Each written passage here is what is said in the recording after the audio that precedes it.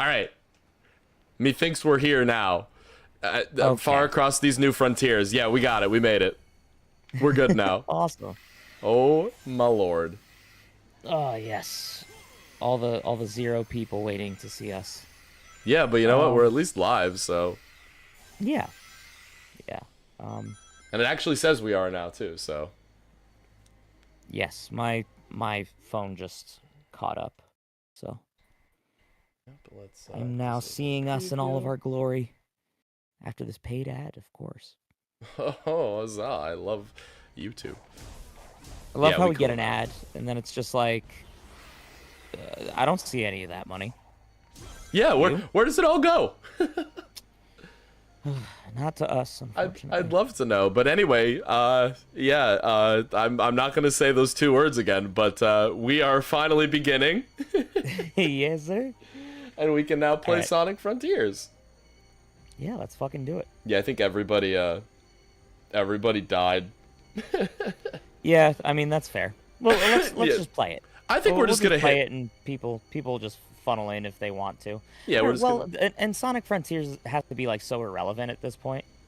Like this is for you, Mitch. It did just come out. I think less than a month ago.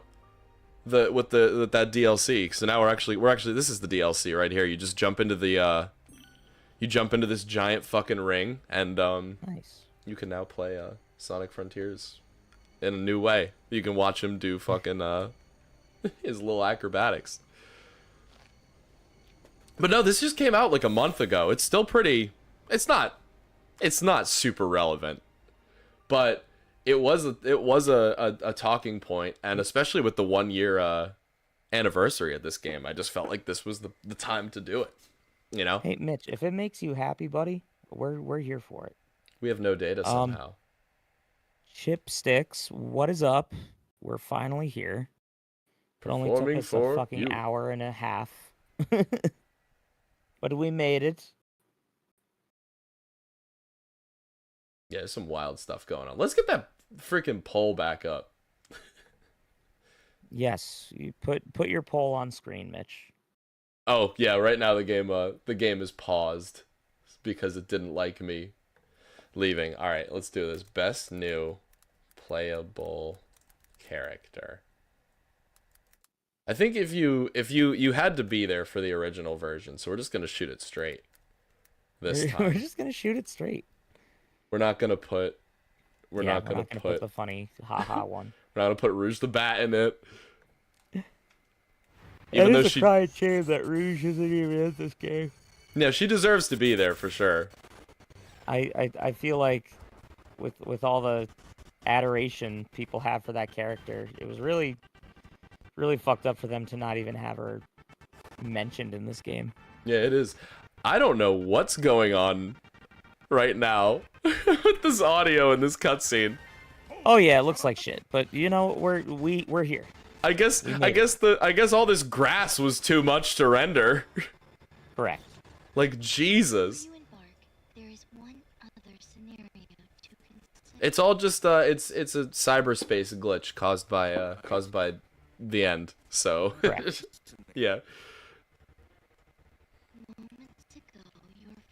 This is pretty much like just to this is just to like walk back exactly what happened in the ending earlier, where they were just like, oh, so you absorbed your fucking homies and now you're not dying, but hear me out, let me just remove them from you again and you could die. I don't know if you're even like reading this like these subtitles and all that, but it's just the biggest walk back of all time is all that's really happening right here. If I'm being honest, I don't remember how the first game ended all that well, so I can't recognize the walk back. I don't even know if like describing it would jog your memory of it, but like the part where they're on the towers and then he's like, oh, I got rid of all the towers, now I'm gonna die, and then all his friends pop out of the fucking ether and are like, we're gonna hold hands around you and you're gonna be fine again. Oh yeah, and they're like, we'll just wait it out a little longer and you can like beat the bad guy and then we'll all be okay. Yeah, that's pretty much what's much. going on. Pretty much. Oh, it's a crocodile. No, he's a crocodile. I wish I had. Merch. I wish I had I totally agree. various. Oh, I'm sorry. I didn't interrupt you. No, you're good. I was just gonna say I wish I had various water containers of different sizes so I could make this a little more entertaining for myself.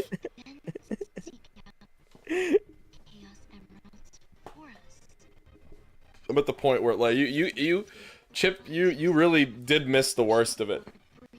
I hope when the game was running even worse than it is right now, and when we couldn't even start YouTube.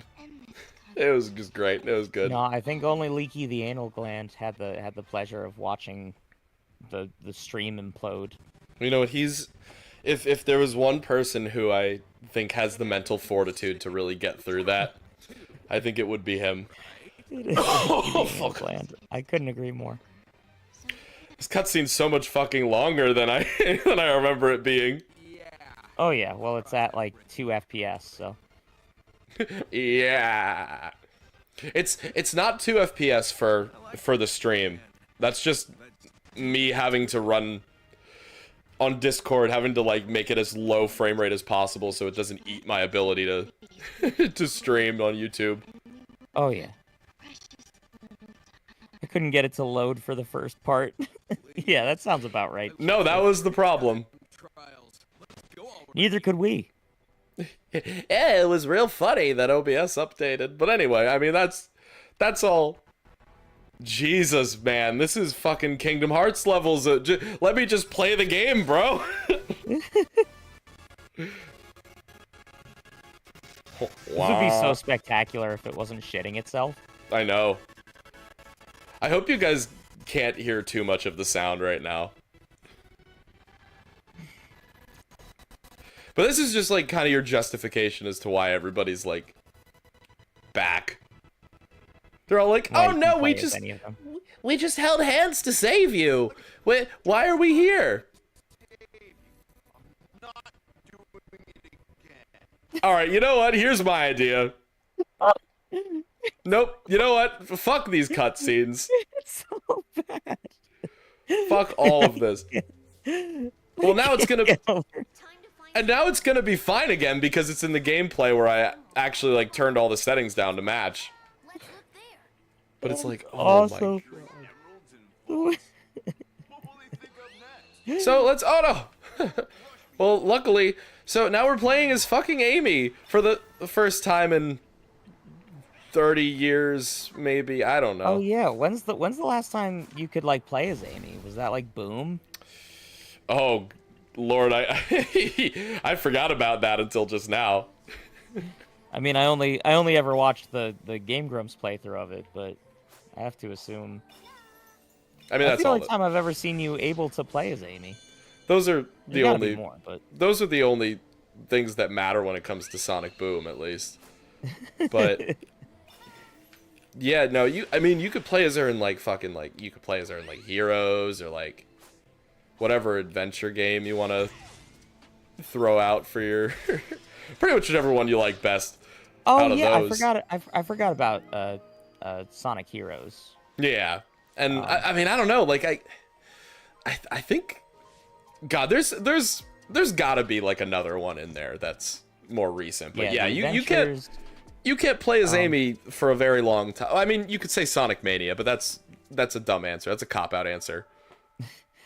Could you in what are like the story ones, like Unleashed or Oh yeah, and then there's like the Black Knight, but the Black Knight. I don't think you can play as her in any of those games. There was the one with the genie. The Arabian Nights, like an Arabian day. Oh, the one where Sonic goes to the house of Asmodeus and and talks to the genie from Aladdin and does the fucking joke that we always do. Yeah, he does that. Can I even Psyloop yet? I can't even fucking Psyloop yet, dude. All right, let's get up here. So you may ask yourself, Mitch, what the fuck are we doing? Yeah, what's our objective So, here, mate? so that's a good question. Right now, we're just going to the Chaos Emerald. We're supposed to be going to like the Chaos Emerald thing, but Amy's also kind of garbage right now. So we're actually trying to upgrade her as well. And the way you do that now is you go around the map and you get these little like these little pink guys, these little pink Cocoa to get skill points, and then you can upgrade Amy because right now she can't do anything. Right now she has jump, double jump, and homing attack, and she can boost. But other than that, we can't do shit. And so, like, do you have to get everything with all the different characters? No. Like, do you have to update them to like progress? No. You don't. Well, you kind of do. Like to get certain challenges and shit, you kind of have to at least get enough skill points to get their skills. But you just have to kind of get like the basic ones. Everything beyond that is like you could just skip the challenge and do the story stuff. But you just I wanted her to not be insufferable to play as, so we're gonna do a few of like the little skill point ones, and then while you're doing that, I'm going to grab more alcohol because I've made the executive decision that I think I'm gonna get fucking hammered for this stream. I seriously hope so. I am still on cough medicine that doesn't let me, but I would be right there with you. See, you're running the Lil Wayne diet, and we gotta keep doing it to him. And I'm gonna get absolutely fucking hammered. So I'll be right back. All right, have fun. In the meantime, Chipsticks, and if literally anybody else is here, thank you for joining us for this. Thanks for sticking it out with us for dealing with all this nonsense that YouTube really wanted us to go through today. It's been real. It's been a experience for sure. Look at my frames, man. Look at these frames. Can I do? I can do this one.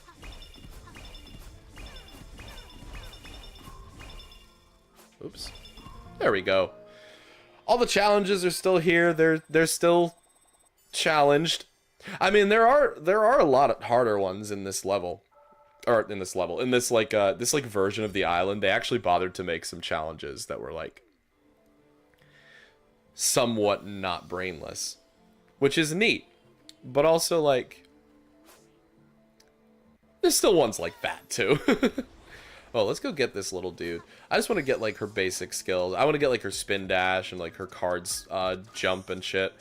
All the good ones that are gonna make playing the game so much easier are the ones that I'm gonna try to go for right now. And then we can just, beyond that, we can just clap off on all of these pretty much. There we go. Woo! There she goes. And that took me not to where I wanted to be, but that's all right. I want to get to that one over there, but I don't know. I don't remember how. So we're just gonna start heading towards the vault as we can start doing the right thing. I'll get her Psyloop actually up real quick as well. Psyloop's a big deal. And if you're wondering why the game is running like crap compared to the last time we streamed it, so Adam, I think we got it on his roommate's Switch, but now that they're not all living in the same house anymore, we don't have the Switch with Sonic Frontiers and our previous file on it. So we're playing on PC on my maxed out file. But I really, I'm splitting this between Discord and OBS, and just not having the highest end PC to begin with. So we're really just working with what we can at the moment. If for some reason you guys like either haven't played this game or are on the fence about the game or the DLC, it looks way better than this. That's kind of just a fact. Here we go, very slowly walking on down. Here we go. Woo! Oh, okay. I don't remember this challenge. It's been a while since I've done this one. But some of these like character specific challenges, they're cute. They're real cute. Amy has her whole like card flight gliding thing that she can do. because she's a astrology girl now. Do I want that one or do I want... I think the one I need is... Spin Dash is a very important one. And then I need that as well. And I think... Oh, that's the best one. That's the one that I need more than anything. So I'll just save up 20. Alright, so let's start going toward that vault. Hey! Would you look at that? It's the vault. Oh. Wait, it's not here. Why isn't it here? Well, Amy. Found was empty. I'll try another. No, they're all talking to each other. Trying not to cut in too much, but... Search for a different Chaos Emerald Vault. Alright, we gotta go up to that one now. I gotta try to remember, too, which of these are her challenges and which ones are, like... Tails or fucking... Canockles.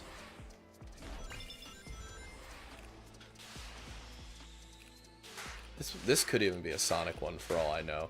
The challenges are like all... So for... Because each character has the same overworld, right? But to distinguish between like, oh, who's gonna get like the Coco for this like challenge, they color code it. Except for when it's Sonic, then it's not color coded, so you kind of just have to like guess and know your movesets and all that. This one I think might be an Amy one.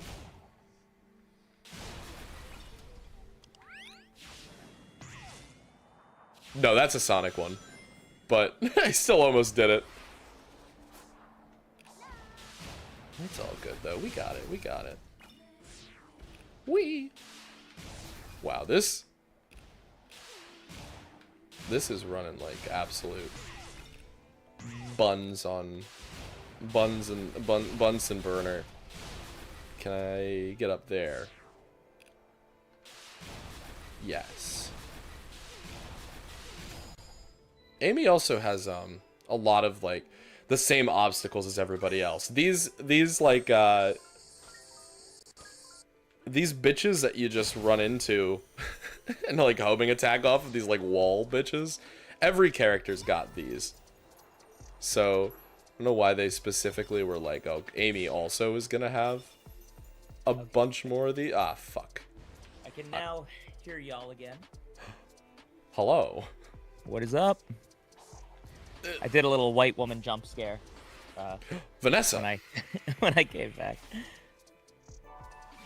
Officer Vanessa, I do not know how I got here. Among Us.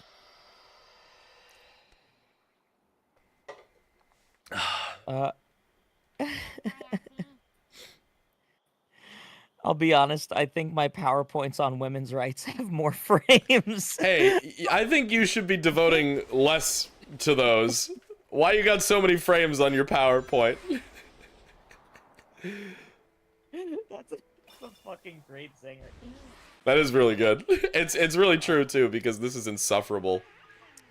Yeah. Well, so it's interesting. So I was really thinking about it, and I was like, because I think I figured out what my gripe is with this game, and it's not a gripe even. What were you thinking? Mitch, we're gonna try this. I had to stop streaming the game because it's splitting it too much between. Okay. Between Discord. I mean, yeah, I'm fine to just like chill on here and then. Oh my god, the difference is night and day. Okay, so yeah, like you can just play the game, and I'll just chat along. I guess I don't really need to see the like the game all that much. We're just shooting the shit at this point. Yeah. So what my gripe with this game, and again, it's not even a gripe. It looks like it's fun as fuck to play. It is not fun to watch. If that you know what? sense. So it ends up working out that that I'm not making you watch this. So it's I felt like most of the other Sonic games, actually most of the recent ones, I'd say are the same thing. They all look really fun to play, and then like watching them, you're just kind of bored until the cutscenes. Which are then boring. Yeah. But like Adventure had life to it, and like even like watching the gameplay like was kind of fun. Same thing with like Heroes. But with this game especially, because I even watched the entire playthrough when Game Grumps did it, and like to me, just because I'm a huge fan of them, like they make anything seem like more fun, and I was still kind of like, I would treat those as like podcast episodes where like I would listen to them, but then like just be like fucking around on my phone or something. Yeah, right. So I think that's, and again, that's not even a gripe because it's a fucking video game. So like the point is to play it. Right. But so I think that's where I dissociate with it. For me at least is, because it does look fun to play. Like it looks like I would enjoy the fuck out of just like playing it as a game. But when you're just like watching it, it's very easy to zone out, which a lot of these Sonic games are kind of the,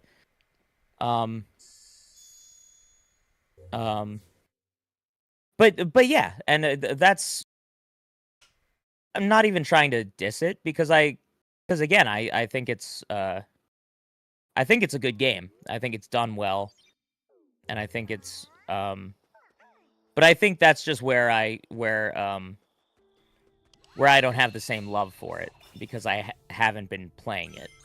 If that makes any sense. It's you know, it's like a it's kind of like a face only a mother could love, you know. that's how Sonic is, and except you know the mother being the fans, and obviously not Sega. Sega doesn't fucking love this fucking franchise anymore. But maybe now they will. This game sold really well. Apparently, yeah, it's a good game. I'm not gonna lie. I think it's a good game, but I personally am the type of person that would. There's a couple of games that I like love to play. Yeah. But I'm much more of a watch somebody else play the game and just hang out and enjoy. And this is just not like, I loved watching like Kingdom Hearts, you know? Yeah, right? Like I loved like just like being there and just being in the world and listening to fucking Donald and Goofy say their fucking one-liners and shit. And how about getting off? Boyle. Boyle. I was playing KH2 the other day, and I was just like going through the underworld or something to get to like the new Paradox cups, and my girlfriend's just walking through the room, and Goofy like starts like hitting some Heartless or some shit, and she's like, I fucking hate Goofy's voice. Which, you know, I'll take, but it was really funny because he's just like, he said exactly what you just said. He was like, Boyle. Boyle. Yeah, and those games just have so much fucking character and life to them.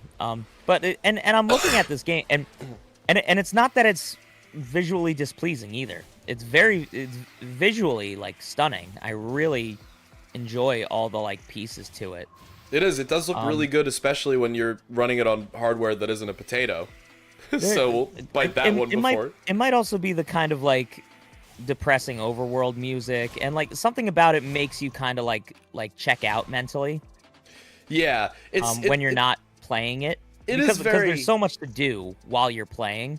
But if you're just watching somebody play it, it's very easy to like kind of like zone out with it.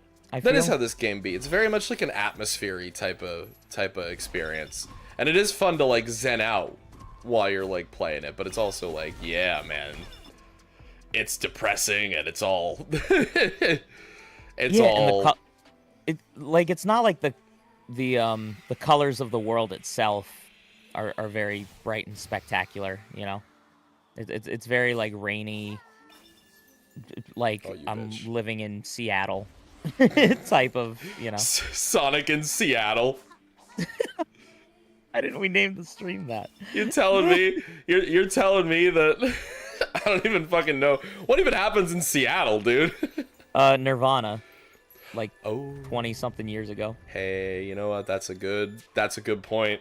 And obviously, the end of the end of the world and this whole cyberspace bullshit happens in Seattle too. Correct. Good thing I got off Correct. that tower before it plopped. Before it plopped. But yeah, so well, and I think finding a reason as to why I felt so meh about it helps me appreciate the game a little more, you know? I agree. I get with that, because I know I'm that way too. With like if I don't like something, I'm like, I must know why. What about it don't I like? And for me, it's that Amy just blew them all kisses and they died. But well, it's funny because I saw that as you were explaining that, because it happened like, a little later. That's actually really funny. But yeah, so I think this is a good game, and I think there's a lot of cool ideas and a lot of fun. Like, it seems like a fun game to play, definitely.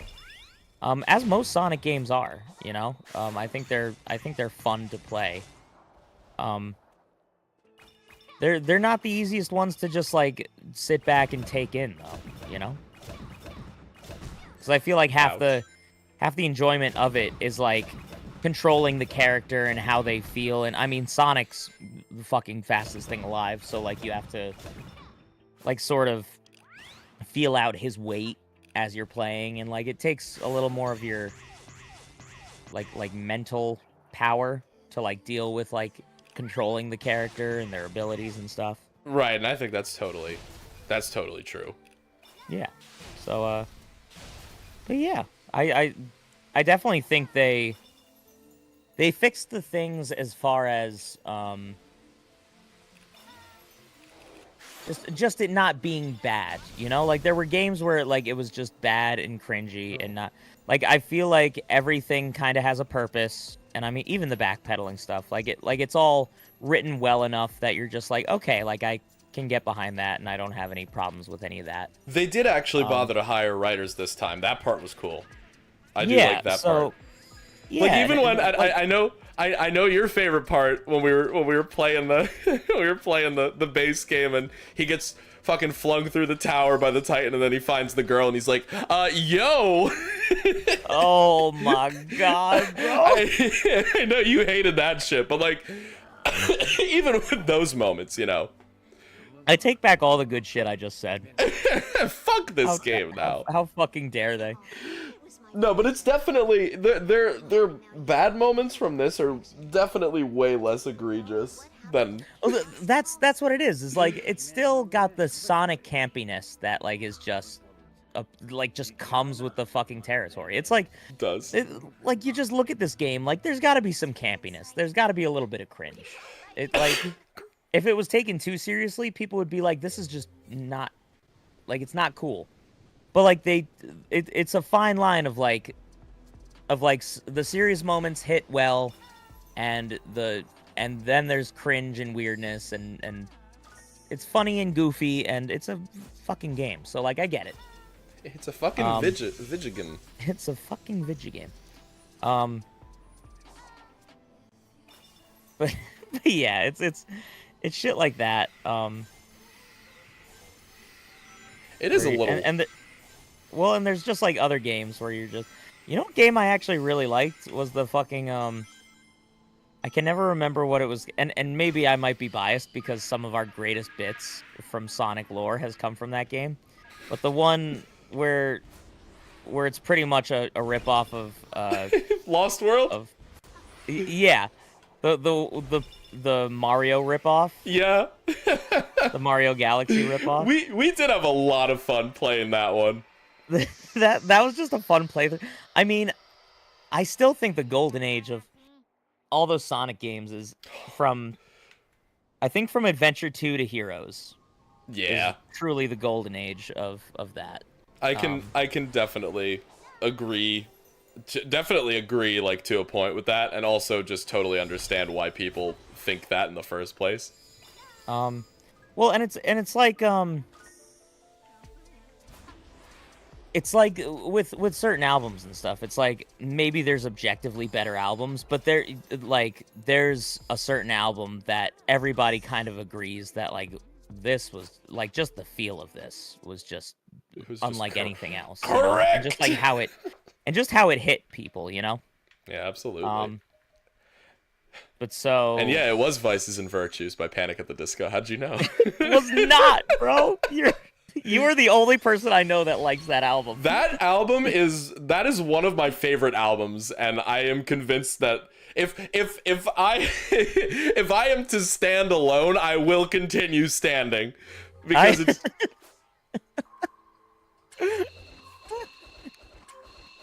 I agree with you. I think it's a great album for sure. I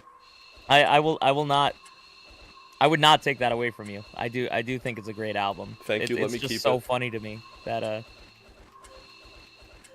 because it's like out of all the albums of Panic at the Disco that I listened to, that is one that I just kind of skipped. Damn. I just kind of and that could have also been just like where I was in life. Like I listened to like the first two, and then just like kind of got into other stuff during the Vices and Virtues era, and then hopped back in at like whatever the fucking Live and Die one was. Oh yes, too weird to live, too rare to die. Yeah, that one. Yeah. Well, I came back in because that one had like This Is Gospel and Miss Jackson and Nicotine and stuff, and so like I listened to that one a lot. It did have those songs on it. But and then I was like, the Ballad of Mona Lisa is a good song, and then I never like delved into, like I never went back, you know. That's exactly though. That's just where everybody is with it. They're like, oh, the Ballad of Mona Lisa, and then they like play like Ready to Go and Let's Kill Tonight live sometimes, and I'm just like, but you could be playing like Hurricane, or you could play like The Calendar, and maybe that's just me, but that album has more songs than any that make me like feel something, and it just feels so. There's just something about like the aesthetic of the album, if you could, you know. Yeah, I have to like re-listen to it in its entirety because like you said, two songs that I don't even know. Oh, I could keep going. Sarah Smiles, remember that one? The one that he wrote for his wife, and also is just one of like the best songs objectively that he's ever written. Nope, you don't remember it. I mean, I definitely like have heard that one before and like knew that it was about his wife and shit. I just like, for the life of me, I can't think of the melody at all. You're like, actually, no, don't fucking talk to me about Sarah. She's the reason why. Well, she's not the reason why he stopped doing music. He stopped doing music because his album was shit and was like, you know what? I'm gonna quit now and focus on being a family guy. Yeah. Peter Griffin. Well, I mean, he was about to have a son, I think. So. Yeah, I think he already. I think did he already, or I don't remember that whole timeline. It's been so long since I've thought about that last album, and I would like to stop again. Yeah, the last two albums were just not good. You know what? I will say they just played High Hopes at like a football game I was working at, and like it's not great Panic at the Disco music, but it's a fun song. I enjoy that song. Apparently, it's a good song. I agree. I think High Hopes is actually a really good song, and people are just sleeping on it because, okay, so I found this video recently called How the Internet Fell Out of Love with Brendan Urie, and I watched it, and apparently it was because some dumb fucking politician used it at his rallies all the time, and it was so cringe and so bad that everybody started to hate it. That makes sense. Because I feel like I always heard what's that song called? Saturday Night, and I always heard High Hopes. Yeah.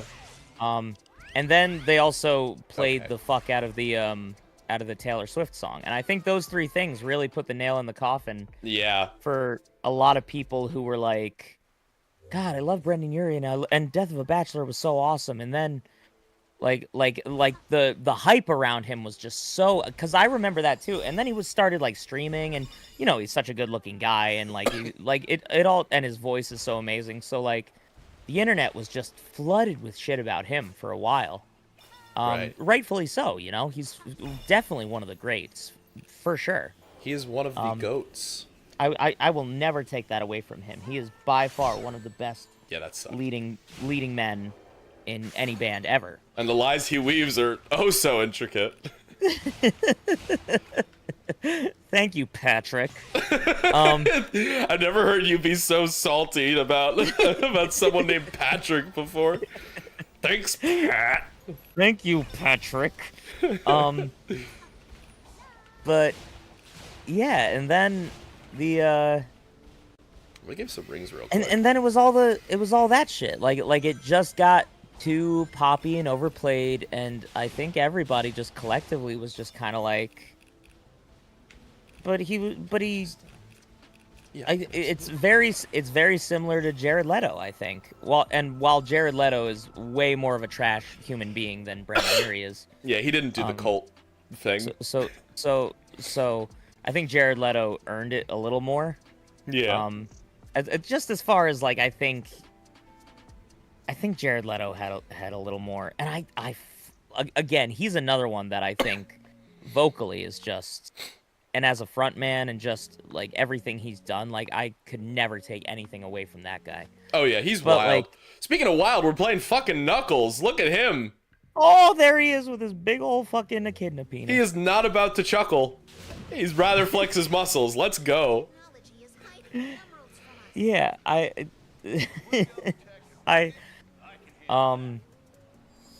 but yeah, for me personally, I think that 30 Seconds to Mars just had a regression in music sooner, and I think that's why. And then I mean Jared Leto's, and I don't think I think if you were to just like have a chat with him, I think he'd probably be a nice guy. But I think at least. I think he's got like some ego issues and like he's kind of like a whacked out actor type. So yeah, you know, he might not even be a nice guy then. Who's to even say, you know? Yeah. Not us, we I'm don't know conflicted on him because I see so much stuff with him where he's like such an egotistical like just prick. But then you have like a chat with like you see somebody have a chat with him and he seems like cool and nice, and so it's one of those things where you're just like you're very conflicted. And then I'm like, and then I just think of The Kill or Attack, and I'm just like how could he be that bad if he made those songs? Well, if bad person, why good music? Mm-hmm. That is the trap we fall right into. Definitely gotta. It's definitely like that. Separate the art from the artist bullshit. For sure. But yeah, with me, like after, I think only like their second album. I think After This Is War, I think was the name of their second album. Oh Lord, I listened to it was a while ago, but one of their songs came up on like the alt radio or whatever, and it was not good. It's like their newer song. I think it was called like Stuck or something. It was just fucking garbage. And I'm like, why did you write this? Yeah, you wrote The Kill, bro. Why did you make this? That's the thing, is anything past A Beautiful Lie I just don't enjoy. This Is War I thought was a good song, and Kings and Queens objectively is a good song, but like I compare it too much to anything off of A Beautiful Lie, and I'm just like, it's just not as good. You're like, I can't yeah. do it. The entirety of the album A Beautiful Lie it is definitely in the conversation though of top 10 best alternative rock albums ever. Oh. I definitely put that in there. Cause you could be like The Kill alone like makes the argument, but then like they had like From Yesterday, they had The Fantasy, they had Attack, they had A Beautiful Lie. Ouch! Fuck! No! Oh no! My challenge. Well, I don't think that was where the thing was, so we can just give up on that. Getting absolutely fucking mossed, and then you just like fly away like it's no big deal. You're just like, fuck it, fine. You're like, knock knock, it's Knuckles. But yeah, so that's where I'm at. Is it and on the flip side of that, Brendan Urie continued to make amazing music right up to Dying in LA. But like that second to last album was not good, but up to making the song Dying in LA, I think Brendan Urie was still making amazing music. I like even how if not all of it was amazing. I do like how that wasn't even the name of the album, but that is the one that you remember it for. Well, yeah, I think "Dying in LA" is the best song on that album by Probably. far.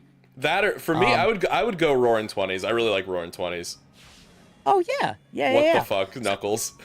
So that's the thing. Even the second to last album, us as Panic fans were like, this isn't what I wanted, but there are some still good songs. There's still hope that. And then this most recent album was just an absolute fucking travesty.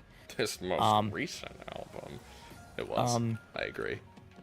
And it's like, it's okay because for almost 20 fucking years, you made amazing music and was by far, I think, the #1 rock vocalist in the world. I guess you could call him that, huh? Huh? I guess you could call it that, huh? Because they were kind of like rock for a while. I think so. I think so. I think he was the best rock vocalist, like, and most consistently best rock vocalist. I mean, Patrick Stump is up there. I think his voice fluctuates with his weight. Understandable. Really, just come for his gut right there. You know. Well, as somebody who also doesn't sing nearly as well when they're not at their healthiest, I completely get it. Understandable. Tube dudes not to say that when he is heavier, he still doesn't sound miles better than the majority of people, but I think when he lost all his weight and like really fucking like, like you could tell the difference, Well, yeah, when you really you could tell how effortless it was for him to do shit. You really could start popping off when you're like at your peak, It's absolutely. I mean, water's also wet. I completely agree. LA Devotee I liked too. Very good. Somebody just asked. Everything. Death of a Bachelor is actually one of my favorite Panic albums. I will absolutely sing the praises of that. I completely agree. I think Impact Form. I think objectively it is the best Panic album. I'm sorry. I had to. That's our whole goal with Knuckles, is just to beat the shit out of these little guys. I love that. And then the little one's just like, oh my god, you beat the shit out of me, But yeah, I completely, and I got to see him live because my girlfriend at the time was like obsessed with Panic at the Disco, rightfully so. Understandable. If I were a woman, I would be too. I am a man, and I am. But so for her birthday, I got us Panic tickets, because it's also a gift for me. That's true. But so we saw them. Oh God, who also played? That night was Panic at the Disco, AWOL Nation, and Weezer. Oh, what an experience! We left before Weezer started. Get fucked, Weezer. It's okay, they'll live. They're so good, but like we were there for Panic, and yeah, they have so much popularity. Also, they don't fucking care. They'll put out like 5 shit albums, and then they'll release like an absolute like one of the best fucking albums you've ever heard, and then they'll just keep going back to it. Oh yeah, and I totally agree. Also, but at that time in my life, the blood moon, so we're gonna just run around leveling up right now. Sorry. Awesome. No, we got it. You get so much fucking level up shit from doing this. Oh yeah, I love that. But yeah, so I remember like Panic ended, and I was like, you want to stay for Weezer? And she was like, no. And I was like, all right, we're out of here. Kind of you can't really fault him for that. Like, even as a Weezer enjoyer, kind of a W take to not stay for Weezer. Well, it's like, it was like, it would have been smarter for that. Like, I get it, because Weezer was probably around longer than Panic. Well, you know what? See, I do say so, like, that. they had like a... Oh, no, what were you saying? Oh, no, I mean, I was gonna say, I'm sorry I interrupted your, like, thing, but, like, I do say, like, fuck, you know, haha, fuck Weezer, but also, as somebody who was at those, like, 2016 shows, I think Weezer honestly put on a way better show than Panic did. Like, they were so good, and it surprised me, too, because I was like, haha, funny, say it ain't so, funny sweater band, but they were really good. So you went to the same shows? Yeah, I remember that because you had told me about that. You were like, oh, I saw those fucking 2016 shows, and I was like, oh, hey, I saw those 2016 shows. Where did you see them at? Somewhere in New Jersey. Okay, because ours was at Montage Mountain in Scranton. Yeah, no, we were my buddy and I went down to New Jersey, and we I think we actually like stayed at like his uncle's or something, like his aunt and uncle's place, and we were like just making a fucking weekend out of it. But yeah, we saw Weezer. They actually, and that was White Album too. That's the best Weezer album in my opinion. So getting to see like most of those songs live was absolutely nuts. Yeah, I don't doubt that it was probably a great show. I just that was, if I were to do it again, I probably would have stuck it. Well, I feel like they should have had Weezer play first and then have Panic, because a lot of people left. I remember a lot of people leaving. Yeah.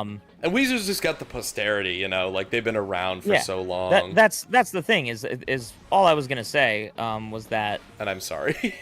no, was that they're around longer, and so Panic, of course, is gonna be like, you know, you guys are the like you guys have the seniority, so like we'll let you. That's why you, like, at festivals you see, like, and don't get me wrong, like all the bands they usually have headlining are like they should be the headliners. Right. But sometimes you're just like, oh, there's these bands that are playing throughout the day that are just like so much in my opinion, like so much fucking better, and that all comes to taste. But like, yeah, but it is, you know, some people have that W Riz in Ohio gyat, and you know, just because you're old doesn't mean you got that.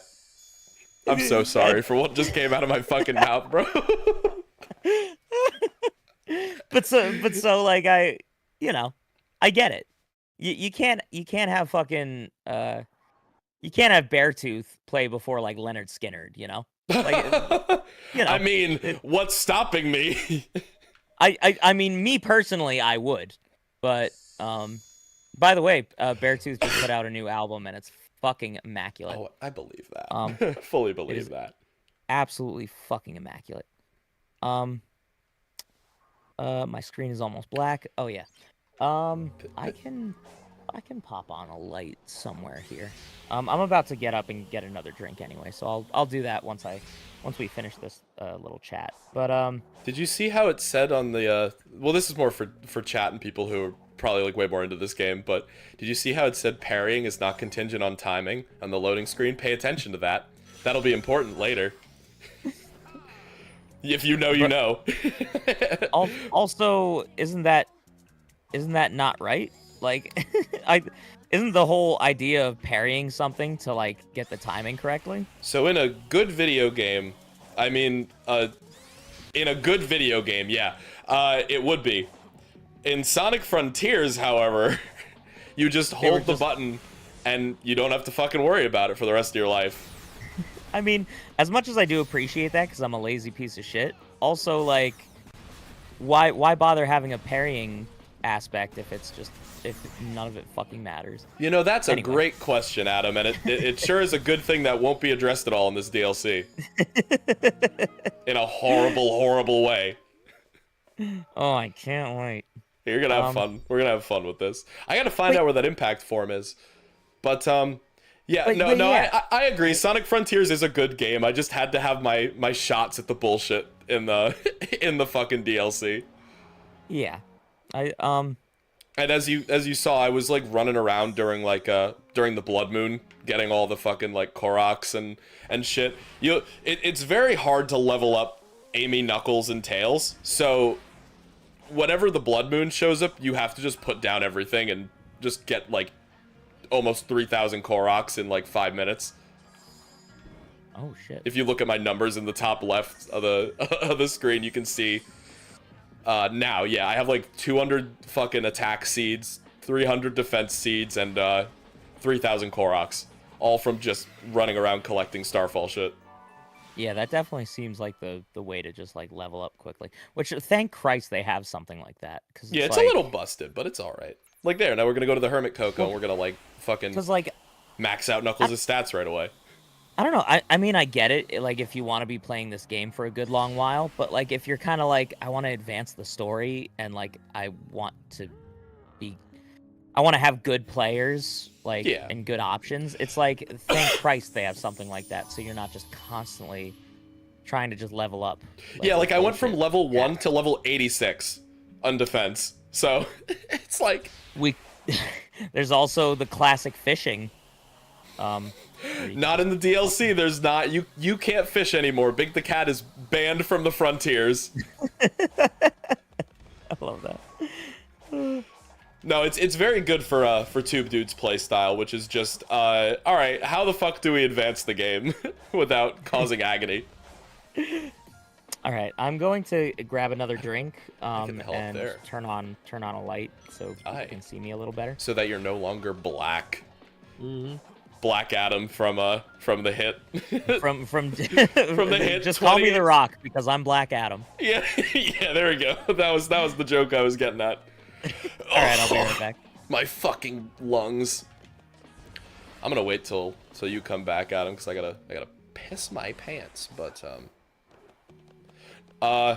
also the elephant in the room. I know there's some chat shit we haven't gotten to yet that I want to, but just because I'm watching and trying to like play the game right now, Knuckles controls like fucking ass, and I think that's horrible about this DLC.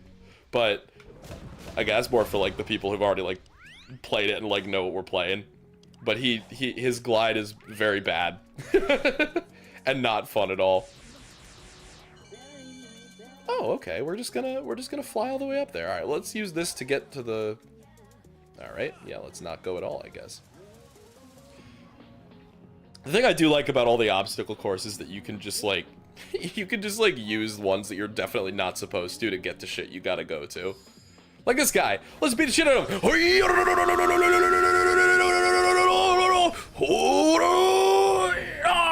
There, anime. Yay, it's done.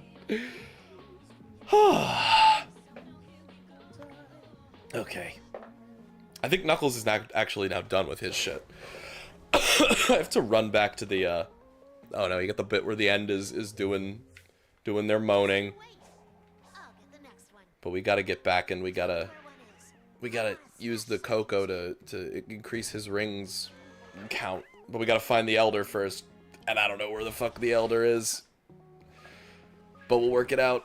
Right now, we're basically like, we're not max, but we're our stats are pretty good. Actually, where is oh, it's like, oh, that's the one that's way out there. Yeah, I'm gonna need to let Adam get Adam to let me pee before I handle that. I don't know. I don't know if I'm gonna be able to do that one on a full bladder. I do gotta find the Elder, where the Elder Coco's at, though. Gotta get my boy Knuckles his, fucking speed up. And I turned off, like, the compass and the speedometer before we started, because, A, I figured it would kind of help us on processing for this, for my dumb little computer, but the other thing being that, pretty fucking useless. I can never tell, anyway, where I'm headed in this game, so it's just like, I really don't need that portion of the screen to be eaten up by shit. I don't know, let's get more of this guy, and then I gotta get all the way over there somehow. I don't know how I'm supposed to get there, though. Maybe I take that little path up the I don't know. I don't have enough to unlock the max boost anyway. Yay, skip part of the challenge. Let's do it. Oh. Alright. Yeah, we even got our unlimited boost right now to really make this easy on us. I actually kind of like the Knuckles climbing's actually kind of good. It's just his glide that's awful. Yeah, there we go.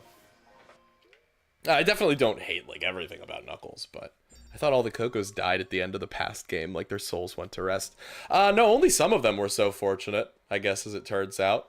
But, oh, we could do let's do the fun, I want to wait till Adam comes back, actually, because I want to do the fun glitch, and I want him to see it. But, you know what, let's just, yeah, let's just jump over here or something instead. That'll do it. That's a good way to start. Like, this little thing he does when you try to glide, where you're like, oh, like, why does he do that? Why does he do the little, oh, I'm gonna glide. Oh, I'm Knuckles. Oh. Can I make it? I made it. Alright. Adam, my boy, is that the sound of your sweet return?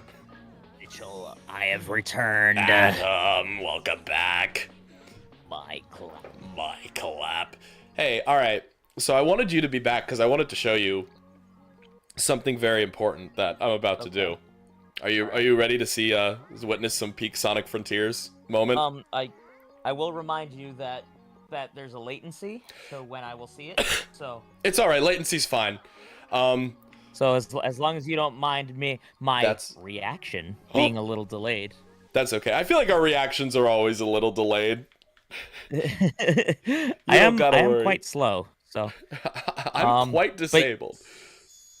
So yes, and hopefully y'all can see me a bit better now that I've turned on a light. Oh. And checked out my sweet hell of a twag. Oh, we can. But yes, do what you must, Mitch. All right. Well, so I've got to. Oh, why am I all the way back here now? I don't know. I was all the way out in the fucking middle of the ocean, and then it spawned me back at the temple. But that's all right. Okay. So. You fucking fool. So my thing is, I gotta get like all the way over there, right? And there's this big ass obstacle course, right? That I would have to go through.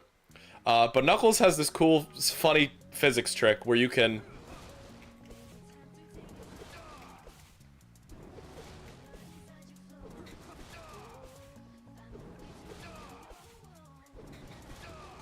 I don't know where you're at right now if you're seeing it, but... It just started.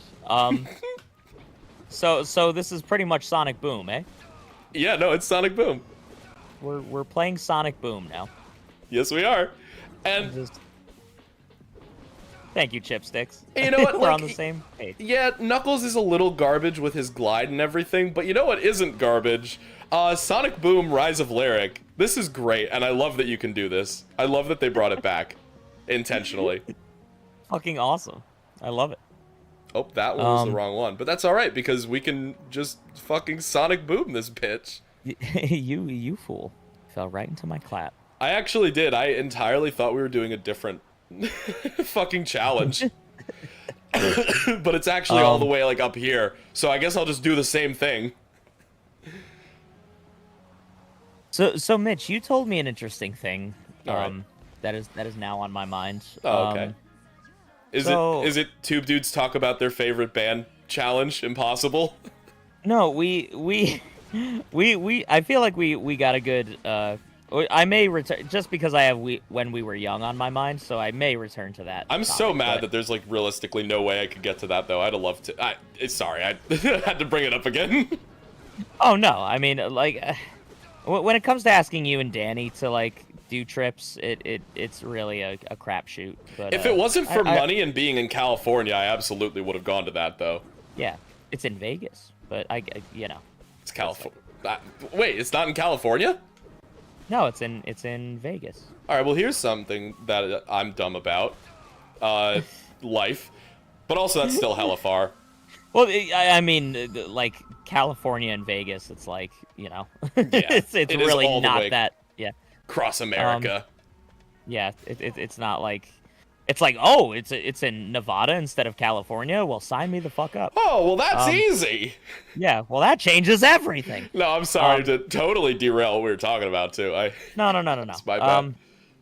But yeah, you probably have California on the brain because I'm going to California. You are. That's crazy to me. Good for you. Yeah, at the end of yeah.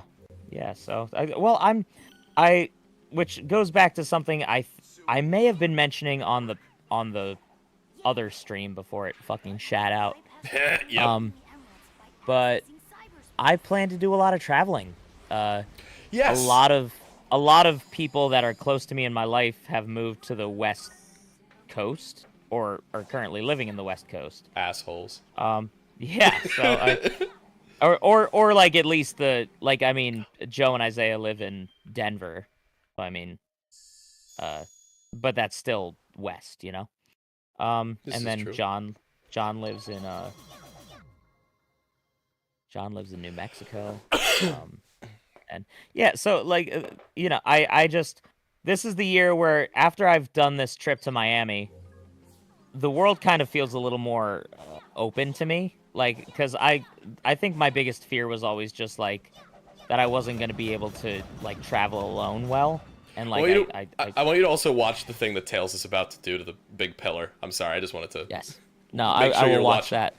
Make sure you're looking out for it. Then, yes. Oh, where he just absolutely like demolished it in like 2 seconds. Yes, by throwing like millions of wrenches in the space of like a fucking microsecond. A microsecond. Yeah, no, this is the best. Tails is my favorite character to play because he just has so many stupid fucking abilities. Yeah, But no, I feel like Tails is the optimal player to out of the three of them. He seems the most useful. Also, I just saw you miss that fucking boing thing. Well, you know, that's Tails' other fun abilities. He doesn't have a homing attack, so you kind of you get what you can get. But yes, so I'm starting that off by doing a trip to San Diego right after Christmas. So which fucking sucks as far as money is concerned. But I'm getting to a point where I'm like, look, I'm doing all this stuff for myself. I got these surgeries taken care of. I'm like, dick. I can't take it with me, you know? So it's like I'm starting to get the money to like do these things. And so I'm not going to like kind of pussyfoot around like wanting to travel because it's always something I wanted to do. I've always wanted to travel the country, always wanted to travel the world. And now that I'm actually starting to make decent money, it's like I'm not putting it off anymore. I'm not gonna, Hella. The boss. So, yeah, hell of a boss. But so I'm like, look, I'm tired of every year just being like, oh, I want to travel more, but I'm tired of making excuses, you know? So I'm just not gonna do it anymore. It's like I'm just gonna get plane tickets and do what I want and go see your fucking Westerners too, you know? Yeah, exactly. So like it helps having Westerners. Just generally speaking, I guess, but yeah,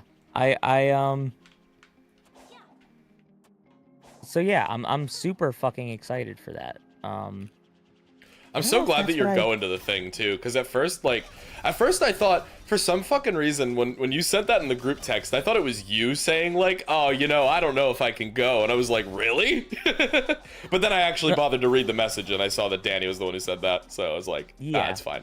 And again, I get it. Like both of you guys,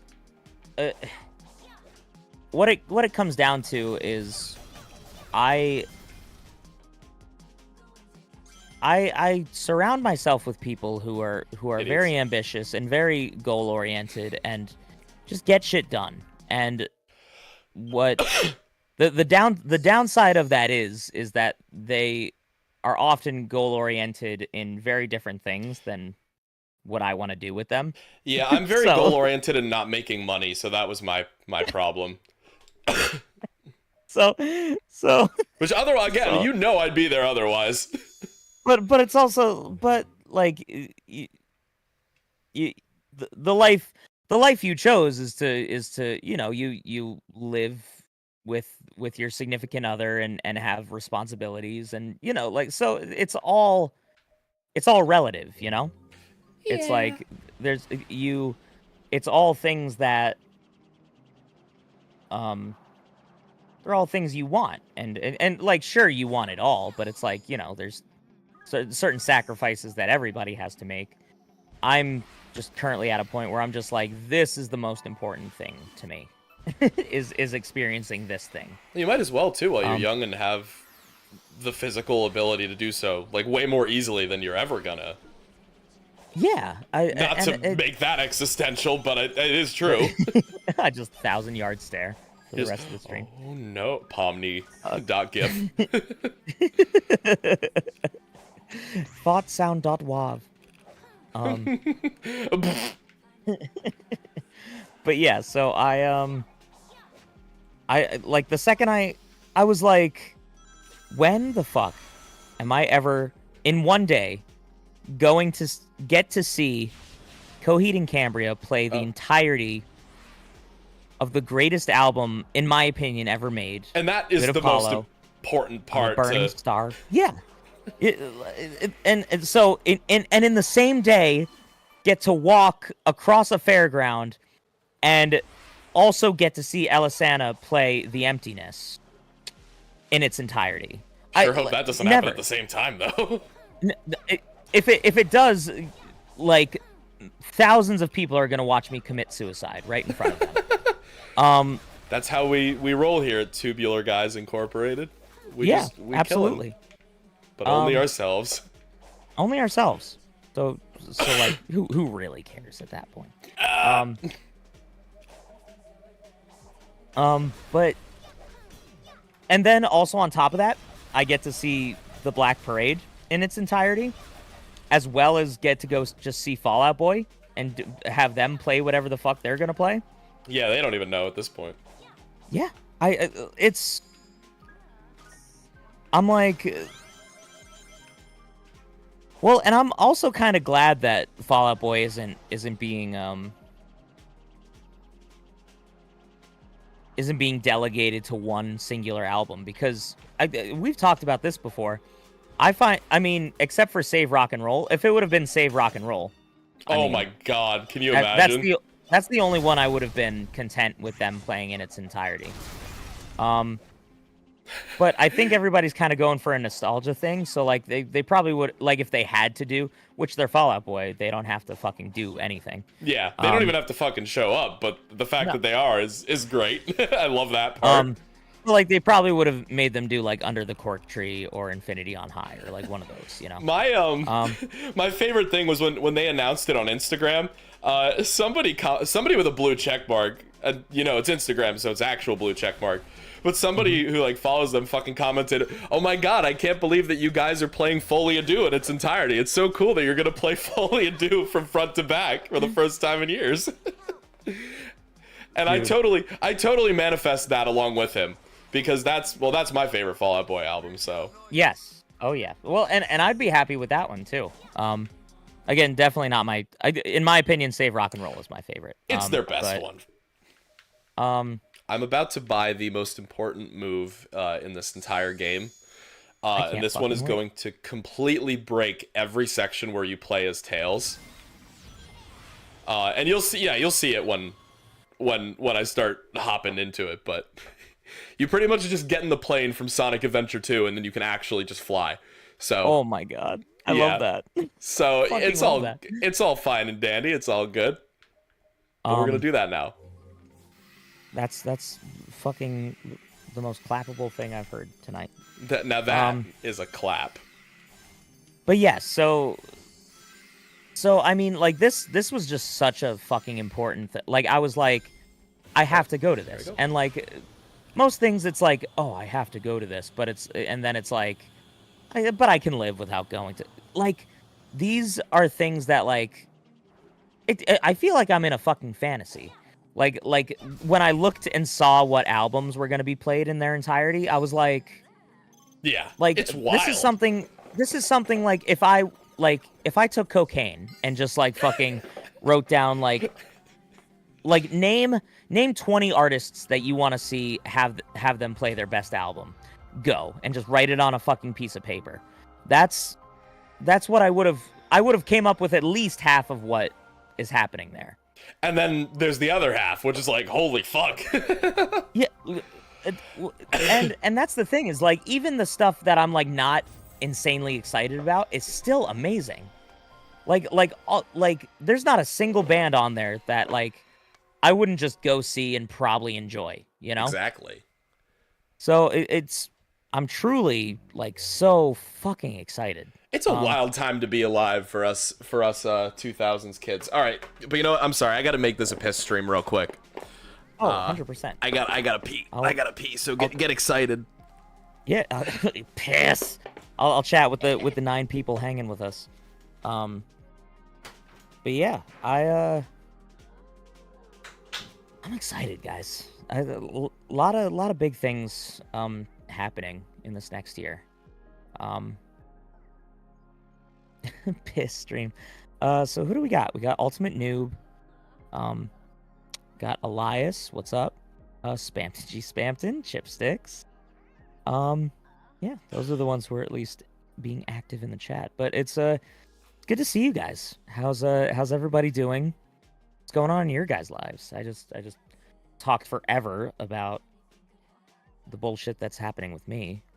Very exciting. I'm glad you get the opportunity to travel. Yeah, it's something that for years and years, I was just like, oh, I don't have the money. I don't have the time. And honestly, it's all an excuse.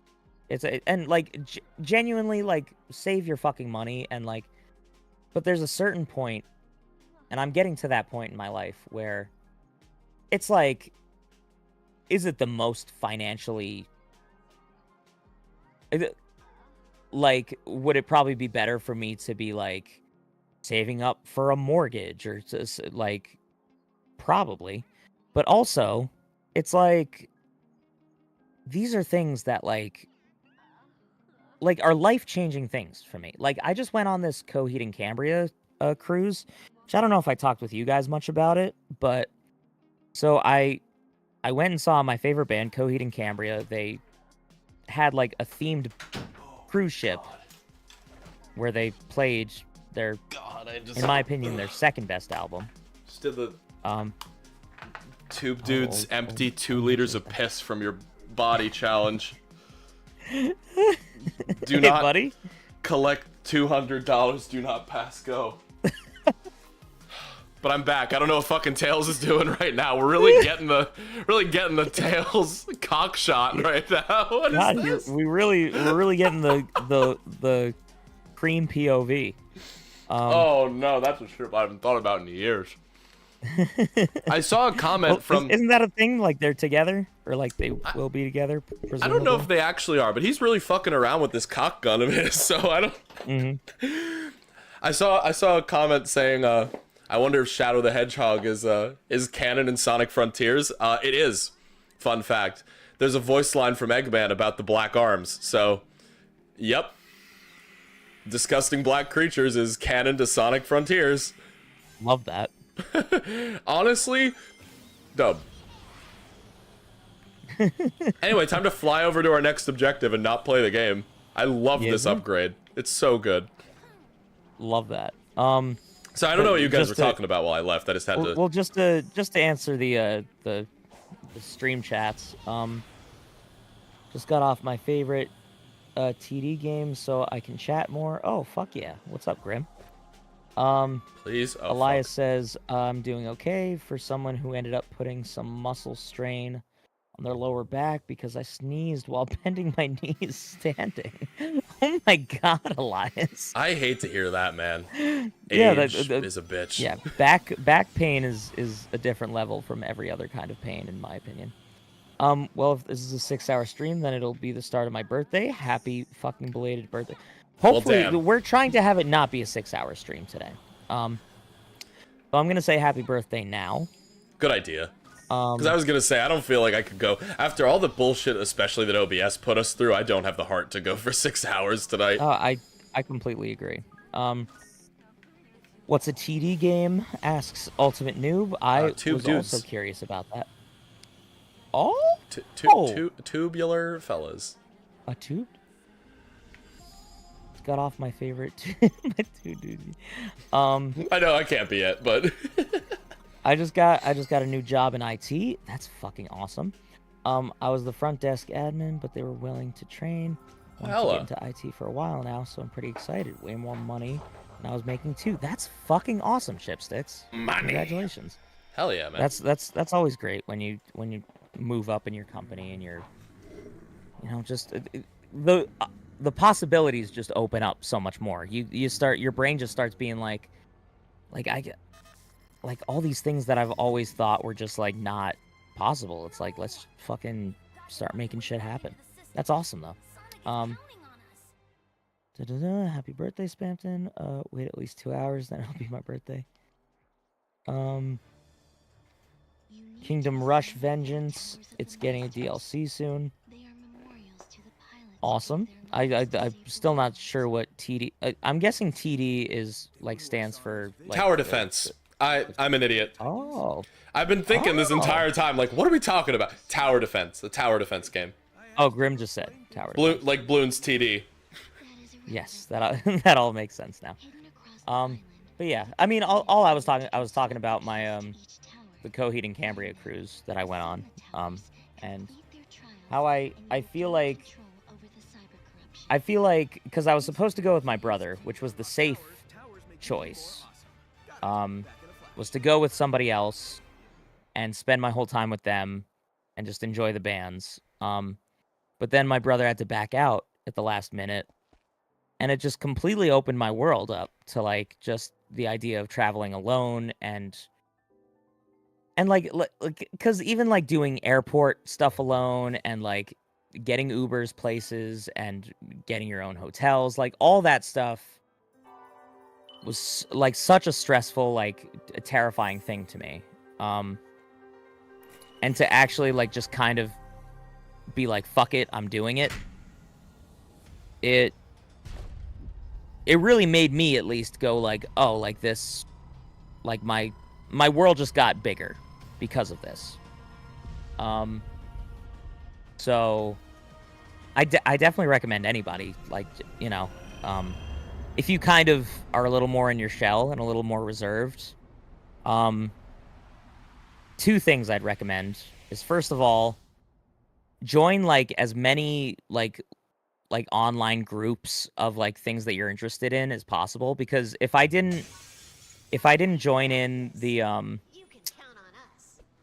it was an SS Neverender Facebook group. And if I hadn't done that, I wouldn't have known a single fucking person on the boat. I wouldn't have known about. It's things like that that allows you to just it opens up your opportunities a little more.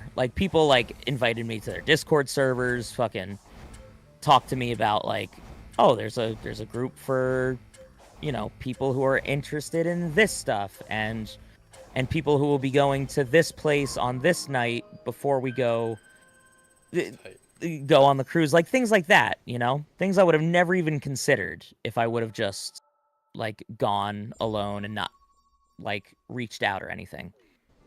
So doing it's things huge, like that. Doing the Facebook group especially to find people to go with, that's huge. That's technology huge, being used right. Yeah, working for you. And Yeah. It's something that I always kind of stuck my nose up at forum chats and different ways of communicating to people over online and making new friends and things like that. I was just oh, I'll just make friends with people in real life and people will just magically come to me. And that happens too. I mean, that's how me and Mitch met. That's true. Like, but it's like it's putting yourself in positions to meet people that are like-minded and people that are gonna enjoy the same stuff you do. And so, like, you know, if you're a musician and enjoy performing and enjoy, go to as many fucking open mic nights as possible. If you're into Coheed and Cambria, join all the fucking Coheed and Cambria things on Facebook. Like, if you're into fucking certain video games, like fucking, it's shit like that, you know. Just be a Redditor. It's just and then you go there and sure, there will, like, I mean, there's so many fucking, no disrespect to anybody that might be one, but there's so many fucking Discord mods in a place like a Coheed and Cambria Facebook group. That's really funny, but yeah, it's probably true. Like so many people that like are just like, but actually, but like there's also so many like just people like you that are just like just want to meet other people and are like genuinely excited by the things that you're genuinely excited about. So you know, that's quick save before fight enemy. that's my biggest thing that I've sort of learned, you know, through that experience. So I think that's something that is important for anybody, but especially somebody who's maybe a little more reserved and a little more in their shell. Like, take those little easy steps. Like, take those steps, like, to just like put a post out and like see who responds or comments or says, or like is like, oh, I'm also gonna be here at this time, or I'm also into this thing, let's meet up or hang out. It really goes a long way. And then fucking, you know, start traveling to those kinds of things, like, you know, festivals and concerts and cons, and that's something that's the next step. I would like to start doing, like, which actually, I'm going to San Diego, not for this, but San Diego has the biggest Comic-Con, like in the world. Probably Japan, probably bigger, but I'm in the ground. But San Diego is definitely one of the biggest Comic-Cons, and that's something I'd love to go to. So even though like all those. Oh, what were you gonna say? I'm sorry. I was just gonna say all that is just to show that the mini bosses in this fucking DLC are really like bullshit hard, and I kind of just wanted to show one off. I died. You might not have gotten to that point yet. I've not. That was it though. They're all really fucking difficult and kind of not fun, so I just avoid them. I apologize. Continue. The stream is frozen. Oh, that's odd. Oh no. I was gonna say it shouldn't be. The stream keeps like kind of freezing on just the on just what I'm on. Oh no, now it's good. Very weird. Yeah, it should be fine. All right, that's good. That's good at least. Yes, now everything's good. But yes, so again, I'm rambling and digressing, but I just think that stuff is like really important, and I love learning new things about myself like that. Like I always, because you put yourself in a box, you're just like, I'm this way. I could never go do this, you know? And then there's little moments in your life where you just never be ballin'. Where you fucking push yourself into weird, uncomfortable places, and it changes like how you perceive things.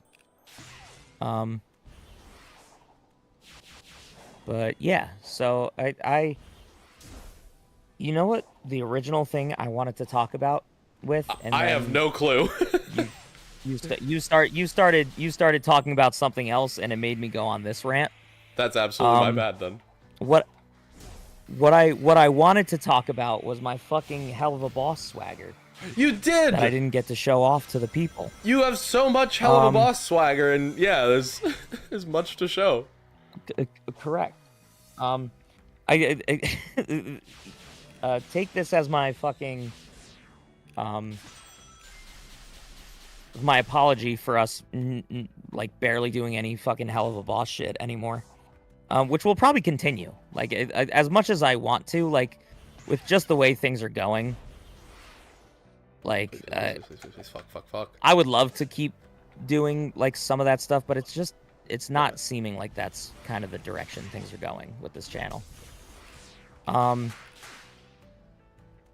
the streams we're even having like issues with, so like yeah, we're having like reaction stuff is probably dead. At least like live. You know, yeah, like we're kind of navigating all that. But come on, man. Just to show I'm still very much a fan. I've got my new Hell of a Boss hat, which is fucking sick. I was telling Mitch how, like, they had only had like snapback kind of stuff for a while, and I don't like how snapback like fit on my head and look for me. So they started coming out with like the ball cap like dad hats, and I was just like, oh, I'm absolutely copping one of those. But then I also got one of the tarot card shirts with Verosica here, in her human form, which the color scheme is fucking sick, and it just, you know, it just looks fucking good. But yeah, so I got that, some stickers. Yeah.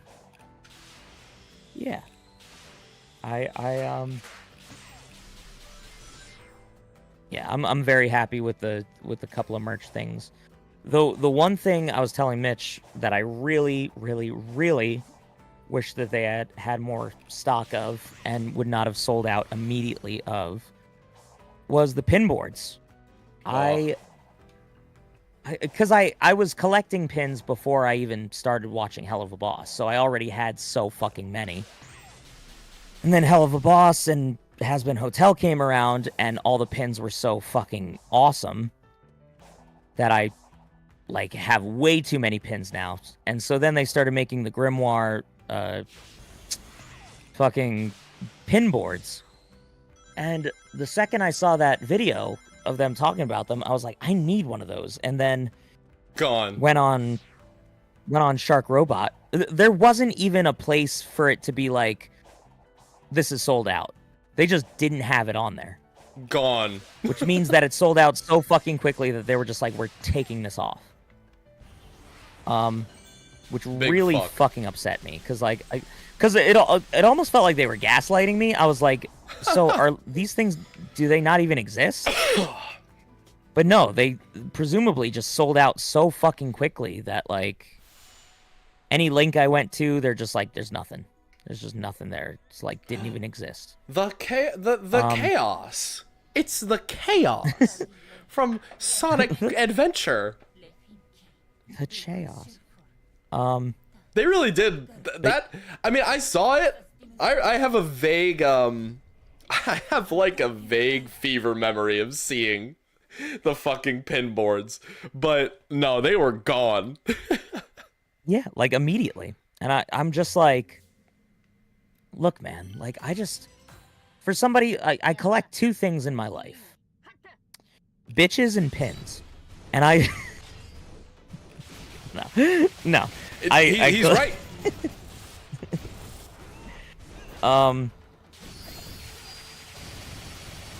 Oh shit. Look at it. Oh, is that what you were talking about with chaos? Yeah, the chaos. Because I just got to that part in the fucking... Oh, Lamau, damn, that's... Yeah, I didn't know what the fuck you were talking about. I was just like rolling with it, kind of. But yeah, it's like a kind of female-looking version of Ouch. The big bad. But yeah, so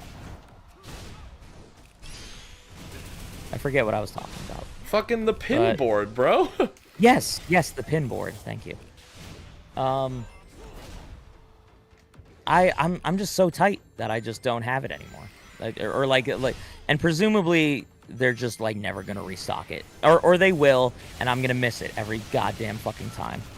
Every single time I'm gonna miss it, and I just don't know if I can deal with that heartache. So it's like, do I hold out, see if I can maybe get a pin board, or like, do I like try and find a pin board online that's like not an actual like Vivzy Pop one? But like, it would be so like cool to like have. Jeez. It would almost be cool to have like a board that's like dead, because I have so many fucking pins at this. Like for 3 years we've been collecting like Vivzy Pop merch at this point, or 2 years. Has it been that long? I thought 2 or 3 years. I thought you said neglecting Vivzy Pop. I'm like, we have been doing nothing but giving her free sales. Collecting. You are correct. And so it would be fucking awesome and very cathartic for me to get an actual pin board like that's Vivzy Pop like related and actually from their website. And so I can put all of their shit like on that board, and then I have other pins from other stuff, and I can put that on a separate board. Like, it just, you know. Yeah. It would be nice. Yeah, It'd be but really you know nice what? to get. You know what isn't nice? The fucking fan base. So we get nothing. Mitch, I couldn't agree more. Buddy. We just did a Kako trial. That's what that shit was. Fucking Kako trial. All right, let's see what the chat's been saying.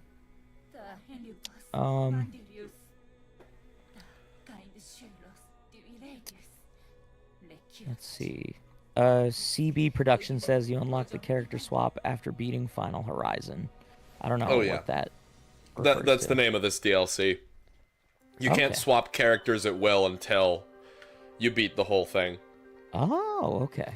So you still we're still gonna be going back to Knuckles and Tails and Amy, but you don't get to choose who you play as. You just have to do the fucking objectives. Yeah, that makes sense. Anyway, we just did this. I mean, again, I'm behind you. Oh, you'll see. So don't worry, you'll see. I have no clue what you're talking about. You will see what we did. I don't have to do any of the. They do a huge labyrinth massacre or masquerade ball out west every year. I'd love to go to. That sounds fucking dope, Chipsticks. What does that entail? A labyrinth masquerade ball. Is it like the movie, like David Bowie Labyrinth? Oh yeah.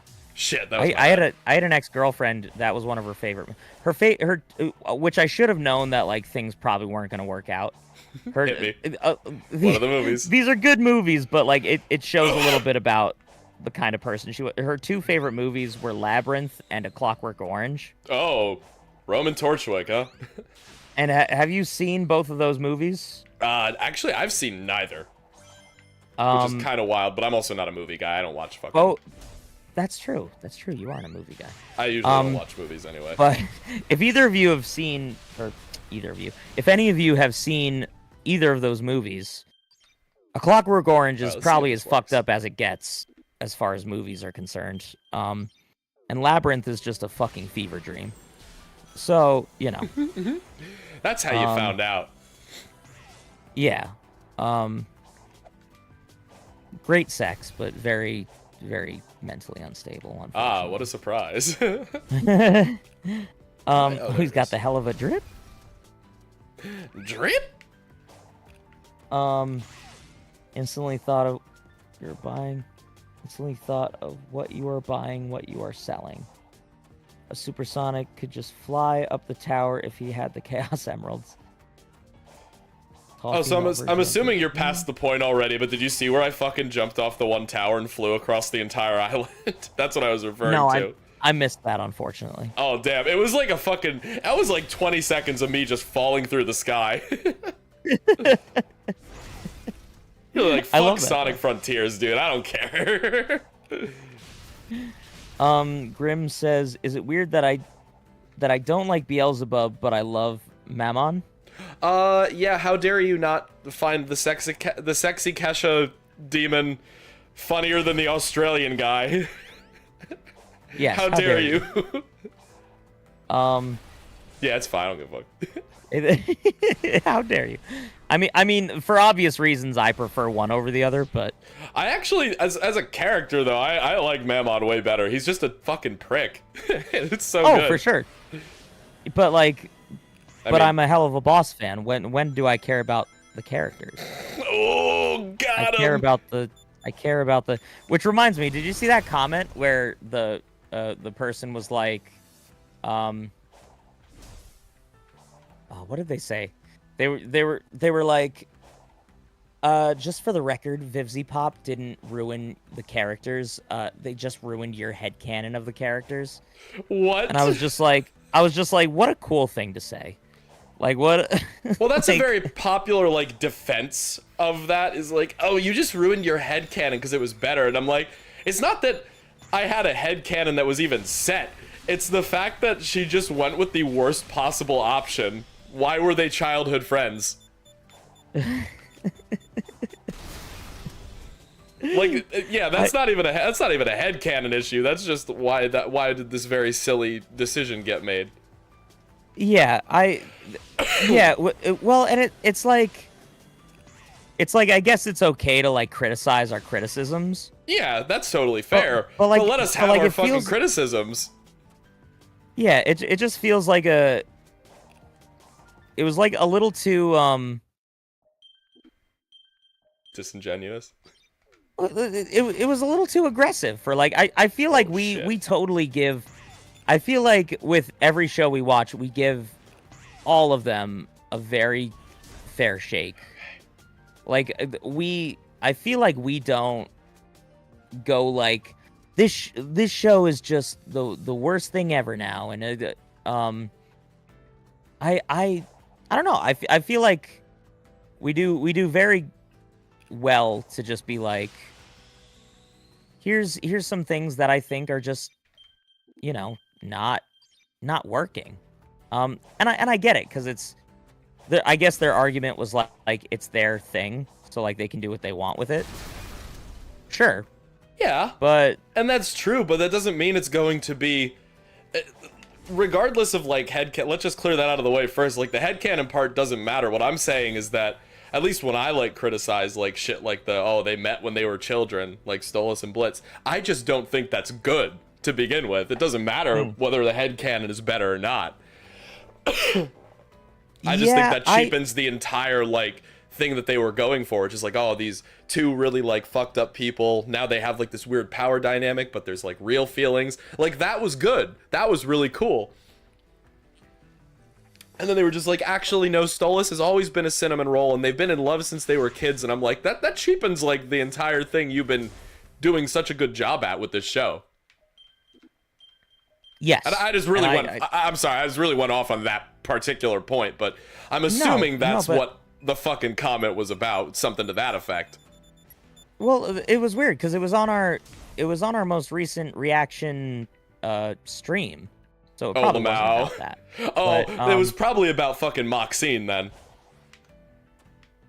Yes. Which is just shit. Like, which anybody that and I don't like anybody that argues for the Maxine bullshit can just go kick rocks, in my opinion. Kick rocks, bro.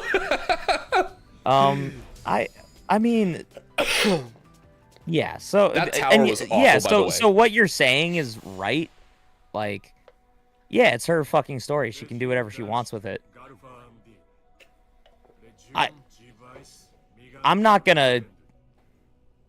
You're not gonna tell me that Maxine wasn't a bad fucking choice. Yeah, and I'm not gonna pretend to like everything that they do just because it's like, oh, it's the creator's vision. You're allowed to criticize how insufferable Maxine was. Yeah, that's the thing with a show like this, is it's like, yes, somebody else like made a thing, but they made it for.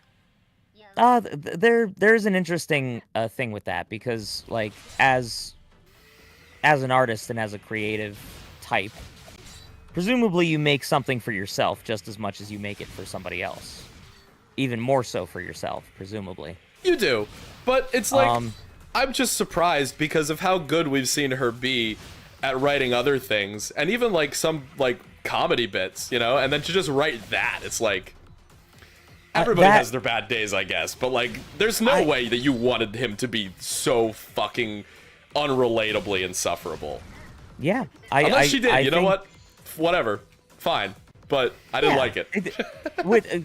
Yeah, well, and that's an interesting thing. I think because they've done such a good job at building Moxie as a character, to then really have him shit his pants like this late in the game is just an interesting choice. It's just a choice that, like, I think it didn't, which I guess the whole point of that episode was to, not the whole point, but like a big point of that episode with Moxie and Millie was to, like, give off the impression that like Moxie isn't listening to Millie and Millie's not getting her fair shake, and like, yeah, like they're not perfect. Okay, cool. But why did you write him so... trouble in paradise. Why did you write him so bad? Yeah, like if you're gonna do that, make it a better fucking situation. Make it a more fun. And like, so I think they went more the route of making it we don't got this. a visually appealing episode, because that situation allowed for Millie to do a lot of cool visual things, you know. This trial fucking sucks, by the way. I don't know if you're at the point where you're watching it right now, but this is horse shit. Well, I see you just like beating up these onions, pretty much, and not doing it in time. But I mean, everybody who plays this game knows that this is bad. But yeah, so but I couldn't agree more. Like it was something that it made just the whole what you were going for worse, you know? You could have achieved the exact same goal story-wise with a better and more funny and more fun situation. Bring back Lyle and Loopty is all I'm saying. That's all you need. Like, all you needed was another episode with Lyle and Loopty just fucking with our leading guy and gal, and things could have... I genuinely think we could have been writers on this show. I love that every time... This whole thing is just us always inserting ourselves into the writing chair. And I think every time we would have, like, came for a meeting, we were just like, so where's Lyle and Loopty in this episode? Yeah, like, what's your... Where are they at? When are they coming back to the big screen? That's what matters most. This challenge. Anyway. So, Golden Lightning, what's up? Sorry, I've been missing the chat. Have you guys seen Scott Pilgrim yet? I have not. I really want to. I'm actually on Villanos right now. You're watching the English? Yes, I am. Hell yes. It's been very fun. So I actually just got to the episode, because I think it's episode 3. Is actually one of the ones that we reacted to. Wasn't it? It's the one with the girl that's like like gets hurt by the sun. Oh yes. So she like hires them to like beat up the guy that's like all shiny and. I didn't know that was the third one. I thought that was the first. No, that's actually the third episode. Oh come on, man. But yeah. Not you, of course. This stupid onion. Stupid fucking onion. But yeah, so I'm on Villanos right now, and it's very, very good, and I'm enjoying it a lot. And Dementia's an immediate clap. But of course, she only has eyes for Black Hat, which is okay with me. I mean, my hat is not that color. I could cosplay Black Hat, but I do not have the sinister energy about me that he does. I do not have the sinister hat.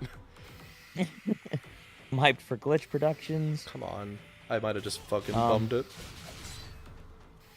Yeah, I mean, so Mitch, you were really in love with that new one, Digital Circus. I really think the Amazing Digital Circus is good. Yeah, I'm excited to see where that one goes too. I do have to catch up with Murder Drones. I don't think I mean at this point, Mitch, like do we even bother continuing to like do reactions for that one? I don't really care, to be honest. I'm okay with like watching it, but I don't know if they really. Because yeah, I agree. I think I just kind of want to like watch it. I almost want all the episodes to come out and then watch it like that, because I think that's something. I think that would be a better experience for this show. Yeah. I think it would give me. It would make me feel a little better about the show if I got to just like watch it one episode after another and be like, oh, okay, like I'm getting it all. But yeah, so Villainous, I'm happy about. Murder Drones, I think I'll enjoy once it's all out. And Amazing Digital Circus, I think, is definitely going to be the best out of all that. Because I think it's just going to be. I think it's just going to be ridiculous and fun. Let's see. I honestly don't think they have many ideas for Millie or Luna, honestly. That's probably right, you know? I would think that too. They're side characters, let's be honest. They're not like the main focus. And going back to the whole idea of headcanon and everything,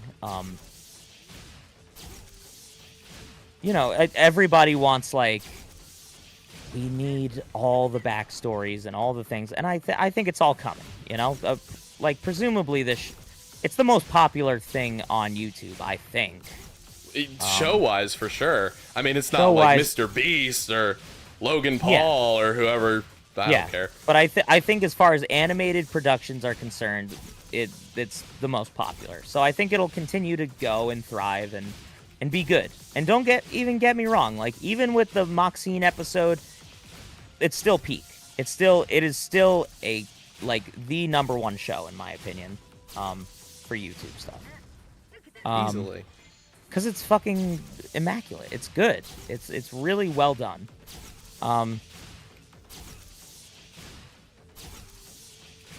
But yes, so I think as far as those characters, it's just like their time will come, and like as things progress, they've got a lot in the pot right now. They've got the whole thing with Stryker. They've got the whole thing now with Mammon. They got the whole thing with fucking Blitz, the genie from Aladdin, and fucking and the why am I blanking on his name right now? You mean Fizzarali? Fizzarali, thank you. They have all that going on. We haven't even like had a sniff of Millie and Moxie since the catastrophe, I'll call it. What a way to put that, huh? Luna got her episode in 8, which was kind of overshadowed by the fact that fucking Kesha was in it, and also had to come out like a year after it was supposed to. I mean, Beelzebub did make the whole thing worth it in my flappable opinion, but 100%. But it's all coming along, you know. It's only season 2, and there's supposed to be a lot left in season 2. Moxie got a cool episode about his parents. That was one of my favorites from this season. I've seen a lot of hate for that episode. I actually couldn't disagree more. I really like that episode. I couldn't disagree more as well. I like that. I thought that was other than the episode we just saw, the most recent episode of Hell of a Boss, or not the most recent. That one was great. The Mammon one. The Mammon one was great, but I think the one before it was the better one. Is that correct? I agree. Oops. That's what it's called. Yes. Oops. Yeah, Oops was, I think, the best one of the season so far. I think a close second is definitely X's and O's and the Mammon one. All right. That's how you're supposed to cheese that challenge. Okay. Oh, you're fucking killing it, my guy. You have to get up Like, you have to get him to shoot really far away, parry, and then just keep fucking doing the bullshit parry. You can see why it's bullshit. Oh yes. All I want in a hell of a boss is a Millie episode. Yeah, yeah, Maybe I one agree. day. But you know, make it good. Make it matter. Make it. And I mean, I guess the closest thing to a Millie episode was them going to the rat. Oh, you're gonna talk about the. Okay, never mind. I thought you were gonna talk about the incident again. No, not the. No, not the. Not the catastrophe as we. I call love it. that. That's what it's called. That's just what we're calling it now. No, we are not going to talk about Moxine anymore. We're not going to beat a dead horse. Good. But no, I think the Wrathring episode is the closest thing to a Millie episode. And really, it was more of a Striker and Moxie and Blitz episode. That's truth. But you got a little bit of taste of like her family and that kind of stuff. So I think it's coming. I think Millie will get her, and I think it'll be good. I think they won't drop the ball when it comes to a good Millie episode. Indeed, I hope so too. But yeah, what would you guys want in a Millie episode? Now that's a good question. To come. I think I would want an episode.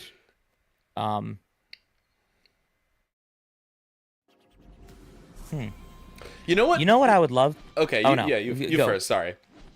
So I had a couple of thoughts when first thing that came to my head is her becoming as good as she is at like all my things kind of like considered like backstory things. Okay. So like my first two is like one is like her becoming like this amazing assassin, like just the best there can be.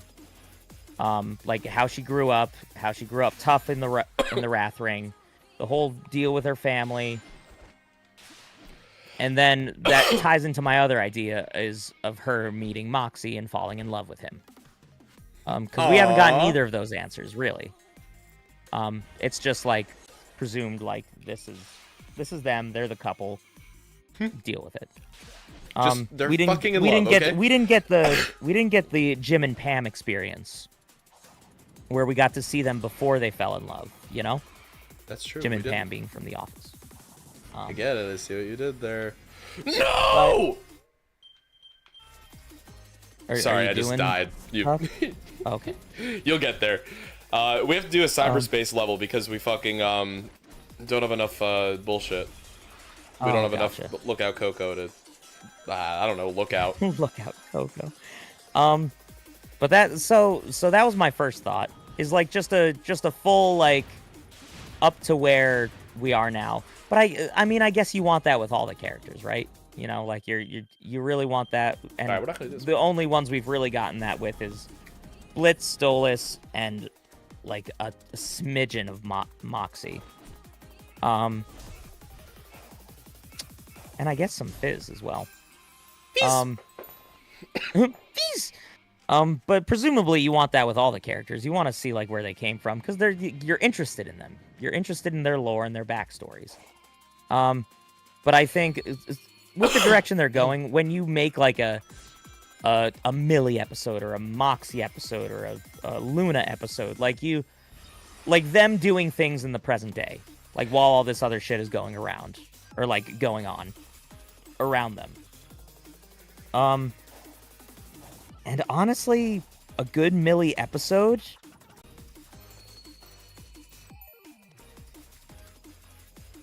for like with everything going on.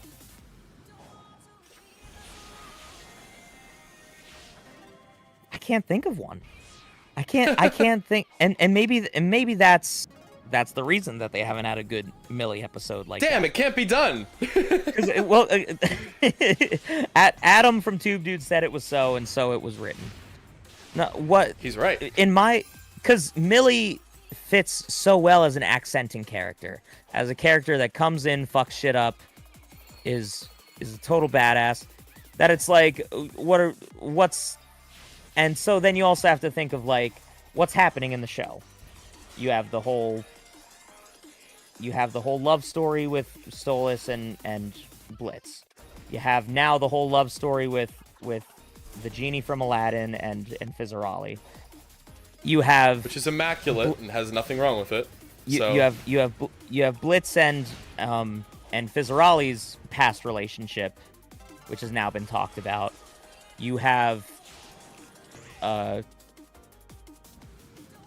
you've now introduced all these villains. You have the Striker issue. You have the fucking issue. You have the Stella issue. You have Luna with her sort of love thing going on with Vortex, and now Beelzebub. Like there's a lot of that going on. Yeah, it seems to me they're more interested in like as much as we like, and like a lot of fans want to know like, oh, backstory, lore. They seem more interested in telling about like the character's present, you know. Definitely. And I mean, we got a taste of we get tastes in everything. Which again is why the show is fucking good. No, you bitch! Did you fall and die? Yeah, in the most dumb way you'll ever see possible, too. Can't wait to watch it. Oh my god, I'm gonna kill myself. Because I also just did like 2 missions in one, and it took like 3 minutes, and now we have to fucking do it again. Because they fucking... whatever. I'm sorry to interrupt your train of thought. Bitch. Oh, this is the part of the DLC... waiting for it. This is the part of the DLC where the cracks really start to show. Like, it's not... Oh, did you just like not... Oh, you were trying to like hit all the things and... I was just trying to... Because it's so like finicky and shit with like the boost that your best bet is just to hit all of the guys and then jump on the platform, and that's the safest thing to do. But it was just a little bit too long. Yeah. And, you know, instead of targeting the ones I wanted, it targets the one, like, all the fucking way, like, next to the other guy. And it's like, all right, whatever. Correct. So I agree with that, Mitch. I think yeah, they don't seem interested in exploring their lore is kind of what... Yeah, which will presumably just start to leak out in every episode while still present shit is going on, which again makes it a good show. You get these pieces of what happened to Moxie's mom and why Fizz and Blitz had a falling out and what is going on with Stolas and why him and Stella have a terrible relationship. Like, you know, like you're starting to get these pieces. Little by little, you know, you got to see where Millie grew up. Well, and I think that's why a Millie episode would be so hard to write, with like it being solely focused on her. Because these other moving pieces it would just add another thing. Because we already had her visit home, and they didn't do anything with it. Yeah, and that episode was really good. It was. I really enjoyed that episode, but it wasn't Millie focused. Right. It was not a Millie focused episode. And then they had Chaz be, you know, like, oh, it's Mox's ex, but it's also Millie's ex, but we're not gonna have a flashback for her. This is the Moxie's dad is a fucking Mafia Don episode. Yeah, I totally forgot about that. To be honest, I forgot that. So did the writers. He was both of their exes. But yeah. Well, and I have to do this one at a time. So it is tricky, I think, to write an episode where Millie is the focal point, because I think she does all the best episodes have her in a supporting role, and it fits so well. She fits so well as a supporting role. I think it's difficult to write an episode where she's the focal point without it having to delve into her lore. Her lore. I think is my answer to that. Yeah. If I really thought about it more, I'd probably be able to come up with something. But like, for right now, I feel like she's such a strong support character. She's such a strong and she's one of the main characters, but she's a great supporting role, you know. Yeah, she is. With how they've decided to take this story. If the story was more centered around the relationship between her and Moxie, which it's not. They have episodes where like that is more of a focal point. But I feel like every time they've done that, it's not been the main focus of the story, and it's not been the best part of that episode. You know? Well, and you know, also like, admittedly, I will say like a lot of my own criticisms of the show and like issues with it are like coulda, woulda, shoulda. It's like, oh, they fucking like are putting all this focus into like this aspect of the story instead of this aspect. Why didn't they make this good? But at the end of the day, it's like they really, instead of focusing on like the premise that we were originally sold, which is these 4 like disgruntled coworkers doing a murder business, now it's like a fucking society drama, and like Stolas is there and his divorce is a thing. He can get hurt. And a lot of shit's like not, it's not really based on those characters anymore, to be honest. Valentino can't leave the pride ring. There's just just so many pieces to believable. It's truly, you're right. They took it from what I thought was going to be. I thought this show was going to be the Office animated into a horny demon show. That's why everyone was so fucking excited for. And I do like the drama angle, but again, I think that just the ball drops a lot, and then a lot of the focus is taken away from other characters that are really well liked. Correct. So it is hard to think of a Millie episode. All that to say, we're not smart enough to do it. We can't actually be writers on the show. It puts Luna and Millie definitely on the wayside when you've built up other characters in a more interesting way. So I definitely agree. But like, not to say it can't be done. And that's why they're getting paid the big bucks, is because we'll probably get something that we didn't even think of, and it'll be awesome and fun. And there's still other rings to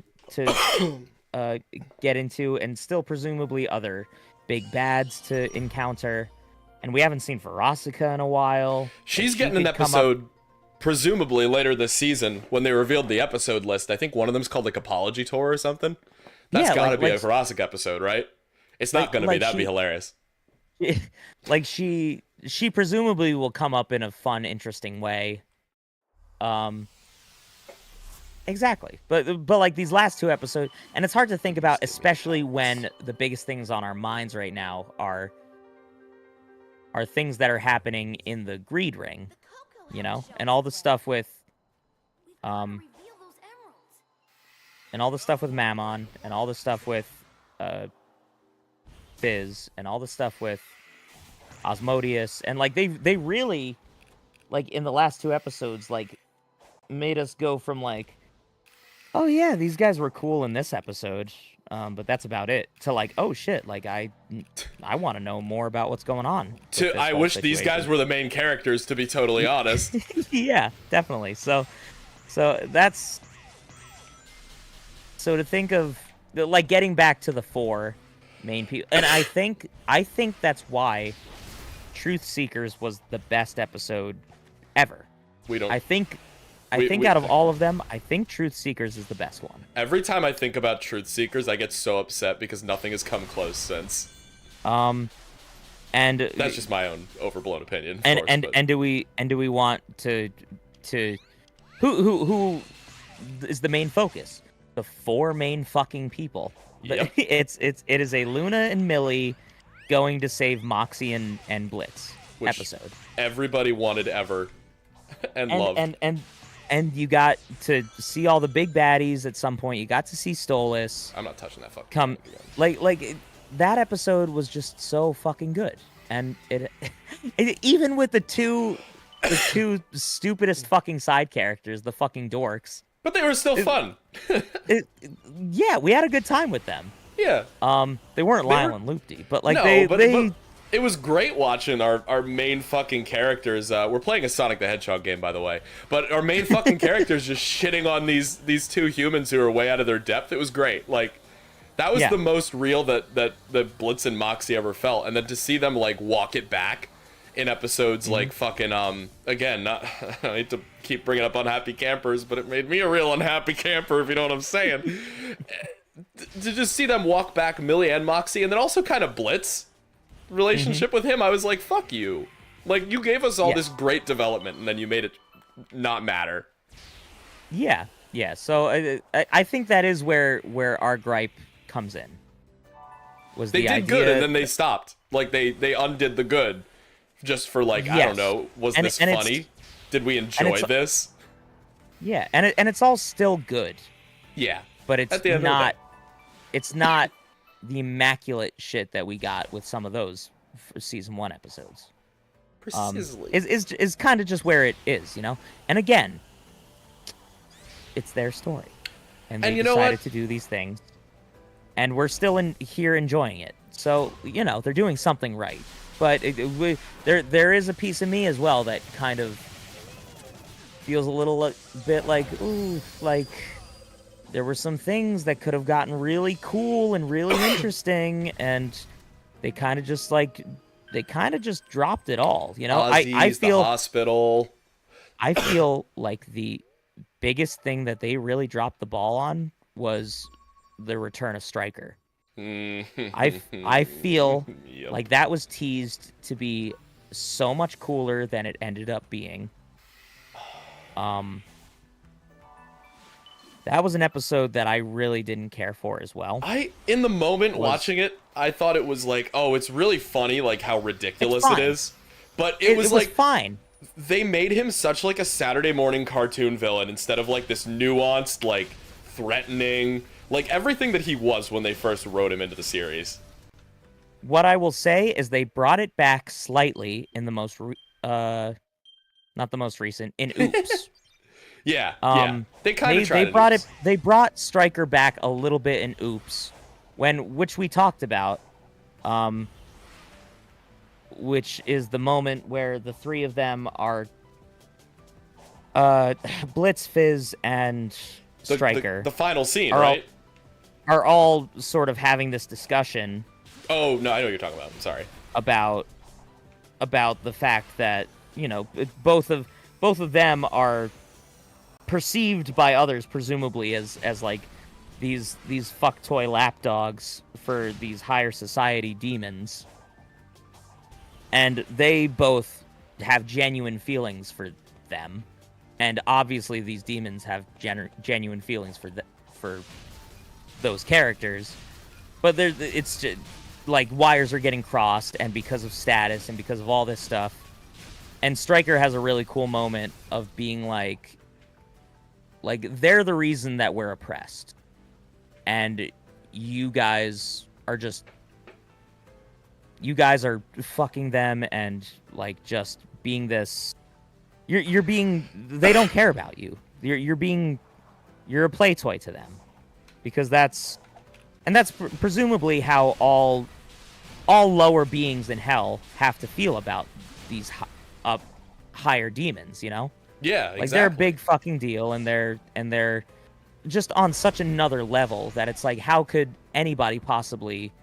there be any feelings towards any of these lower beings, you know? And that's what was so cool. Yeah, it's a super interesting concept, and it really allowed us to sort of look with a magnifying glass at the sort of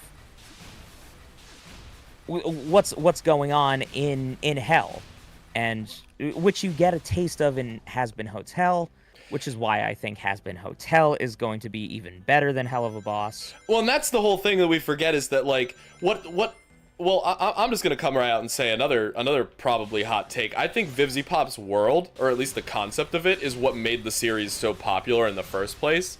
Because she's got some really conceptually great ideas. But we have to remember, too, and what a lot of us forgot, I know I forgot, is that Hell of Us is just supposed to be the funny spin-off. Has Been Hotel is like the story show, you know? Correct. And I think, and but then they started making hell of a kind of a story show, and that's why I'm like, oh, okay. They're, and the fact that they're doing both, Yeah. the fact that they're even able to pull off both, is something that I think we take for granted. It is. And like, I will be the first to admit, like, all these criticisms, like, are really like nullified by just being like, Sonic the Hedgehog, why did you do that, bro? Where are we? I'm Adam, you can't see what's going on. You'll see it, and you'll hurt when you see it. I actually think I need to reload a save right now. Brother. Just in fucking infinite space. My brother in Christ, I'm so fucked right now. Wait, I'm getting out. I'm getting out. I'm gonna get out of here. I love that. Oh, but yes, Lord. I agree. It's all nullified by the fact that, like, hey, fuck you. We're making two of the greatest shows, like, animation has seen in the past, since Adventure Time, in my opinion. Steven? Lore-wise. Steven Universe is a close second. No, lore-wise, I prefer Adventure Time. Because I think the history of it is so well defined, and the problem with Steven Universe was that townies. by the townies, and by the time we got to the lore about the diamonds and everything, they sort of kept it at surface level. They did not delve into all the cool lore shit that could have happened with the diamonds and how they came to be and what it's they kept it very surface level, which was fine because it fit the show. But Adventure Time has all this cool shit about reincarnation and all these horrible eldritch beasts that like because this thing happened 2,000 years ago, this bullshit is happening now. Like it is so and it's well defined and interesting and still hilarious. Yeah, and Steven could never. I get it. Like and Steven Universe is a great fucking show. Adventure Time is on another level when it comes to all of that stuff. Character development, the lore, all of it is everything that you want in these shows. I think Adventure Time is the best of them all. Yes. And is currently beating Has-Been and Hell of a Boss because there's not enough. There's not enough of it, fucking Adventure Time had like some insane, like, I don't know how many episodes of Adventure Time there was, but there's like 15 seasons of Adventure Time. So and now there's like Fiona and Cake and fucking all that shit going on. Which only elevated the story of Adventure Time, in my opinion. They did not drop the ball on Fiona and Cake. I feel bad. I'm like so far back in the chat, so I've missed presumably a shit ton of messages from you guys. Okay. We're just gonna go right through that. So just to get back to, let's do the right thing now. So Ultimate Noob says it's honestly very impressive. I always love media that didn't start with a story but became more and grew. That's how I feel like Adventure Time was. Grew like from Despicable Me. From Minions. Can you imagine if somebody said that unironically?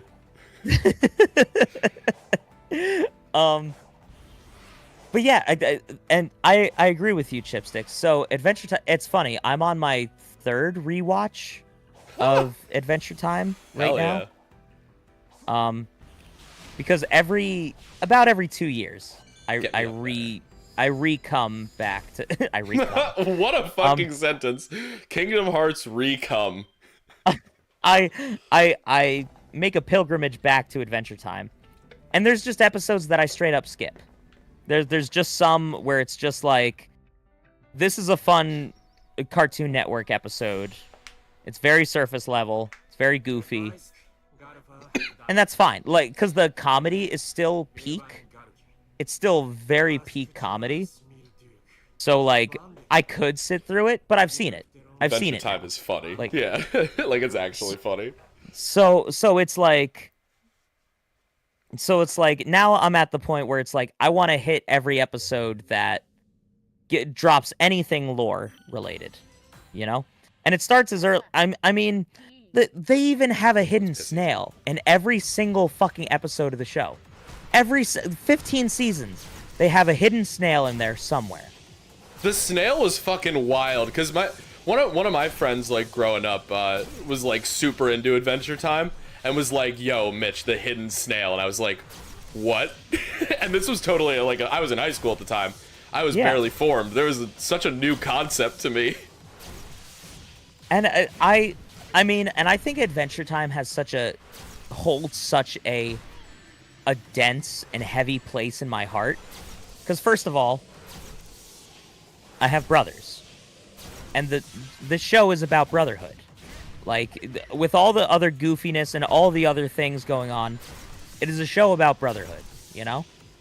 Which is why Full Metal Alchemist Brotherhood is such an also intense, heavy show. I really thought you were going to directly compare, like, the plots of Adventure Time and...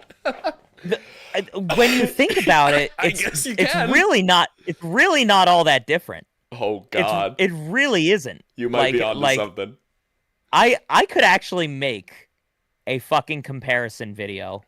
If I really wanted to, if I really had the time and energy, I could really make a comparison video to Adventure Time and Full Metal Alchemist Brotherhood. Adam, if you were to write that kind of video, I do think that's the kind of content we should make going forward, is the comparison, particularly between Adventure Time and Full Metal Alchemist Brotherhood. Call the video Why Adventure Time and FMB are the same story. It's both beloved stories. I have to assume it's just too, like, weird of an idea to, like, have any views for how hard I would go. Like, if I were to do it, you'd be surprised. This kind of shit's really trendy right now. It's something I would consider for sure, is like writing a full fucking video essay on it, because I just killed there's a lot I could say about it. I think we need to start doing shit like that, or at least, like, even if not like directly like video essay type of shit, like at least stuff in that vein, where we like talk for like 5 to 10 minutes about some bullshit and then just make funnies.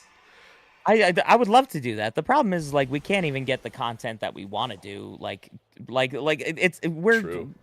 We have an issue with timing, which is why I think any content we make like that should be about things that have already passed, you know?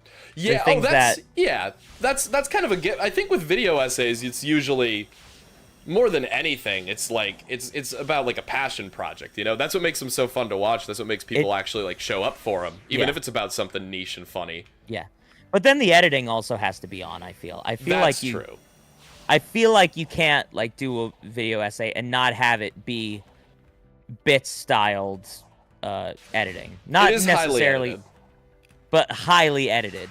Like you have to go, or like waifu tier list edited. Like it needs to be like a lot of like showing those parts of the shows that you're talking about. But and here's a lot of downloading, a lot of time. That's true. But my thing with it is that, like, because you get to write it all out in advance, you can like make it like, you can like really make it like shorter, or like more not shorter but more concise, and then it's not like you're fucking going through and like editing like hours worth of footage. Yeah, that is true. It's definitely doable. I think that's something. Oh, I really I've considered that. I think we should start like just me and you, just like whenever we get an idea in our head, just shoot it to the other person and just be like, the problem with video essays, I feel like, are a solo gig kind of deal, because it's like I can't go to you like, oh, I want to do a thing on Full Metal Alchemist / Adventure Time. You haven't seen either of those shows. Well, yeah, so it's like, how do we do that? How do we do that as a duet, you know? There is shit though that we have seen together and could definitely do that with. Yes, definitely. Well, I don't know. I think and that's what all things what are I think- possible with God, my friend.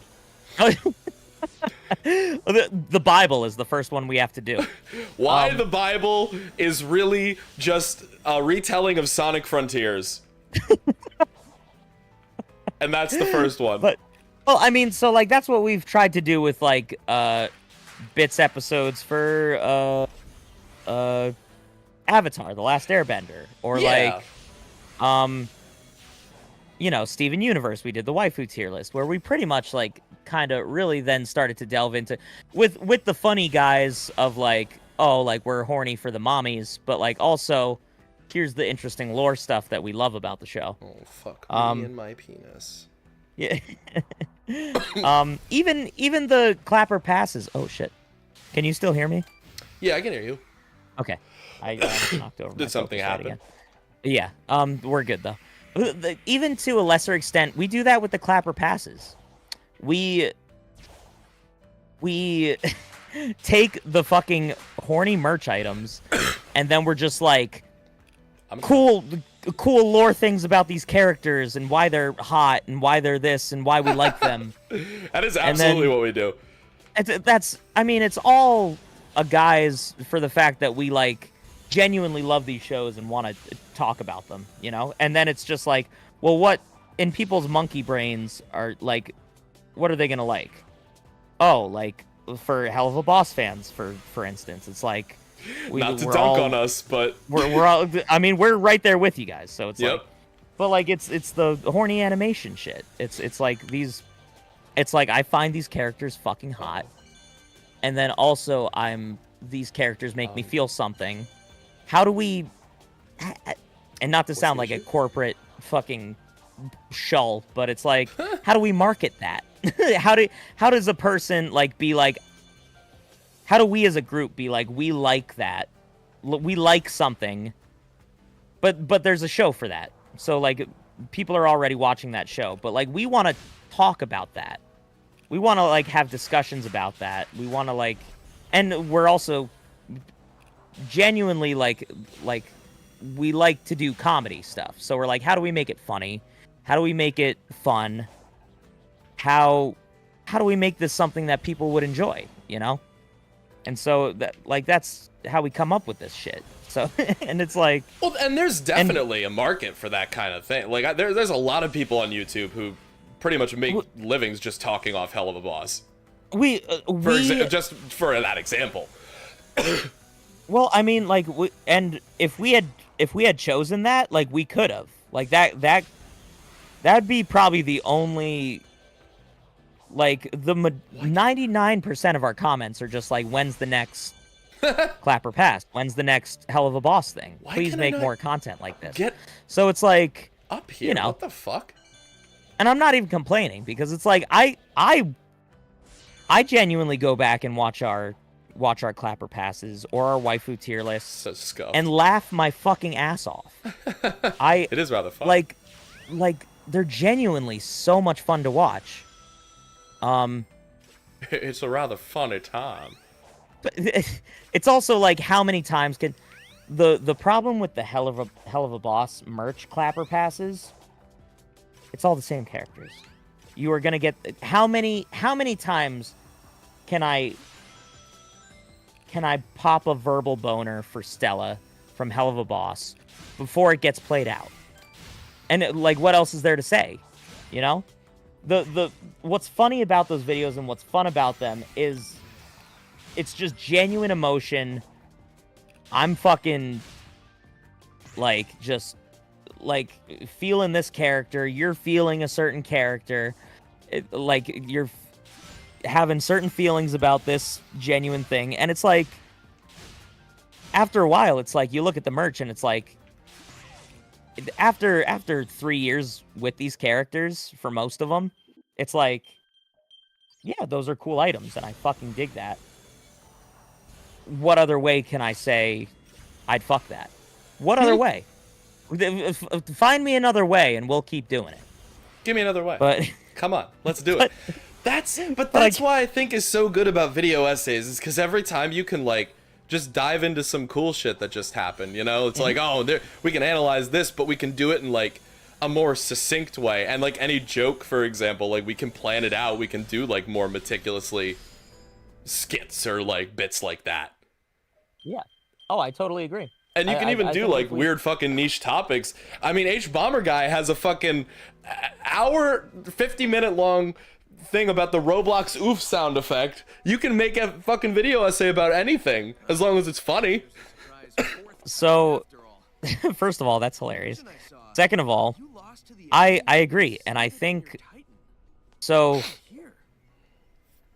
I think if we were to get into them, we have to be like, okay, these are the shows we want to do shit about. We both have to be on the same page and have watched them. Okay. Okay. So, yeah. So first of all, I mean, obviously we do stuff about Hell of a Boss, and we can start like brainstorming shit on that. And there's still plenty of show to go. So like maybe like throughout the show, something that really piques our interest, like really snags us, you know? But Has Been Hotel is about to drop. Is. And I think that's a great one to do a video essay on. You know, I think revisiting Avatar: The Last Airbender. Actually, they're making a live-action movie. They are about Avatar: The Last Airbender. They are. This was the last challenge. I killed him in like 20 seconds. Hell yeah. Okay. I got an ad. But so, which means we're getting paid, except we're not. Where's the money going? You know what? To even just make it easier on ourselves, I think the only way that we should do like a video essay, quote unquote, like we can do more like that analytical angle, but I feel like we'd have to do scripted videos in the way that like JonTron did, where it's like, yeah, like this is a topic and like we have substantial shit to say, but a lot of it's just us fucking around too and just coming up with jokes at the expense of the source material, you know? 100%. Like I don't think it's like a sit down like not to bring it back to our greatest idea we've ever had, but this is exactly point for point, matter of fact, why Sonic Frontiers is a retelling of the Bible. You know, it wouldn't be like that. We just can't fucking write like that. Well, and I think that's why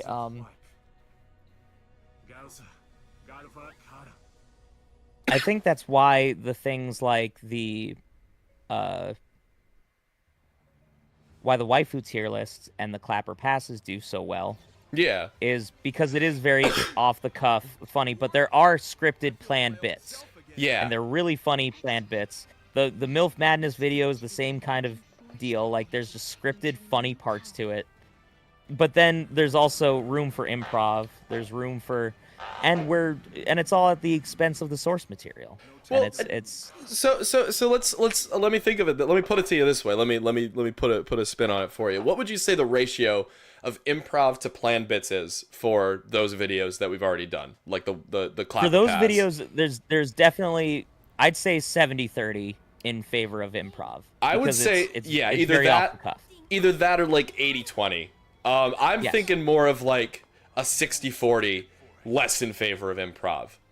But I feel like we would still have a healthy amount of improv. It would just help it cut it down so it wouldn't be like 20 minutes of, or like an hour of raw footage we have to sift through. Instead, it's like, oh, here's like our shits that we planned out, and then here's just us fucking, I don't know, doing other shit. Correct. And I think the best, for editing purposes, you definitely want more planned shit than not planned shit, because like whenever we do any of Amy's these improv just yelling videos, at God right now. Sorry. You'll see it in 30 seconds. Yes. It's not that important. I'm sorry. I didn't mean to interrupt your whole... No, but we're on a roll here. And you guys actually just get to see it in real time. It's just us. This is like an actual like Tube Dude session of just like me and you figuring out content ideas. It really is exactly what's going on. But why does Amy's new voice actress do like the fuck me voice so well? I need to know. I can't hear any Sonic I'm sorry. audio. I'm so sorry.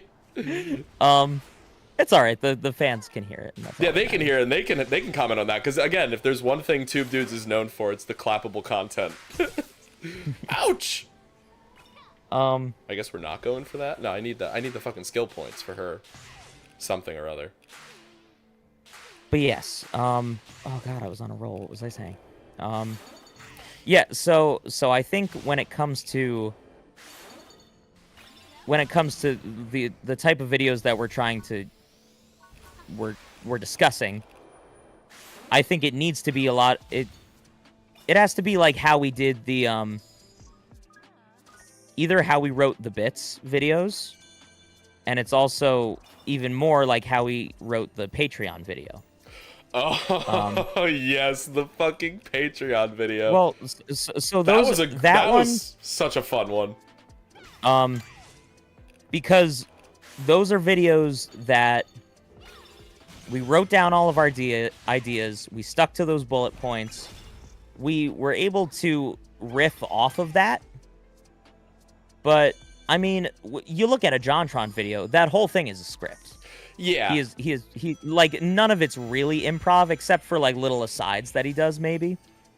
And he, again, which I think we have this, not to the extent of JonTron, because I think he's fucking hilarious. But what a mastermind! I think we also like have times like where we just like have asides that are just funny, you know. And so like it's doable. It's definitely doable. But then, what those videos have to be is we plan out the video. We both write scripts. We consolidate. We also don't live next to each other now, so it's like we're not together when we're doing this. So it's a lot. It's a lot to think about. Well, and admittedly, it's doable for sure. The improv would take a hit too, because it wouldn't be like, we're right fucking next to each other anymore, you know? But yes, I think we could even, absolutely, depending on what the topic is and depending on like just how the general feeling of the video would be going, we could even do like, all right, like you'll write this section, you write this section, and then we can really like make it like, we can even like lighten the load a bit, so to speak, but then even making it, you know, feel that way in the context of the video, where it's like, oh, I just had this whole fucking tangent. All right, now we're gonna like hop on over to Adam and he's gonna like reel it back in, you know? We could even make a unique kind of feeling by having it be a two-person like essay. Yeah. Where it's not nearly as cohesive as it would be if we were both trying to like be like, okay, like this, we both need to like be having input on this thing. Yeah, it doesn't need to be forced. It needs to be like natural, the way we always. Yeah, it's like this is exactly where my headspace is when I'm writing about this thing. Same thing for you, and then we come together, and it's like, oh shit, this works. This doesn't. This, you know. I like have you and it. I know. I'm sorry. Continue your. I didn't mean to. No. I was pretty much done with that. All I was saying was that like we would still be able to make a video where it's like the two things wouldn't be like totally batshit like bananas like on the other end of the spectrum. Yeah. What we're talking about, but both, it would give each of us our own little flavor as far as what's being said. Yeah, and which I feel like is how the bits went when we really planned those ones out.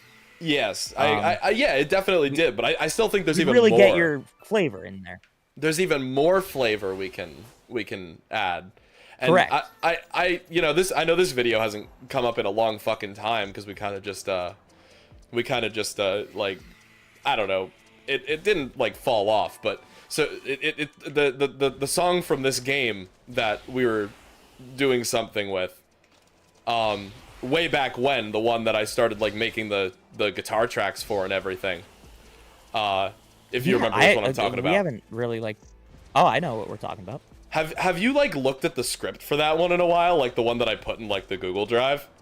That is, I feel like, I haven't looked at it in a while, but I started writing like some of like the scripted bits for it, and like just the fucking like, it's a very like rapid paced like sort of stream of consciousness, like but it's still focused on like what's going on and like the process of making the song, and I feel like that's kind of what we're going for, like that kind of, like, I mean, I could totally be wrong. Definitely.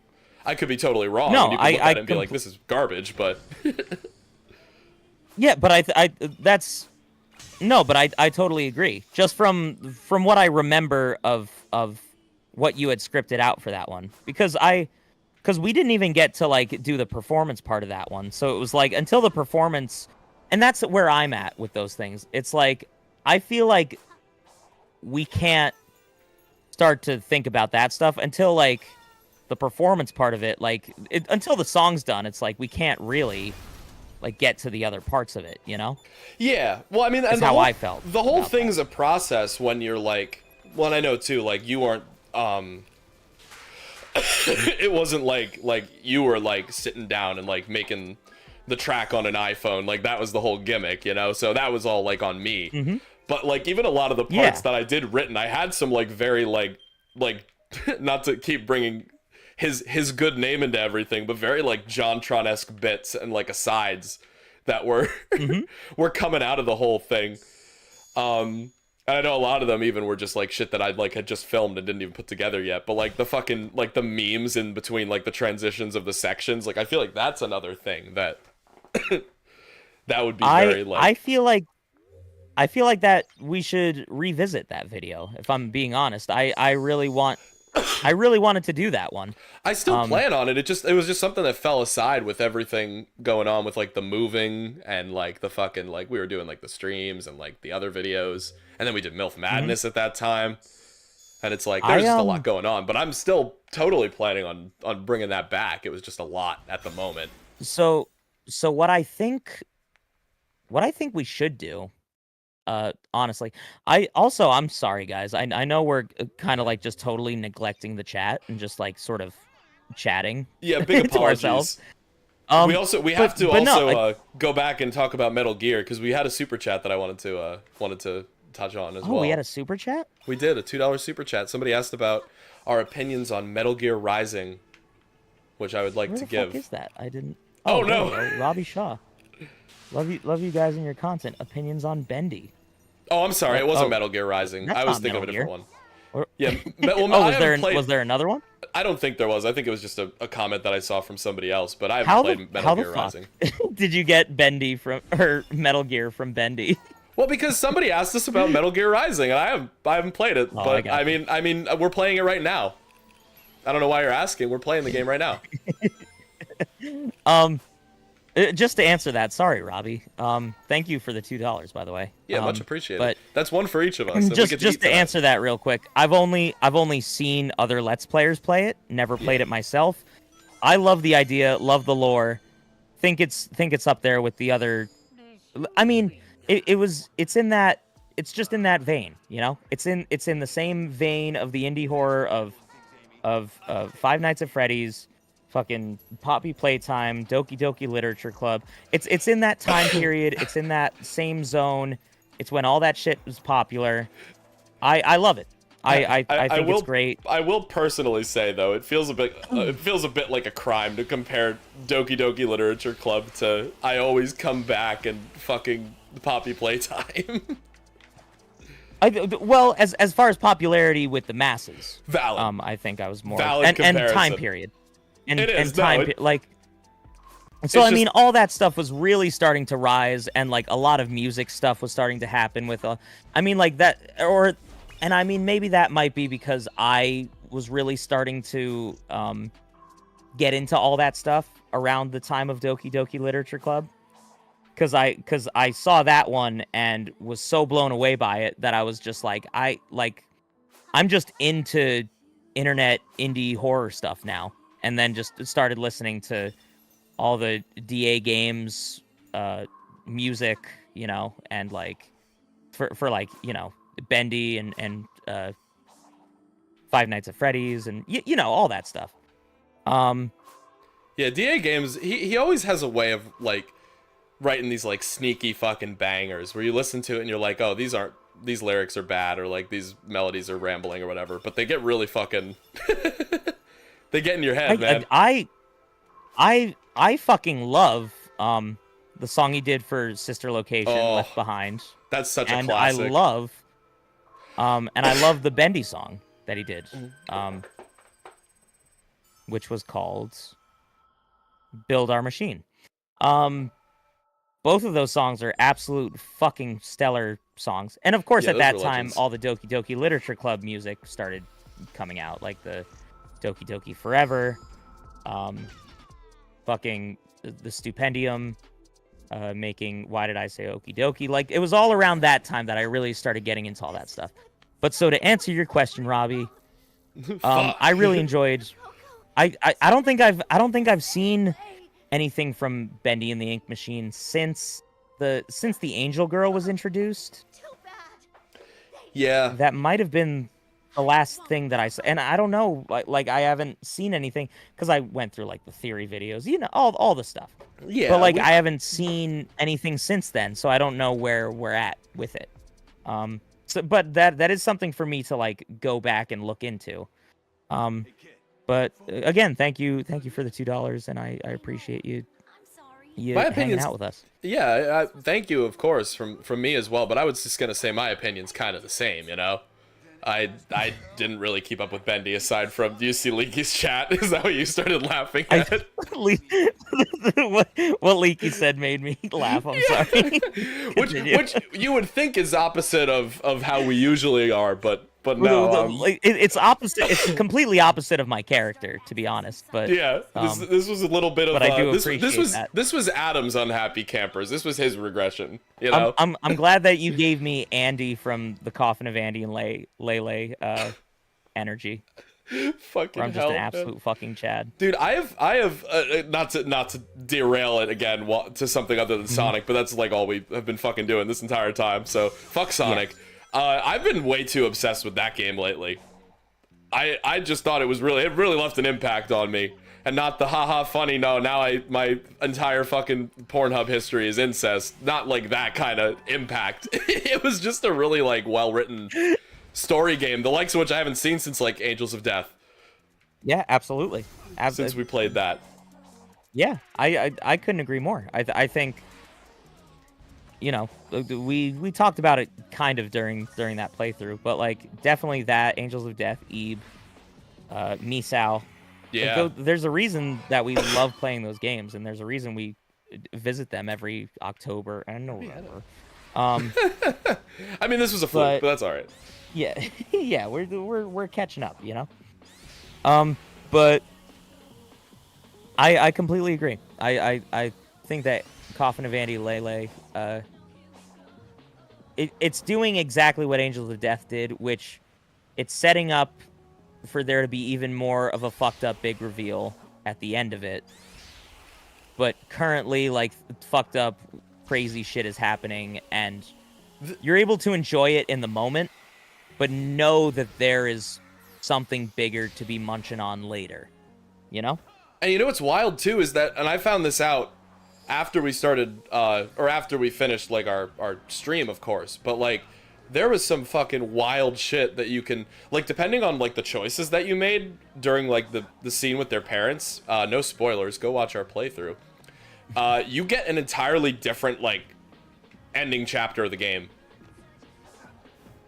I would love for us to, once we figure out when the third chapter is coming out, We gotta go back, yeah.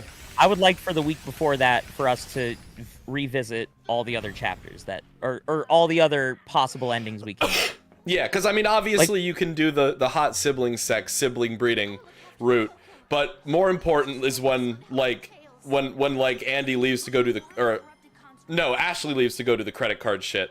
Like, depending on the choices you make with her or with Andy, like, you can get, like, a version where they, like, fucking hate each other by the end, or you can get, like, a version where they're, like, even more, like, tight with each other by the end. And it's Did we not get the sibling breeding route? No, we didn't. Is that... Adam, it gets so much fucking worse. We didn't get the breeding route? We didn't do hot sibling sex, sibling breeding. I know, believe it or not, we have fucking consciences on our shoulders. We didn't do that part.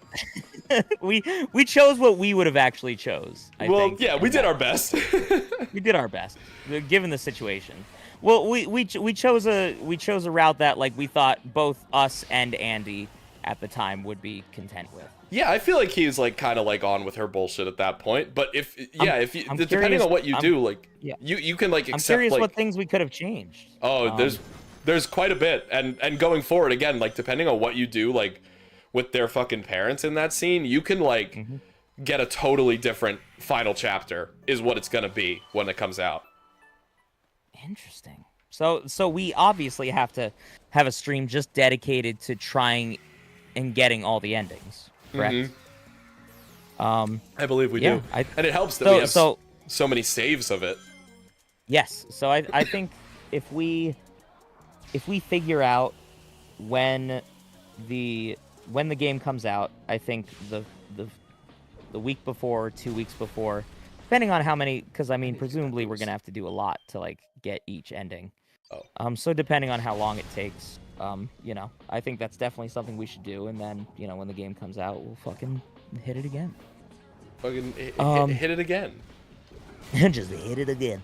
But yeah, so Me with Andy and Ashley's mom. So kind of getting a little bit back on track. Yeah, that was a hell of a tangent. Not like the other hell of a tangents. Fuck you. But yeah, so and I think that's kind of personally, I think that's how we should sort of focus the channel a little bit more. So I think anytime an indie horror game or any sort of fun indie game, and I mean, because you're always playing the game for the most part. I like. So it's like, you know, just whenever a new indie game that you're just excited to play comes out, or it's like, because for me personally, I think horror games are the most fun to play, or the most fun to at least experience and like enjoy. We're all and basic. As the one not playing them, it's like, you know, that would be we're all my basic pick. bitches, but I agree. I'm with you. Fuck. But so I think as far as gaming and streaming is concerned, I think we should stick to that, and like just really dive into that. Also change it up with the streams like the like the Shadow the Hedgehog one we have to finish. We have to go back and do that. The drinking game. Who remembers the Shadow the Hedgehog drinking game that we did? Fucking Pepperidge Farm remembers. That was a great time. But so I think as far as gaming is concerned, I think that's a good way to like sort of keep the streams fun and enjoyable for us. And then as far as like video content is concerned, what is Knuckles fucking doing right now? He's just chilling, bro. He's fucking up. He's just being chilling. I do think there are still some waifu tier lists left in us. If we really wanted to, like, you know. Very much could be. Oh, I need that shit. There are a couple. And especially with Has Been Hotel coming out. Yeah.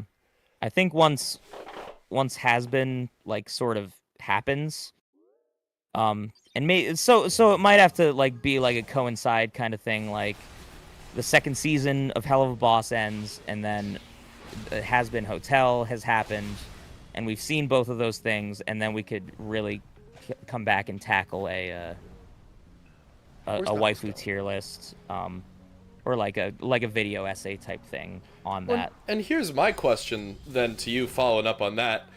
You're getting the Tube Dudes insider information you're not going to get anywhere else. You're not even going to get on the fucking Claps cast, which we'll bring that back one day too. Yeah. But absolutely. Fuck. Do you think waifu tier list as a YouTube title is marketable? Because always to us, of course, it's going to be the waifu tier list. Mm-hmm. But do we think that rings with enough people? Do we think enough people get that, you know?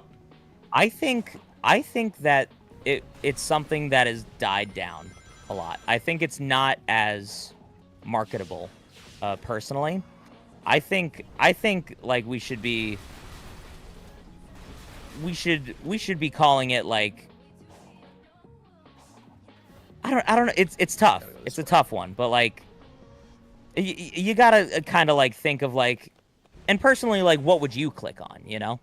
First of all, the thumbnail, I think, is the biggest part of it, you know? Yeah, that always is. I think you need to have a thumbnail that just immediately, like, grabs them, you know? So right by the balls. Right by the fucking testes. It's just that thumbnail has to, like, just really put a lot of thought and effort into it. And then I think it needs to be like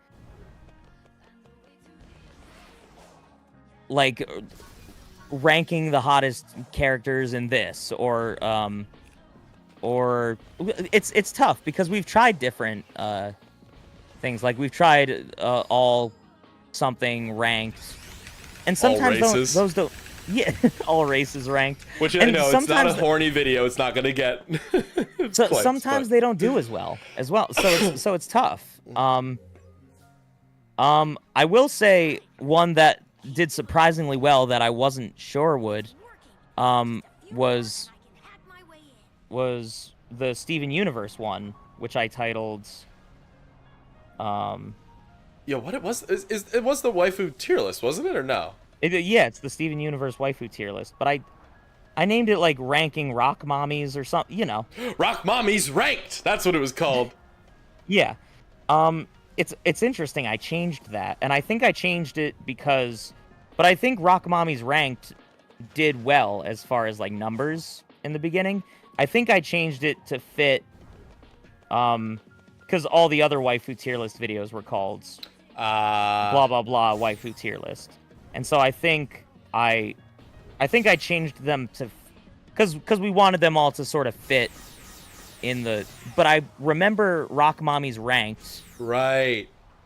Like did get us a good like initial boost, and it's interesting shit right. like that where it's like, again, you guys are just like just just listening in on a fucking business meeting at this point. Well, there's suggestions too in the chats we can read through as well. But Knuckles is about to take a nap for y'all watching this part of the stream. But well, and again, it's like this is a select like a couple of you guys that like genuinely enjoy our stuff. So it's like we want to like, you know, we want to chat about this stuff when people who have been fucking supporting us for some of you for years have been supporting us. So it's like, you know, it's good to chat about this kind of stuff and sort of figure it out. Somebody said, and I'm sorry, I don't remember who it was because it was a while in the chat, but somebody said they would watch the Tube Dude's wacky reviews and enjoy that. I love that.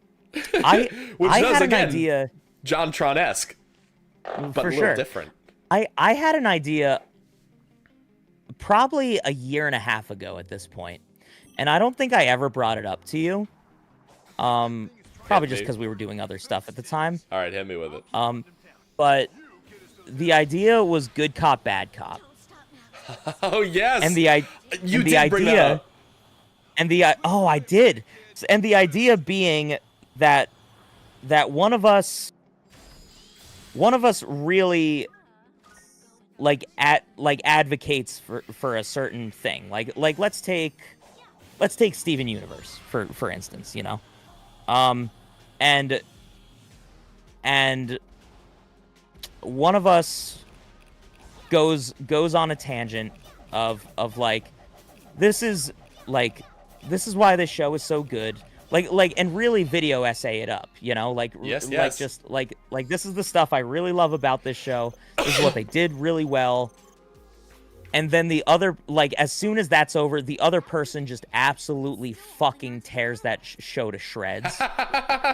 And we call it good clap, bad clap. That's and I genuinely think that would be such a fun idea, but it would have to be something where we would need to have. I guess not, because I was thinking it would need to be a fairly lengthy video, but we could probably make it pretty concise. I think we could, yeah, especially if we're scripting it out like we were talking about, that. Yeah, and so that's another idea to try, you know, is just this idea of because when I originally thought about it, whenever we did this kind of content, I always saw you as very analytical and very good at coming up with just fair, reasonable points, you know? I try. and I always just kind of went off the cuff and was kind of dumb. with my with the things I talked about. I don't So think like when I was so. thinking about this, I was like, it'd be nice to like have somebody who's very like collected and very good at the idea of like having all the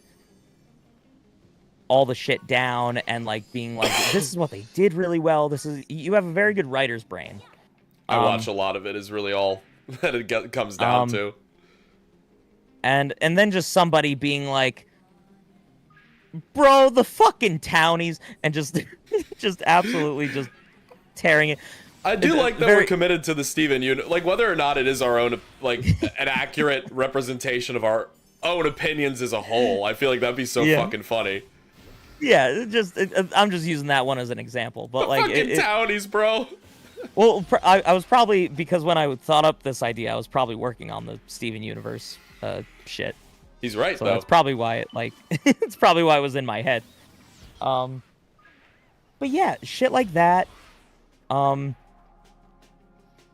Because I think we have a lot of cool ideas and a lot of interesting things that we could talk about. My brain is still on Adventure Time being compared to Full Metal Alchemist Brotherhood. That's such a cool idea. I would love to do that video so fucking badly. You gotta love that.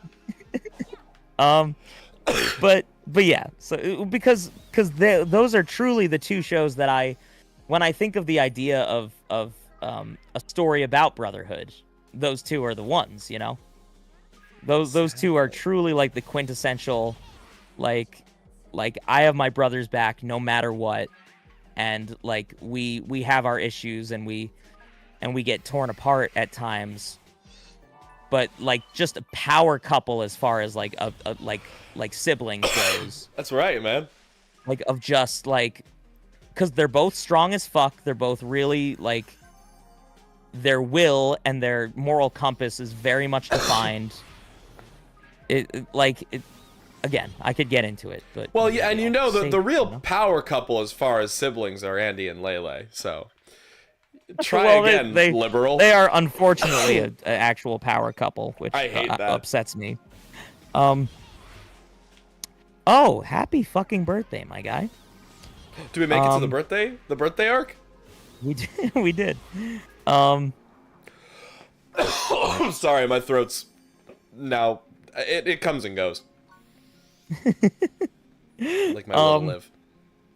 But yeah, so I think as far as content is concerned, I think anytime a Five Nights at Freddy's game or a Poppy's Playtime or a fucking Andy and Lele or, you know, any of those, I think we jump on that, you know, and we hit it as soon as we possibly can.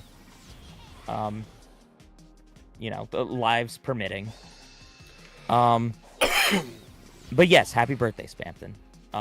Happy birthday, before Spampton. I say anything else. So I think as far as streams are concerned, I think that's a good way to go about it. We tried the idea of doing the reactions over stream.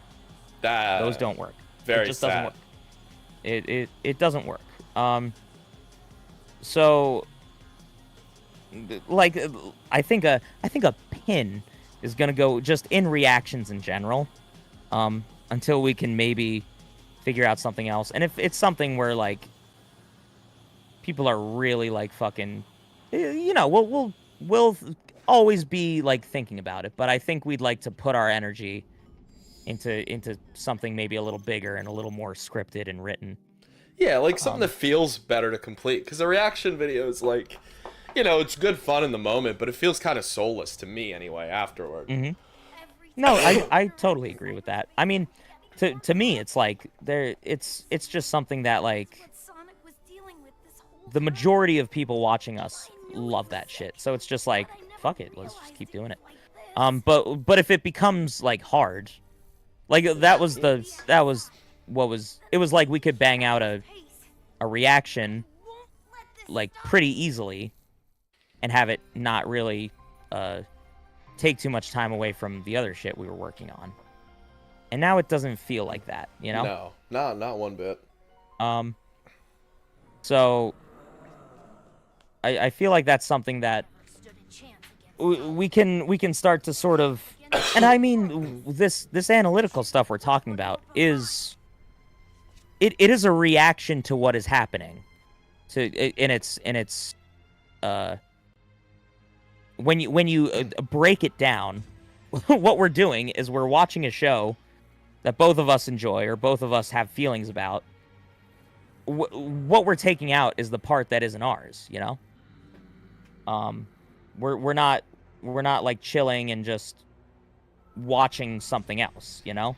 That's true. We've watched something else, and now we want to talk about it. So that's kind of where we want to evolve as far as our content's concerned, which a lot of people aren't gonna like. A lot of people come here to watch something with us, you know, to watch something else with us. And there's still an element we have to that, but again, with us not being able to do shit live, like that's absolute fucking nonsense. Yeah, well that's the big thing is, so we were like, okay, we'll still continue to do reactions, but we'll make them streams, and we'll have these nice streams, and we'll do exactly what we did with the reaction videos, but we'll just do it live, and so we could actually just like chill around and talk, and have you guys actually talk back at us, and have a dialogue about it. We thought that would be so much fucking fun. We can't do that.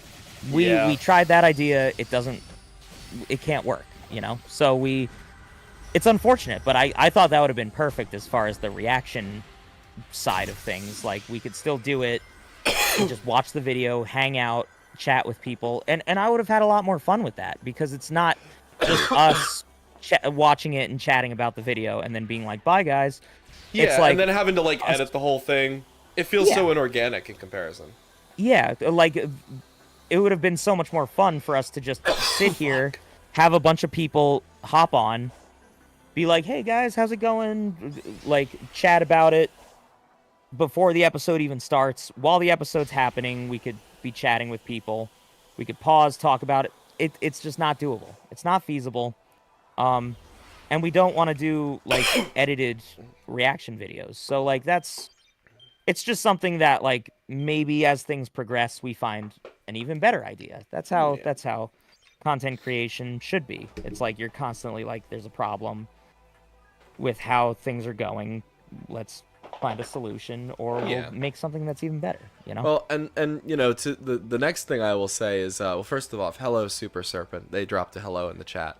Hey, second of all, you guys are not about to miss Piss Stream, because it's time for another Piss Stream. Adam, for your sake, I will tell you, we are approaching the end game. It's just this final tower, and then like the challenge and the last boss. So we're basically there. Oh, hell yeah! Awesome, brother. I will keep the masses. Flying over everything with tails, so just having fun with it. But I appreciate that, brother. Yeah, you do. I'll entertain them with my piss, and you entertain them with your everything else. I will be back. Correct. But yeah, so you guys got to get a little inside baseball into kind of how we discuss what we should do with the channel, because it's difficult. We used to live close to each other, so it made things a little easier to just kind of like be in my basement, make videos, come up with shit on the spot. And I mean, technology makes it possible for us to do that online.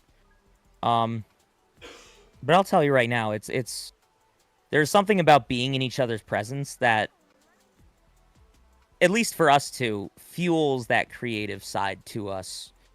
And I think makes shit like that, like all the random, just funny, crazy shit that we've done throughout the years, like, it's stuff we were together for, you know? So, oh my god, that was the Piss Stream speed run. This was the fastest piss of all time, bro. Challenge: don't touch your cock, don't touch the toilet, don't touch the water. Speed run. Any percent, yeah. Piss Stream any percent. I love how the chat always lights up. At least one person lights up whenever we do Piss Stream. yeah, so But getting fucking back into it, yeah. Yeah. I'm sorry, I don't know what you guys were talking about while I was gone, but yeah, all I was saying was that definitely all the most organic, fun parts of this channel, I feel like, definitely were enhanced by the fact that we were close to each other.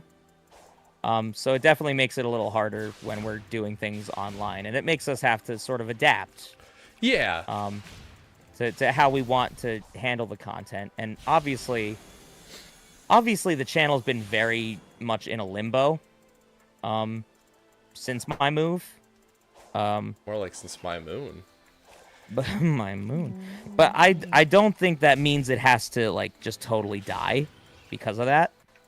No, and I think there's still a lot of cool, interesting things that we could do, even though we're not right next to each other. Like, I mean, it's only as much as like we allow it to. My whole goal with like the scripting shit is to keep like the good like organic bits, but just trim out all the shit that made it harder, like having to cut out like half an hour of like improv and like fucking like stuff like just having to physically be there to make the video and everything, you know. It's all just like to circumvent that. Yeah, definitely.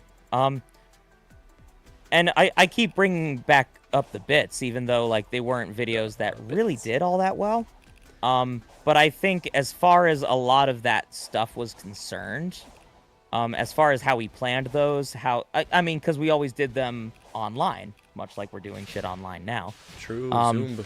And so again, those videos were a lot.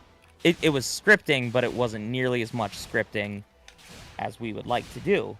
So I think adding more scripting, having it be less of the. Now here's a question I have for you, Mitch. If we're hit me, Daddy. If we're doing these videos and we're scripting them out, is it something that we have to script, be together for, and record it for? Do you think that we're able to still have like a funny JonTron-esque type comedy video with us being like over Discord? Like how would the video look? Because how we had the bits was our voices and then our sprites getting animated and doing funny little things. How would that work as far as us doing these analytical videos? And because the only thing I can think of is just having footage of whatever show we're talking about and the certain scenes and things that we're discussing being on there, and we're not on there at all, just our voices, but then there's visual gags like, you know, the screen like turning to the side and falling off, or like, you know, things like that, like standard that we've stuff. edited. But so how do you think we would be, because presumably we wouldn't be doing it like how we did, let's say, the waifu tier list videos or MILF Madness, where we're sitting next to each other having drinks and just chatting about it, because that's way less scripting. Right. And I still think it's still definitely possible, and I think it'll be, my idea is that it would be a lot less like camera focused, yeah, because we would be apart for the most part. I mean, if we ever can get together, and we better be doing a fucking big spectacular video. I think it'll be totally fine though to just, for the most part, be like, have the footage be more focused on like, oh, the thing that we're talking about. But also, you know, if we need to like cut to do like a live action sort of bit, we could have it be like almost, I see the chat from Leaky, and I think that's a really good idea, but I want to address another point first. More of like a like we have like our nice like office background set up, and we can kind of just do like a little like head-on like shot of us, and then, you know, we could cut back and forth between those. But the green screen thing, green screen's easy solution as well. Yes, which we both have. We do. But But we could even like yes. physically like film bits at the same time and then just using Discord, but then just take our camera footage and put it all together. Yes, correct. And that's sort of what I was thinking is like I feel like we'd have to be with each other to like discuss the process. I mean, and maybe not for everything. Like maybe there's just certain bits that like one of us has a vision for and can just like do it without even having to discuss. But I think for making the video as a whole, like being able to chat online and then make some shit and like discuss it and figure it out. It definitely. And we're about to meet our most new all-time most hated Sonic character here as well. So I really have to go to the bathroom. So all right, but just have that in the back of your mind for what we're about to be doing. Will I have the time to do that, or should I wait? No, you will have plenty. You will have plenty of time. And we'll continue this sort of stream of consciousness once I get back. But I agree. I like that idea.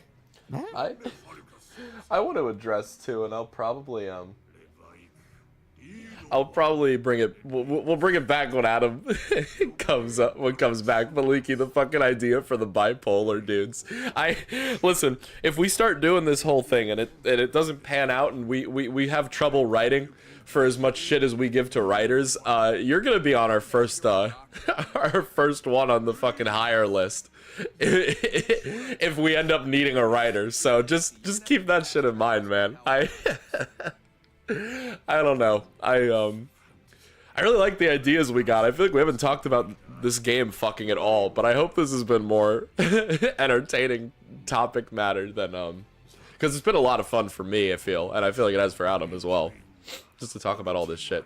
But now that we are here and now that we are talking about the game, fuck this trial. This is the main reason why this DLC pissed me off so much. And again, I didn't really get to talk about it all that often throughout, but it's got its ups and downs. All the characters have like their weird like quirks with how they control and whatever. But the Master King trials absolutely fucking blows, and I hate it. I'm gonna try to do it on hard for like a couple attempts. But what I actually recommend doing, if for some reason y'all haven't played this already, is just turning it down to easy and playing it that way. There's no shame, because this is such a horseshit challenge. And I mean, we're already having problems, but no, we'll come on, bro, just fucking function, please, Sonic. This ain't Shadow of the Colossus, as we make the joke, but this ain't fucking Shadow of the Colossus. It's nowhere near that level of quality.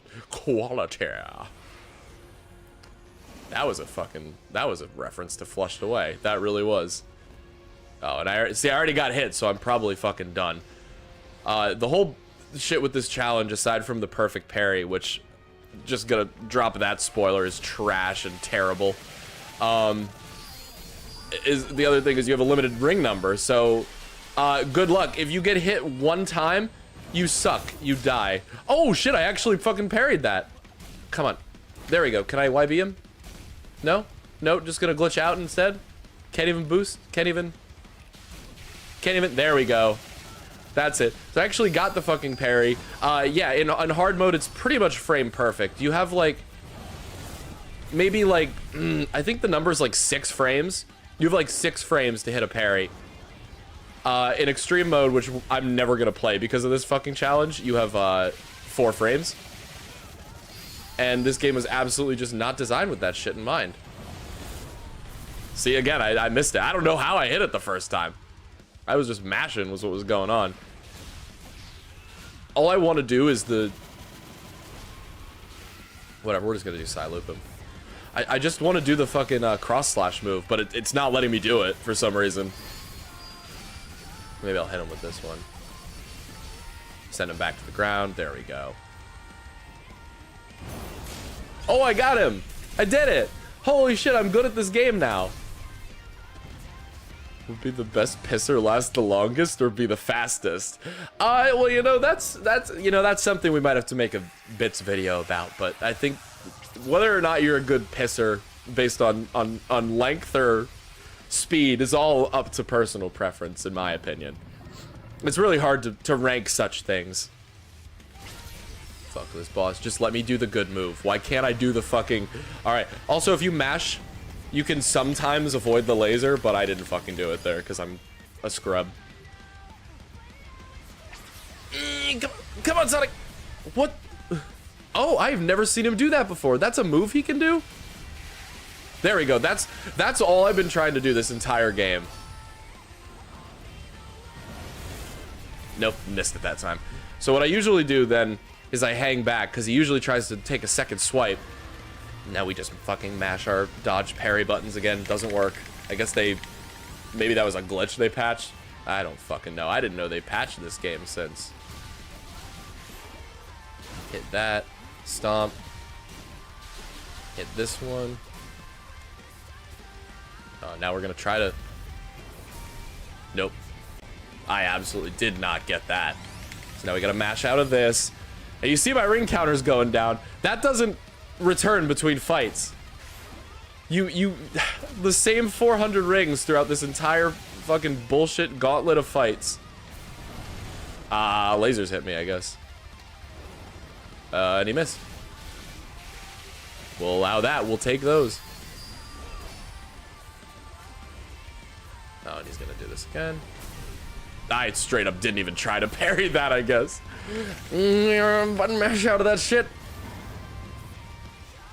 And I hate to say this, but I'm absolutely not making it to the final fight because Wyvern has so fucking long to fight. I can't even talk right now. But the telegraphs on these attacks are so bad, like the actual like parry window is so unclear, and the little line that goes from Sonic's head to the enemy doesn't fucking help at all. So I really just wanted to play this DLC so I could rip apart this challenge and the new final boss, because this is nonsense. And then you have to try from the beginning if you fuck up, which you will, and you have to do the chase section of every Titan, which includes like the 3-minute long Wyvern chase. So it's just like, I don't know, like the bosses are good in this game, but it's just, I don't know, because yeah, this one's just bad. But Adam's coming back now, so I get to say that whole thing again. It'll be even more fun the second time. Adam, my boy, my sweet clap. I thought I heard him. Can you guys see him on the camera? I can't see his webcam right now. Zach, my mic is away from me. Oh, he's back. Also, yeah, you can't respawn rings onto yourself, because that's fun. That's a good thing. I just made a 6. Can I make an Among Us before Wyvern shows up? Oh, no. Never mind. There's no shot.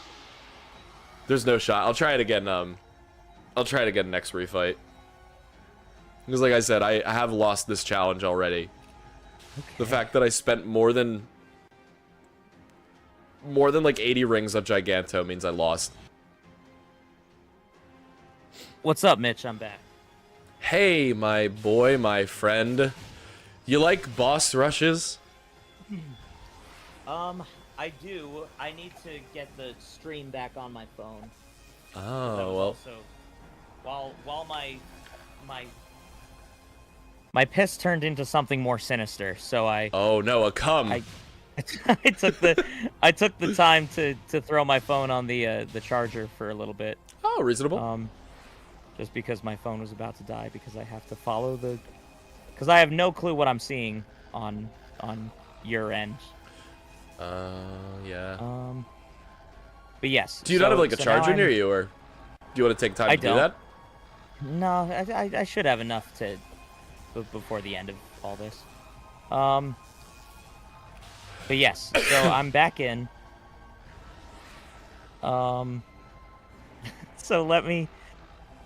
So right now, Sonic is running through on a red thing. Right, that's the point we're at. We're doing a boss rush. We have to do all the bosses again. That's the last challenge. And you remember how... So remember how we had that whole, like, bit, like, fucking, like, 3 hours ago about how it's like, oh, like, parrying in games should be about timing, right? Like, that's the whole point of parrying? Yes. So they changed it so that you have a frame-perfect parry for these bosses, and you have 400 rings to beat all of them. Oh, that and it's sounds terrible. like This is the fucking worst thing in the AIDS, yeah. game. No, it's bad. Yeah. Yeah, I was gonna say it sounds like not a great time. It's really bad. And the only way I've beaten it, and I'm probably gonna lose because of, like, I already spent too many fucking rings on Giganto.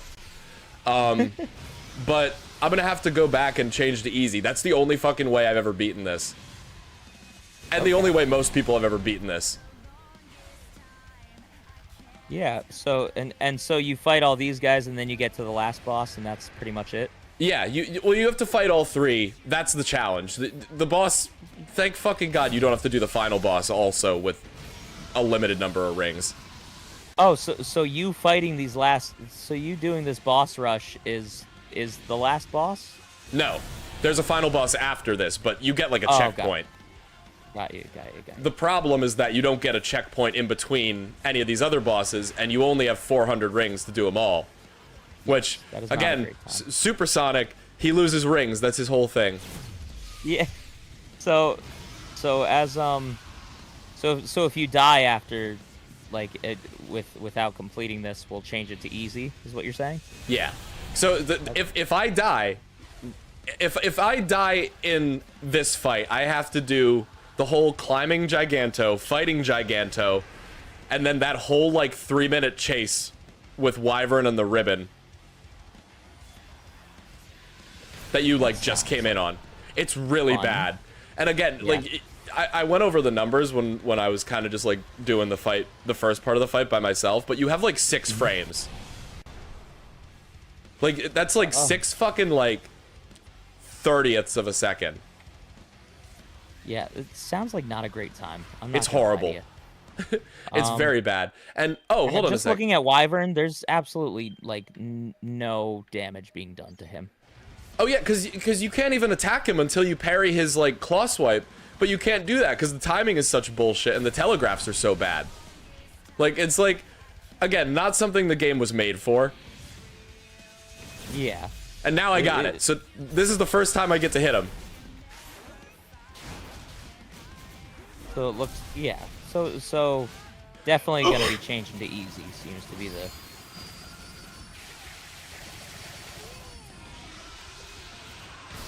And then see, he like randomly will come back at you again, and it's like, oh, gotta do the whole fucking chase section again now.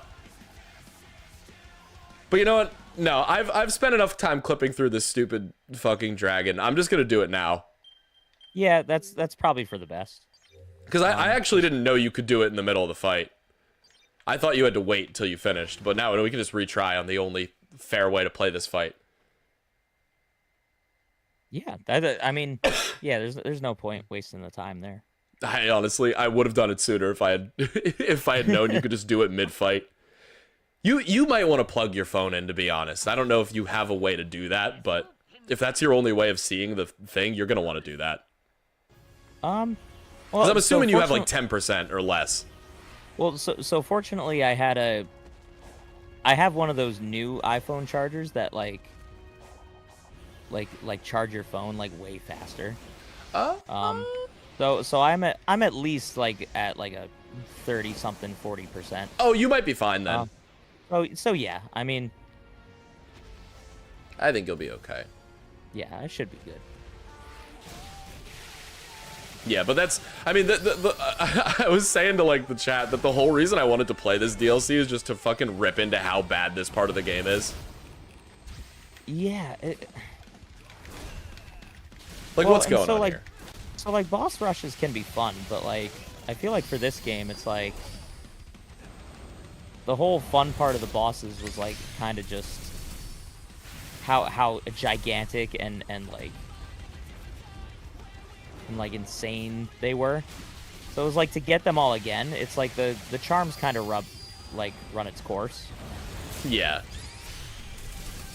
And it's not like nearly as fun. And the best strat with Giganto in this fight is just to like counter him and then spam the fucking that fucking counter move.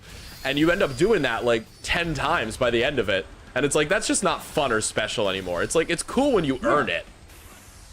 Yeah, but it's not. I will say you're giving him the business right now. You're going pretty quickly through. I'm gonna give him my fucking clap. But I that's can't why, even get to hear Kellen Quinn during all this funness.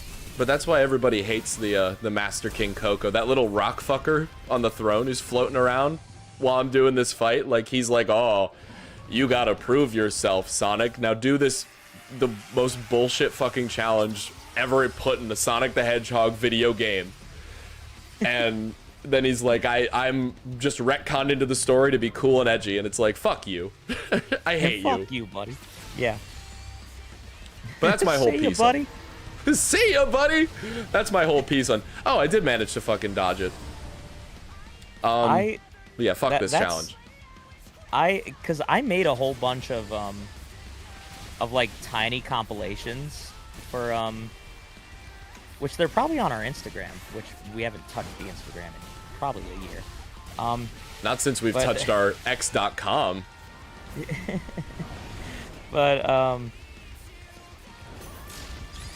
But yeah, I definitely have a compilation of the Sonic Adventure 2 playthrough. At least the videos that came out.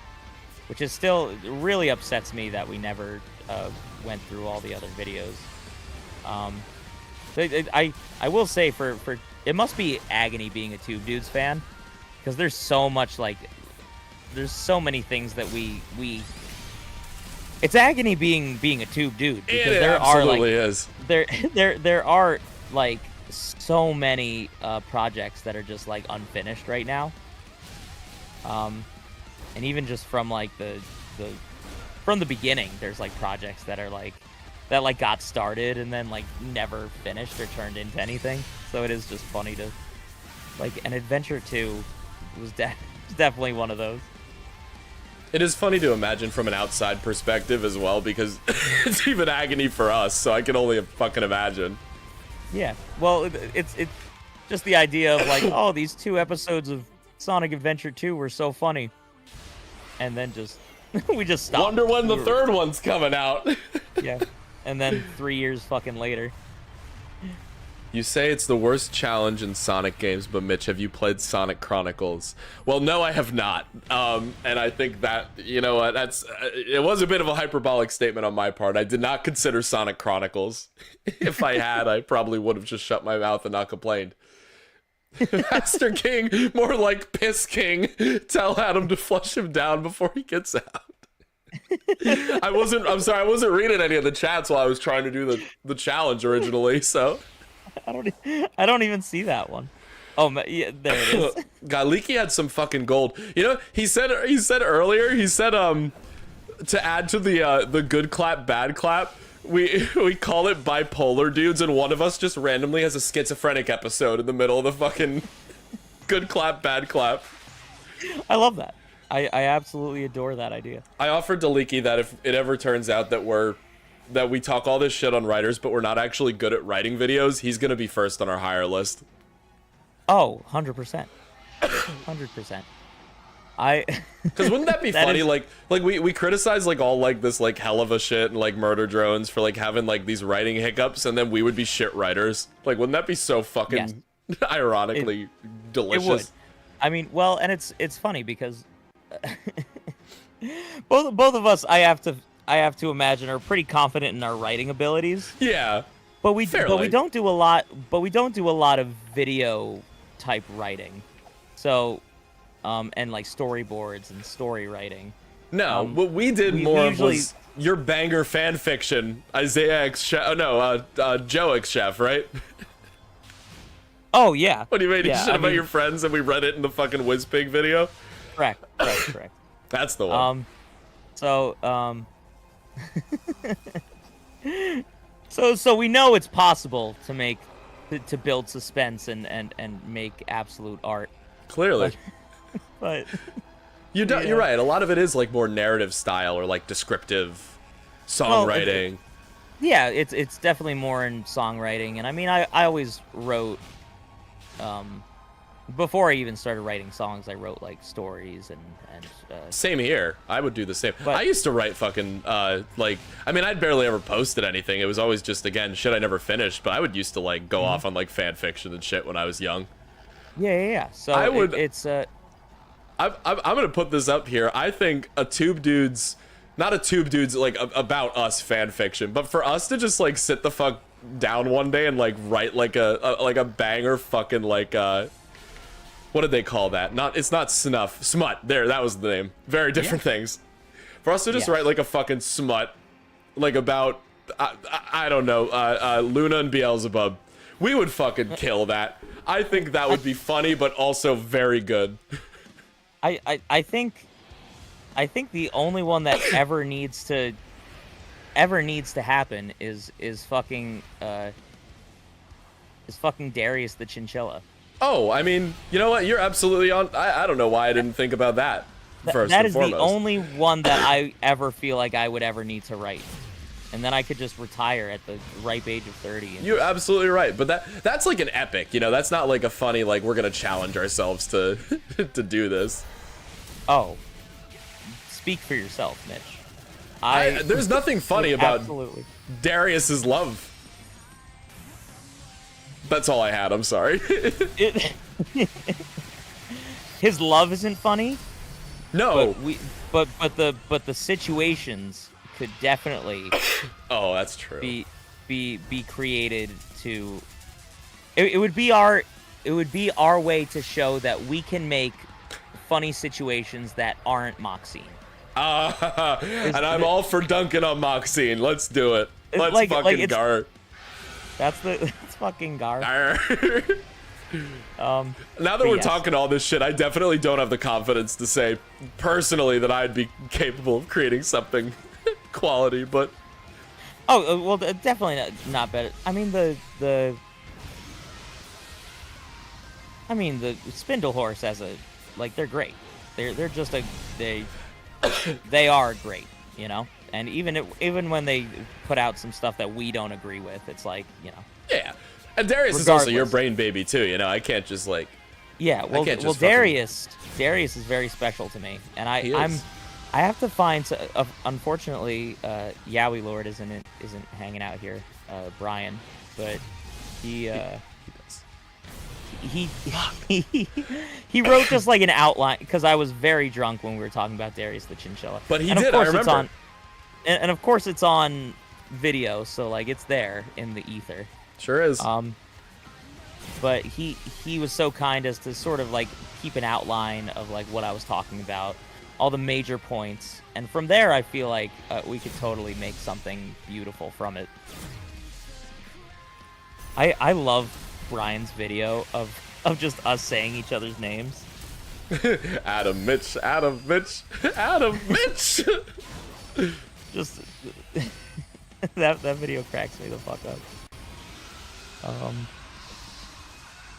But yeah, so you are absolutely bodying this wyvern now. I'm gonna do it again. It's totally different when you have like like a full like 60 frames to do it instead of 6. Yeah. All right, was this? I think that's the threshold I needed to get to. Yeah, now we're finally at like the end part of the fight. Yeah, and then what's the third one? Knight. That's actually the quickest one, I think. Is Knight the big like crawly, creepy thing? I guess so. The chair-looking motherfucker. Yeah, like so that. Oh no, the wyvern is the desert one. So is that a different game? I'm thinking of a specific Sonic boss that I thought was in this game. Well, you were definitely because you thought wyvern looked like a centipede. Yeah, and it's not wyvern that I'm thinking of. It is definitely. It's definitely this next one. Okay. Because he's got. But I have to see it.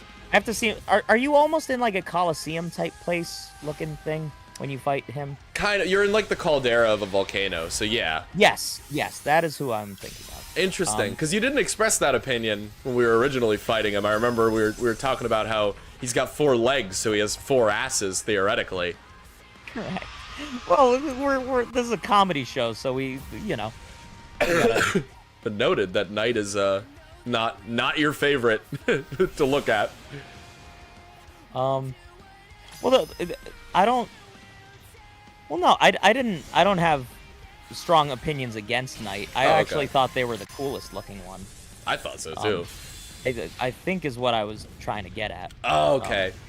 was that I actually really liked that enemy the best out of these ones. I agree. That's design-wise, I think it is the coolest one. You you were just when you said creepy crawly, I just got triggered to the way that like when we first fought the wyvern, you were like, I hate that thing. That's a house centipede.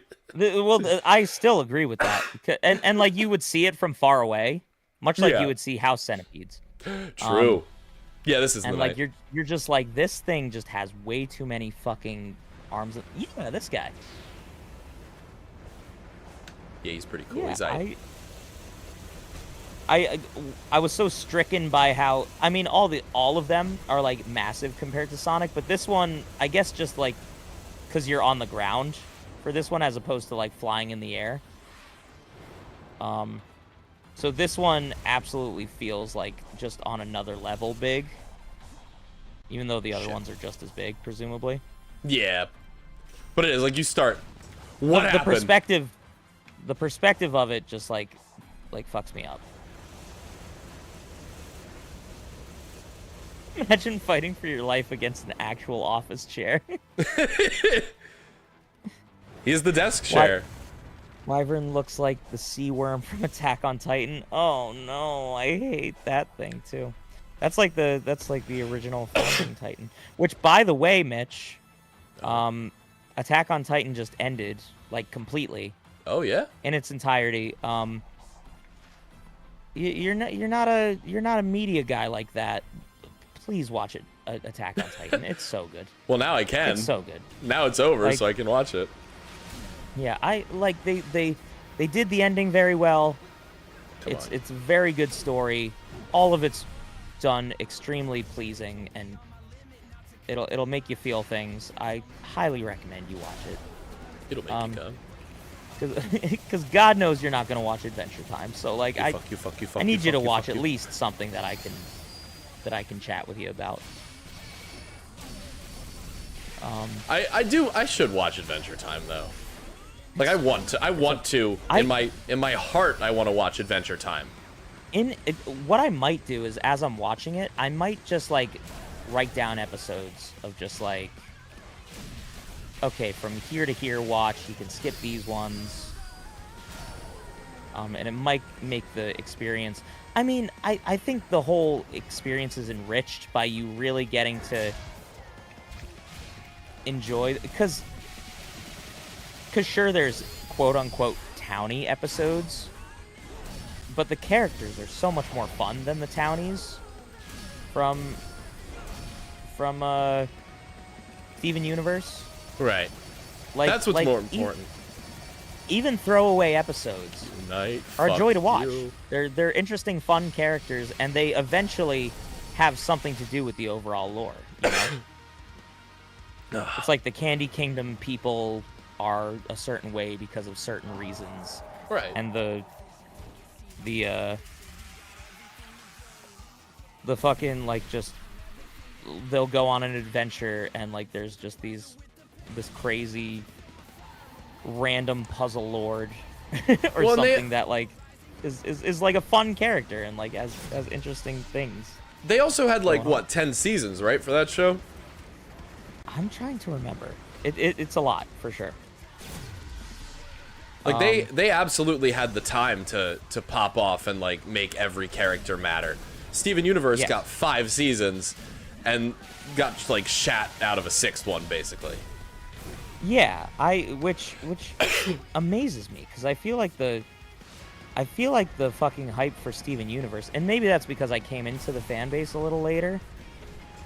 But I feel like Adventure Time doesn't get the same love that Steven Universe gets, Really?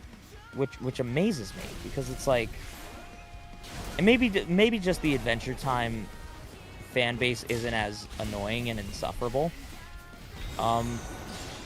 as the Steven Universe fan base can be. Yeah, that sure got that part down. So that might be it more. Is just We did it. We finally fucking beat this thing. Thank Christ. Yeah, fuck this challenge. But no, yeah, Steven Universe definitely had that part of the fandom. It's a lot more obsessed. Mm-hmm. But Yeah. and like all the I think the messaging in that show, and like the ideas that they present that like touch on real world issues, is done more tastefully. Than in Steven Universe. Got you. I can agree with that. They did forgive Space Hitlers after all. Just kind of let them go. Like I think it's done in a way that feels more interesting and authentic, you know? And yeah, now that I'm thinking about it, the whole Steven Universe, like just the ending episode. Yep.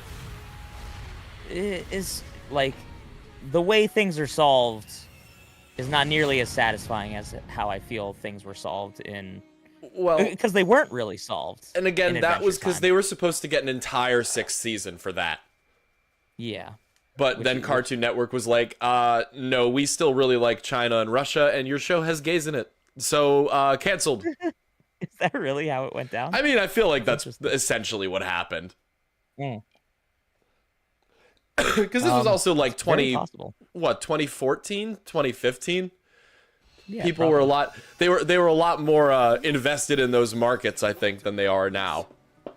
Yeah. Well, and that's something, put it nicely. That's an interesting point that isn't talked about enough, is because at this point it's just like second nature. But I mean, like, gay marriage didn't get like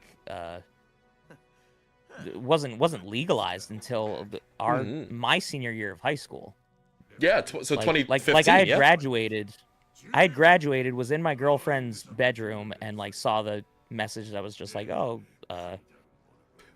gay marriage is legalized. The presidential alert that they definitely had that was like, hey everybody, just wanted y'all to know. Oh, it was definitely like a just like I was chilling on Facebook or something and saw like an article or whatever. But it's interesting because like now that's been, God, I graduated. What year is it? It's almost 2024.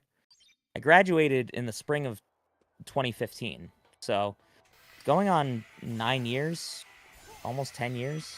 Wild. Going on 9 years since I graduated high school, and since that happened. So it's, you know, that's like 5 years seems like a lifetime ago. It seems like a lifetime ago since I've met you, you know? And that was only, I guess, like 4 years ago? Yeah, we've only known each other for like 4 years. I think maybe a little longer, but yeah, still it was probably a little longer. But 2018, or yeah, it was definitely. Yeah, I think so. So or five-ish. Maybe the end of 2017. I can't remember when when we first met each other. Well, like I know where and when, but like I don't remember. The year that time was, I think it was like 18. I think 2018. Adam, we're going to the final boss. Oh, let's go. Just unceremoniously, just like that, it's time for the final battle. Let's fucking go. All right, let's fucking grow. So let's just fucking do it. We went through all that bullshit so that he would power up us, so that we can become a cooler, more badass supersonic, and hopefully we're gonna see the perfect parry again. It's gonna give us the perfect parry for the final fight. This final fight spoke a bunch of gobbledygook to me, boy. Listen. I know we haven't been too fucking focused on the video game, right? We've been talking about a lot of other fun shit. We've been doing a lot of cool shit. This final boss, you either love it or you hate it. There's been a lot of people who are like, this is the best boss fight in Sonic history. And then there's people like me who are like, this is fucking the worst thing since the Master Coco trial. And also apparently Sonic Chronicles, from according to Leak of the Anal Glen. I think my first experience fighting this boss fucking sucks. This is way fucking worse than, in my opinion, than the original ending to the game. And we'll get there and I'll show you, but the whole reason is because they don't tell you what to do at all. They do not convey at all what you need to do to progress the fight. And you end up going through 999 rings of bullshit, wasting your time, spending like half an hour trying to figure out what to do with the boss. and it's something that like the game has never showed you how to do before. Okay, were you watching, Adam? This is for you, not the audience at this point. But were you watching when I was fighting the knight and he put up his shield? Maybe. So, all right. So this is an exploit with the knight fight. Is that when he puts up his shield and you're gonna do that whole buzzsaw phase, if you hit your dodge button, you can just go around it and attack his head. That's what you have to do against the final boss, and they don't tell you that. Oh, they basically designed the final boss around an exploit in one of the other bosses and didn't bother to tell you. But if you go through and 100% the game, like for every character you max out, every like cyberspace level you 100%. This phase is just the same as it was before. So we can just talk over this phase. It doesn't fucking matter. But yeah, what they do, your reward for 100%ing the game is they teach you how to beat the final boss. You talk to the Master Coco and he gives you a vague ass hint about how to beat the final boss, and that's your reward for like maxing out Tails, Amy, and Knuckles, beating all the cyberspace stages, like getting all the hidden cutscenes and everything. And it's like, what were you on when you were designing this? Literally all people wanted you to do was add a phase after like the bullet hell fight with the end, and nobody would have complained. But instead they did like this ground up, they removed the bullet hell shit, they removed everything that made the end cool, and they just give you like this shit ass final boss instead. And I'm really jumping the gun with this, but it's really bad, and it made me so angry the first time I fought it. Yeah, I mean that's fair, because it, I mean, so first of all, in all fairness, there is something I would have also not known what the fuck to do, because I very much need a game to be like, this is what you need to do to beat them. Now it's up to your skill. Like you're given all the information, and now like it's just skill versus skill, you know? Yeah. But what they were going for, I'm assuming, is like, oh, I mean, we showed you how to do this thing with the knight. Like, you should have that in the back of your head for a person that we gave you a shield for. Like another. So like, it's well, something that like you have to like just constantly be like rethinking about that shit. When it's like any boss battle, you're just like, I want all the information, and then I have to fucking fight this thing, you know? Well, and here's the like, you'll see in a minute, but what really like sours it is that like it's not the same visually. It's not like he has a shield and you have to go around his shield. You literally, you see that port on the back of his neck when you get to the shot of like the Titan bending down? Mm-hmm. The little tentacle thing that just shot into his head that connects him to like the end. Which is, yes. This is such a dumb setup for the boss fight, in my opinion, too. But you have to, instead of targeting his head, you have to target that thing. But there's no way in the game has never required you to switch targets, and there's no button that lets you switch targets. There's no way of doing that. You're supposed to know the exploit from the knight fight. But again, it's a fucking exploit. It wasn't designed that way, and now they're designing it around something that has never been like actually properly used in the game. And yeah, no, that makes sense. That's not even like that's the worst part of it, in my opinion. The other part is I think that this like weird like trying to be like this edgy and grotesque spider version of Supreme as the final boss. It doesn't work for me. What I liked about the Titan so much is that it was like this regal being that was like under control of like this evil mastermind, and now it's like, oh, you know, like now he's being controlled against his will, but you can fight alongside him against the end once you free him, and that part was cool. I don't like this. I think this is a dumb setup for a final boss. Yeah, I agree. Well, when you explain it like that, I like your version better. You know? The version I described is just the version that's in the base game, but apparently everyone hated that so much. Yeah. Like, literally, all that I wanted out of this DLC was for them to, like, maybe, like, fix up, like, the fucking, like, the bullshit of, like, oh, like, the final island. Like, whatever. I could take or leave the playable characters. All they had to do was add another phase to the end of the fight. They didn't need to fucking retool it, have these goofy-ass animated cutscenes. They don't look good, in my opinion. of like Sonic transforming and like being in pain and whatever. It's like, I don't care about all this. I just wanted like a satisfying conclusion to the end. And then they gave us a completely different one that actually is worse. For me, a lot of people really like this fight. Yeah, well, and I guess that'll come back to my point that, like, it looks like playing this is a hell of a lot of fun, you know? But just watching it, like, and not remembering fully how the other fight went, I remember you, like, going into space and fighting the end and all that, which I thought was cool. Yeah. But this seems to be not that. Like, this seems to be just, like, you fighting Supreme a bunch of times. Yeah, the whole fight is just Supreme, and it doesn't feel like you're fighting the end. Mm-hmm. It feels like you're just bullying this mind-controlled fucking beast that doesn't want to be there. And again, like, I think it's okay as a phase. This is not good enough to be the final boss and to be, like, the send-off to, like, what's, like, the most powerful villain that, like, the series has seen so far. Like, they made it more of a joke than it was when people hated the bullet hell bit. Yeah. I don't know, I'm sorry, I'm just really fucking going off, but I really don't like this final boss, and I've seen nothing but, like, people, like, loving it and being like, oh, this is the best Sonic final boss, and I'm like, no, it's such horse shit. Like, they had the workings of the best Sonic final boss, and instead of just, like, fixing it, they went and they did all this goofy anime shit, and they didn't even do it good. Yeah, I'm trying to, like, be invested in it, but, like, I can't hear. I'm sorry. I can't hear it because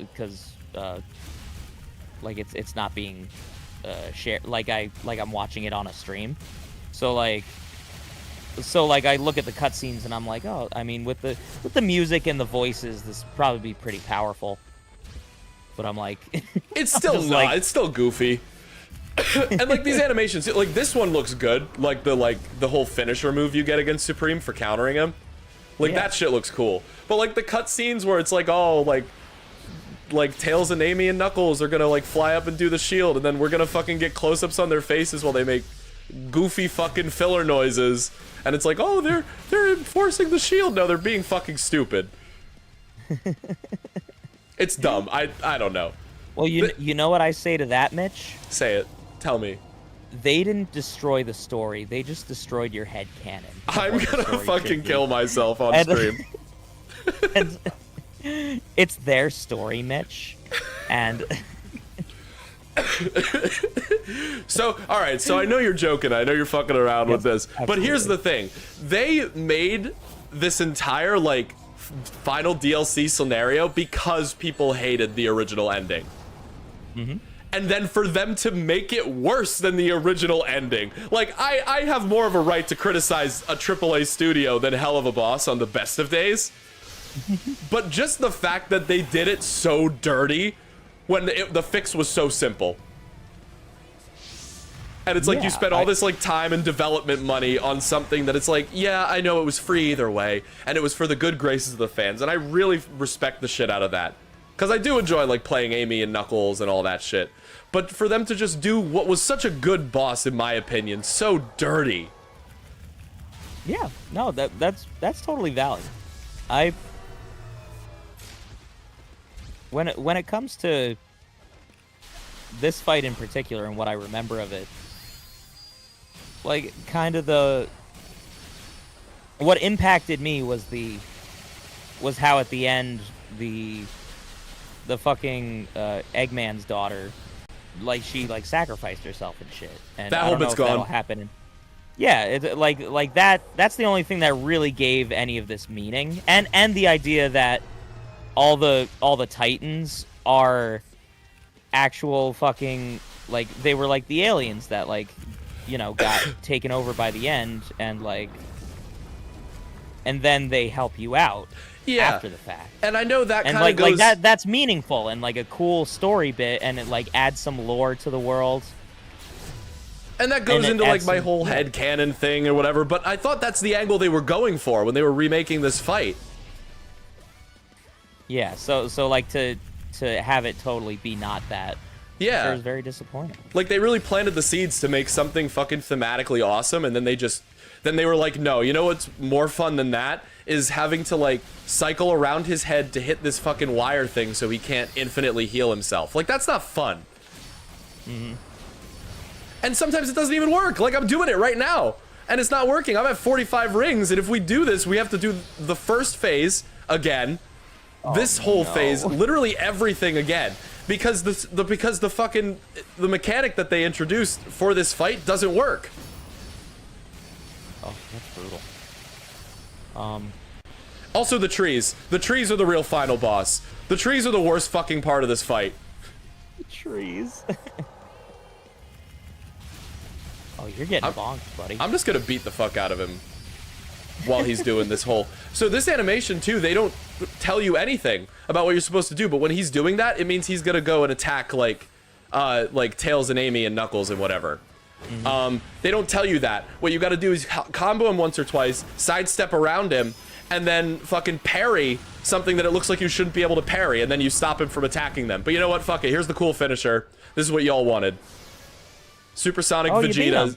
Supersonic Vegeta's gonna beat the shit out of this guy, who isn't even, like, the physical form. If this was, like, a manifestation of the end, not just, like, the last Titan, it would be cool that he's doing all this fucking shit. But he's just bullying a fucking victim.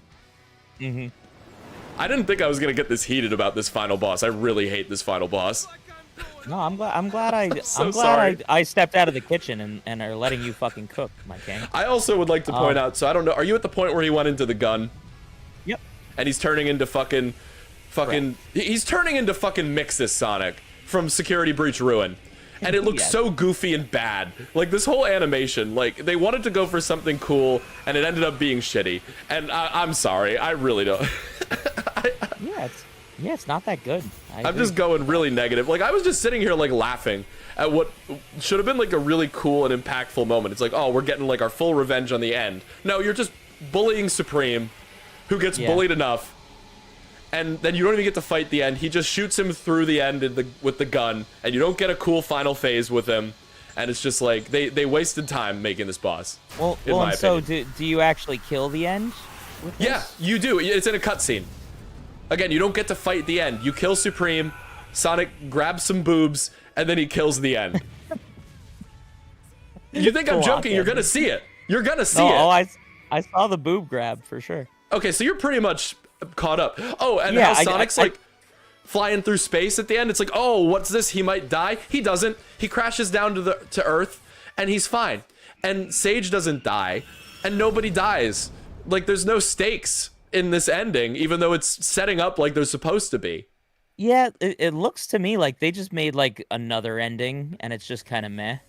Like they just wasted their time like making The whole ending of Sonic Adventure 2 was that Shadow falling to Earth killed him from his super form. It's the same thing happens to Sonic here, and he just gets up and walks it off. And then Sage and Eggman get their happy ending, which is like, it's cute. It's fine. I like happiness sometimes. But they had such an impactful like story angle with her from the beginning, and then they just said no. Fuck that. Yeah, it was way more of a better ending to like tease her return after the fact. That was cool. There's also this whole like little like optional lore point in the DLC where you can get like a side conversation, side cutscene with Sage where she's like, oh, that symbol that you've been seeing throughout the game where it's like, oh, you free one of the Coco and it's like the symbols in the sky, or Eggman's bringing her back to life and there's the symbol on the screen. That's like a symbol of a god, apparently. Oh. And it ends it with like a really ominous like zoom in on like her eye, and she's like, perhaps the ancient's god that they worship is still out there. And then you don't do anything else with that. Yeah, maybe that's some cool setup for the next game. It is, and it's cool, but it's also, you could have just as easily been like, oh, it's like the ancients, like, that symbol is like their word for memory, and cyberspace is all about like preserving their memories, and that's how Eggman brings her back, because he went to cyberspace, basically downloaded a fucking backup of his daughter, and was like, no, she's cool now, she's alive. Oh shit. Okay, Leaky did say Sage being alive was confirmed before the DLC since she was just chilling in the murder of Sonic the Hedgehog. I wanted to play that game with you. I haven't played that game yet. I watched the Game Grumps play it. It was very good. I got you. Do you think it's something we'd even want to bother streaming, or should I just do it on my own?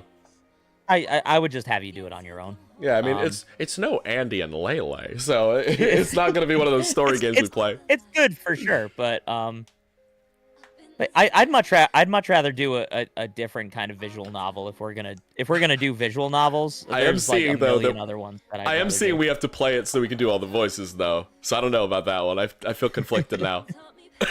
Yeah, it's tough. It's a tough one, definitely. Yeah. I will give credit to them for doing a vocal version. Like the song in the credits now is the vocal version of the song that played when you were fighting the end originally, like in the base game ending. Also, we talked over it, but we got an I'm Here version from Kellen Quinn, so that was great. Oh, nice. It was just the boss attached made me very mad. But yeah, that was it. Well, and that's fair. All your points seemed like super valid, and they're well thought out. So I totally. I am a little surprised we didn't have anybody else like any other like Sonic fans in the fucking like chat just like finding this video and then getting absolutely fucking triggered about me like talking shit about this boss that like most people love. Yeah, I mean, who knows? Once we put the VOD out, it could definitely stir up some trouble. I hope that hell of a guy, whoever commented about the fucking headcanon shit, like comes back and watches just that part. I would love that so much. There's a lot of comments where I think it's so where your intent, it's interesting. Where your intent is with the comment, I like completely get and like find very valid with a lot of commenters, but especially on Hell of a Boss stuff, where like what you're trying to say and what you're intending to say makes total sense to me, and like I totally like dig that point of view, and then the way you word things is like super shitty and uncool. Yeah. And so it's like then all the like valid points you were making like just mean nothing to me then. It's like get a bigger top hat, my guy. Bong.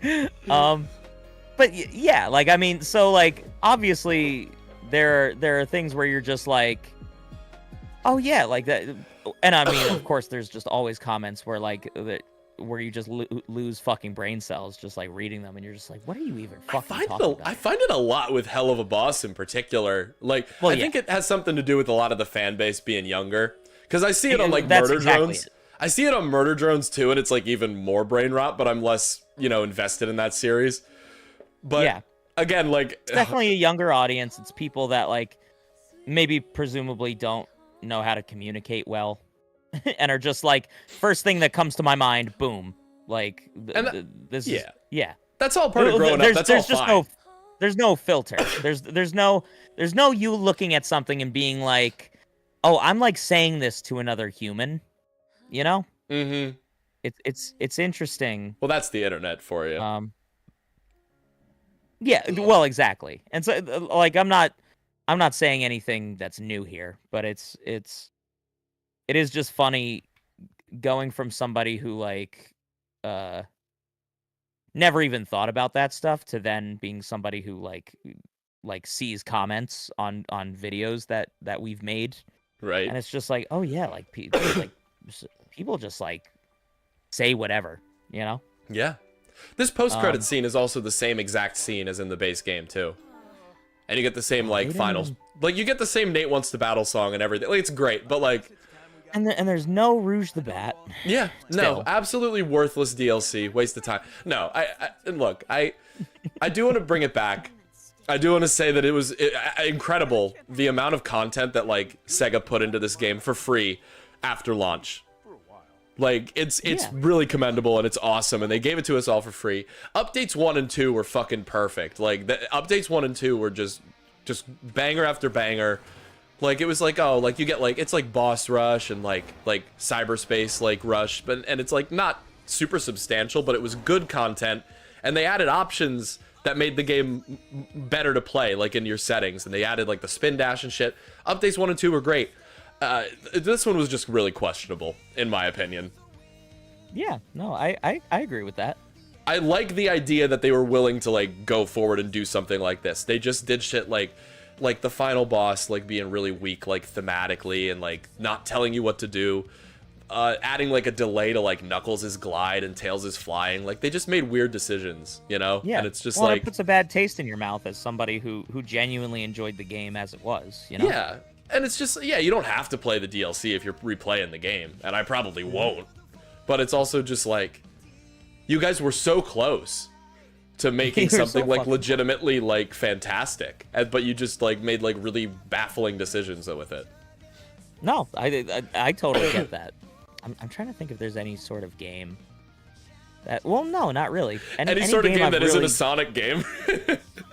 Oh, you know what? The only thing I just saw in the chat. First of all, that game Cooking Companions, I will look up because if you're speaking so highly of it, is that one that Game Theory's done a video on? Because I think I know what it is. Probably. If it's probably. That one. I haven't seen it, but I'll totally look into it because if it's anything like DDLC or any like visual novels, I just, I love that kind of stuff. All you gotta do to get Adam on board with something is say it's like DDLC, and it doesn't even have to be in a substantial way, but you will have piqued his interest. Oh, for sure. You absolutely will. Like talking about Sonic around Mitch. It's true. It's infectious. True. Yeah. Okay. So they did do videos on Cooking Companion. So I know the one. Yeah. So I'll have to look into it. That would be good.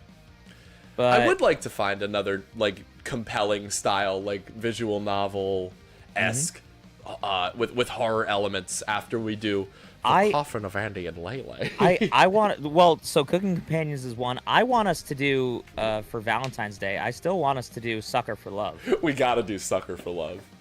I think that one would be so much fun, and it's really not that long of a game. And there's like just different eldritch gods that you can fall in love. Like that just sounds fun to me. Sounds great. And all comes back to Christmas with Cthulhu or whatever the fuck we played. Speaking of eldritch gods, I would love to be able to do Fear and Hunger, but I know that's a really niche and tough game. And also, we'd have to download the mods that remove all the penises. But that's a horror game. That's a fucked up horror game. I've never even heard of that one. But so back to what I was saying. So the only thing I can liken this sort of experience for you is, so they came out with DLC for Doki Doki Literature Club. Oh yeah, DDLC Plus, right? DDLC Plus. Oh no. And while I thought it was good, and obviously it had to be different because the whole point, the entire point of DDLC is to just subvert expectations and like turn your world inside out and make you just totally like unthink everything that you ever thought about anything. Right. And so then people were like, "Oh, we want more DDLC type stuff." And so they were like, "Okay, let's just make actual visual novel stuff." Like, which is all pretty much DDLC Plus is the girls meeting each other. Okay. And getting a slight window into each mental illness that these girls have, or each issue that they run into. Okay. Now, first of all, it was done very well. All of it was good, but it was, what they did with it was they had these, they wrote problems for these characters because like each character obviously has like a certain thing about them, and then it was just like a whole lot of like, I guess, like healthy friendship building with the character. Like it's like, oh, okay. It's like Yuri being like, "Oh, I'm having this, I have these issues with myself," and like then another girl's like, "Oh, that's stupid," and then another girl is like, "Well, let's no, like what you said there, like really hurt her, and like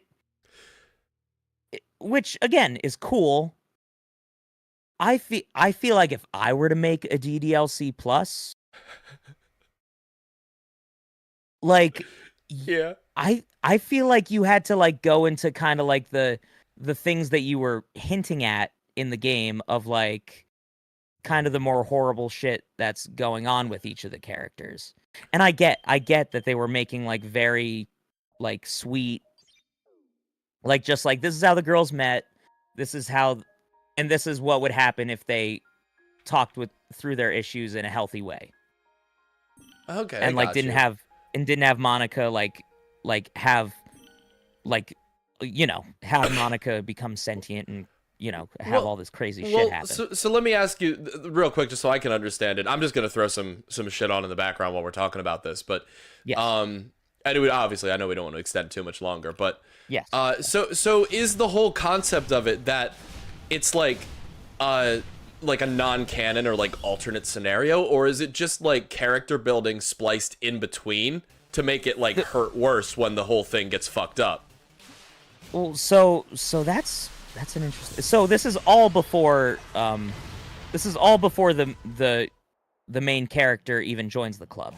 Oh, so this is like pre the game. It is presumably the prequel story to how they all met each other. Oh, okay. And does not even delve into, but it kind of like it, because in the actual game it's like Natsuki and Yuri never really even talked to each other, and like and in this version it's like they have like meaningful like moments. So I think it's a little bit of both. I think the whole idea is that they meet each other, and then there's like this added little bonus of like moments that they have with each other before the club even really starts fully. Okay. So it seems like it's a prequel then. It's a prequel story, but which again is fine. But it's a story that like they kind of made into, which I think would have been, you teased all this really interesting stuff about like Yuri being a cutter and Natsuki's dad beating her, and like Sayori wanting to kill herself, and like Monica having all these horrible insecurities and issues despite being like beautiful and popular. And really none of that is like touched on at all. It's like it's very base level. It's like just the very vanilla version of these characters. So dance out just before you mention. Hold on to what you're gonna say. You knew I was gonna mention something, but yeah, okay. But Dan Salvato like says like I almost made these like, even in their art style, made them look a little more mature because how they act towards each other is a more mature. Oh. And like they've like these characters have matured, even though it's a prequel story. These characters have matured from what they were in 2017 when he made the game, you know? Oh, fair, okay. But I think a more compelling story would have been a toilet paper meme. Is to reboot Doki Doki Literature Club and go through the game where you actually do try to woo each one of these girls, but you get more of the like when you learn about each girl's like terrible thing that's going on in their life. Oh, that would be wild. And it's something more that like, and it's tricky because then it goes into this whole thing of like you being a savior or something. And I guess the whole point of the game is that like there's these awful things that are happening, and sometimes like you're not the answer to those issues, you know? And is it even, because that wasn't what I was gonna like bring up, but it brings up the question that without the meta elements, is it even DDLC? I think so. Considering a massive chunk of the game is just a regular visual novel, I think it could have absolutely worked. Where like you expanded upon each one of these. Doing that much parts. damage to Giganto feels so good after the fucking master trial. I'm sorry. Anyway. No, it's totally fine. But like I think you could have. There could have been more, because there's just days I feel like where you just skip.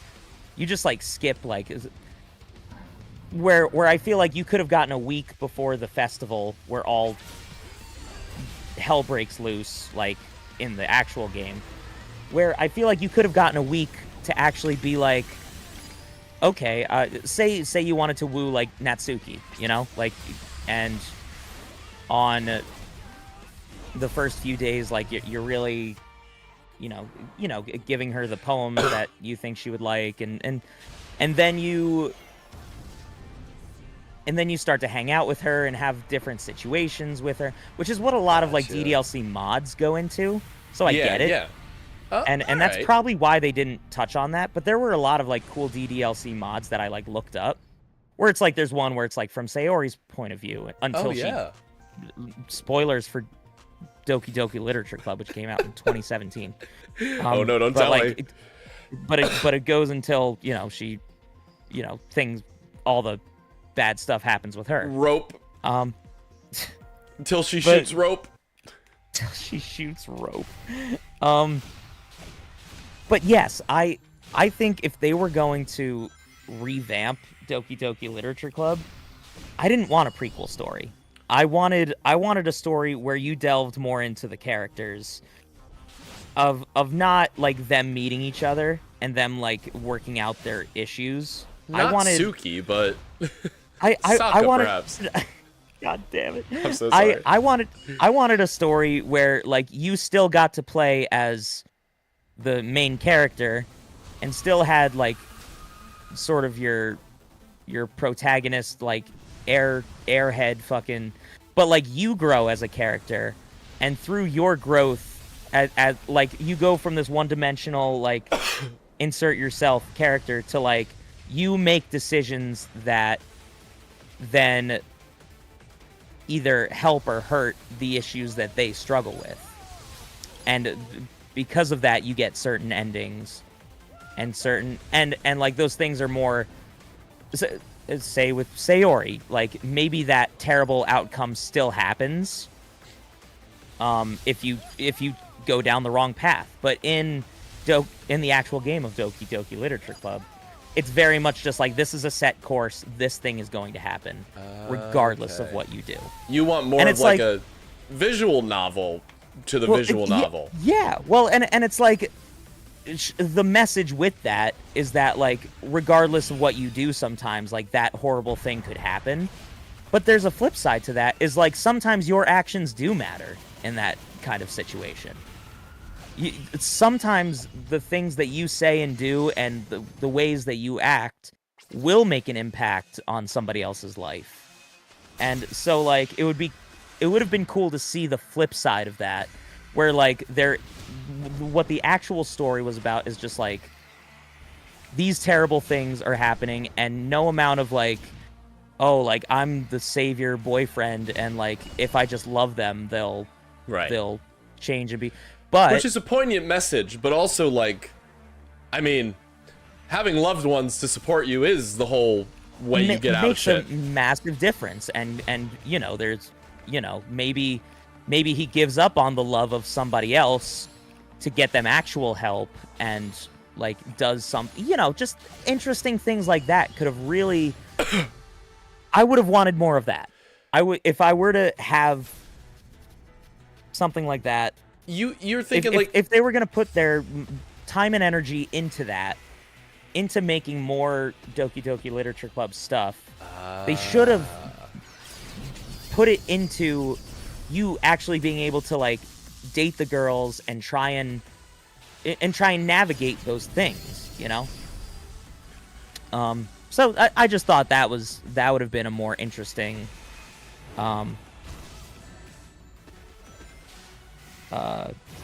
I just feel like that would have been a better use of them. Much like you were saying, like, you know, the fans wanted something different, and then they gave something that wasn't satisfying to you.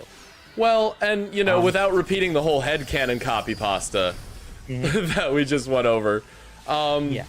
it's, you know, it sounds to me, and not to like cut in on something I don't know anything about, but it sounds to me almost like they fell to like the FNAFification of making it like too straightforward and kid friendly. Not to say it's still kid friendly, but they made like a straightforward visual novel is what it sounds like, without the things that made the original so like compelling as like a piece of horror medium.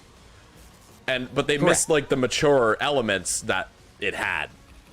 Yeah, absolutely. I think that is the thing that really gripes me about it, is like it is kid friendly. Like the DDLC Plus is, and there's no real like consequences for your actions. It just follows a simple little story. I feel like it follows just a simple story of like everything leading up to like them starting the literature club and having the main character like come into it.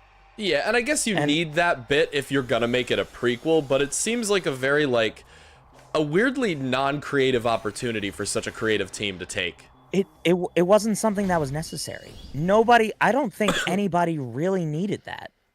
What I definitely wanted as somebody who's like a massive fan of that game is, and again, what they made was objectively great. It was like, it looked visually pleasing, the writing was still great, but it is not something I thought was necessary if you were going to make more DDLC stuff.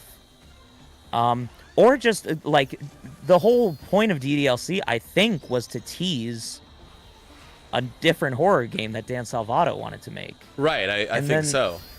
And I mean, for whatever reasons, I mean, like, I can't imagine the strain that something like that puts on somebody, especially like when you're just like a small indie team and then like it has such a fucking groundbreaking, like, I'm sure the like stress levels for that kind of stuff just are through the roof for that guy. Absolutely. And so I empathize, and I get why he hasn't made anything since, like, as far as that's concerned, because I'm sure the expectations were through the roof, and then he's like terrified to like make something that people aren't gonna like. But who knows? And he probably just got interested in other shit. You know how it goes. Yeah, it sounds like the passion wasn't there to make something that's new and groundbreaking. Like, this isn't like Toby Fox makes Undertale as a teaser for Deltarune and then blows our minds away with something even better. You know, it wasn't supposed to be that way. Yeah. Yeah, Or, I mean, I guess in more of a literal sense it was, because the game was a teaser for another game, but like making more of, that's like if Toby Fox, like, I don't know, if he like released like shitty boss fight for like the Switch version of Undertale, maybe. But like on a more bigger scale. Yeah, it just, so, and who knows, maybe there's other bigger things in the works. But I think if you were going to make anything that was DDLC related, if you were going to make a DDLC Plus, I feel like it had to be you picking up where you left off in the story of like the actual visual novel, but with added things in between what was already there. That's what I thought you were getting at first when you were describing it to me. And I think, and there's a skip button for a reason. It's like, so you have the whole game again, and it's like, oh, I've already seen this, I'll skip it. And there's got to be some engine where it's like, this is a new thing, the skip button stops, you know? Like, it. Yeah. Like, I feel like that's just something that's in those games, you know? Yeah, that is a little wild. So I feel like you insert things that just make the character development a little more compelling, and you add more dates, and you add more like interesting conversations between the other characters, and I think there could have been a lot of cool stuff done with it. But again, damn, that sounds exactly fucking like what this DLC was to me. Wow. Exactly. So like, so that was when I was trying to relate it to something, and so I empathize with you a lot more on this now that I can sort of picture. No, like, you're absolutely right. That is what it's like. It feels like they were just wasting fucking the good faith and the potential of it. Well, not to say that it's bad, but it does feel like an absolute violation of the Geneva Convention, and also like what people were asking for. It's like, oh, we're gonna make this like thing for the fans, but then we're just gonna make it like not good. Well, and so to be fair to both the makers, both Sonic and Dan Salvato and the makers of DDLC, so those were things that, in both situations, is stuff that we really wanted. Yeah, that's true. You really wanted something. I really wanted something. That is true. And what we got as far as DLC was not either of those things. Can we please make that fucking headcanon comment a copy pasta? I wanted to say it like so many times in this conversation. Yeah, and so like, I think that, and yes, Leaky, the game I think was supposed to be Portrait of Markov, which was what Yuri was reading, and thank you. Like there was just some cool little like things within that they teased, you know, and it was just interesting. And I think what, again, Yuri as a character I really like, because she was the most interesting character in my opinion. Not that she was the most likable character, but I thought as far as characters go, I was like, she was the most interesting to me. Boobies. Well, yes. She was also the most like physically appealing, but depressed. like, but she. I'm sorry. But I related to a lot of like what she was about, which was like she's introverted and shy, but she's extremely passionate and really like can almost sort of lose herself in how passionate she is about certain things. And then YouTubers and gamers understand that. Yeah, and then she's super into horror and like interesting stories, and like that was just something that I really like was like, oh fuck, cool. Like it would be so cool to like add to that, you know? And that wasn't what ended up. Yeah, well, and then also like when you do have the one little dating scene with her where she like visits you at your house, like interesting shit happens. Like you cut your finger and she like almost gets like this like weird ravenous look, and then she like puts your finger in her mouth, and you're looking at me like Squid looking at Sonic. it's this, but it's like this weird moment where you're just like, what the fuck was that? I'm so into it. Like, but like, why did that happen, and why is she that like? Right, exactly. So it makes for interesting like character stuff like that you can do with that, and then you learn later she's got like a thing about knives and blood and so like, but then it would have been interesting to have it not be like, oh, Monica's messing with the game files, so they just go absolutely batshit crazy. It's like, because she says like, I was only exacerbating these things that were already in them. But that was cool. They were already there. Yeah, so like presumably if you like delved more into like Yuri as a character, you would have to navigate like those little weird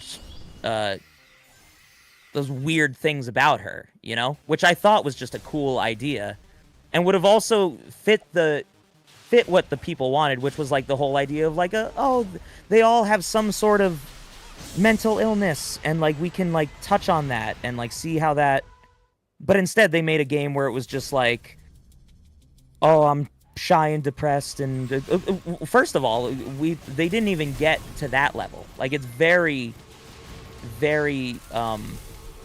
since they're all just meeting each other, it's like how an actual, which again is great writing, but it's how you would actually like talk with somebody who you're not totally friends with yet, but you're like being acquainted with. And so it's very surface level, like how they like sort of help each other out and like are navigating each other, which is cool, but again, not necessary when you know how fucking like all the cool shit you could probably do with these characters. It's interesting because it almost sounds like our Maxime criticism. Like it sounds like a regression of like, but like in reverse, like they are more mature with the way that they're dealing with shit and like more healthy about it in the prequel Correct. than in. So I'm right in like saying that. Is that how it is? Yes, yeah, absolutely. It's really weird too for like a horror game, and like again the whole thing is that like DDLC was built off being like super like unique and fucking like, oh, it does all this meta shit. It's like, again, if Toby Fox was to release a version of Undertale that didn't have like all the like meta shit and like the save scumming that Flowey does and all that, like that defeats the whole point. Yeah, it was adding, as I'll say it again, like it was just adding an unnecessary prequel that didn't need to be there. It was like I didn't need to know how the four of them joined the club. I could care less. Yeah. Make it a story about, you've made these compelling characters. You can't obviously do the whole meta thing because you already did that with the original game. Yeah. So why don't you make a game, if you're gonna make it a plus, like make it a game about actually getting to know these characters on a deeper level and like learning about them and having the save states to be like, okay, so I've done that. So I've gone through all of Sayori's story. I've tried all these different scenarios with her. Yeah. Let's go do Natsuki. Let's go do Monica. And Monica you can't even woo in the game because obviously she's fucking Monica. She's already wooed. A massive point in the game. Yeah. But like, so to then, it also added to me that like in DDLC Plus, she's just a normal girl again. Like she's not this omnipotent. That's wild.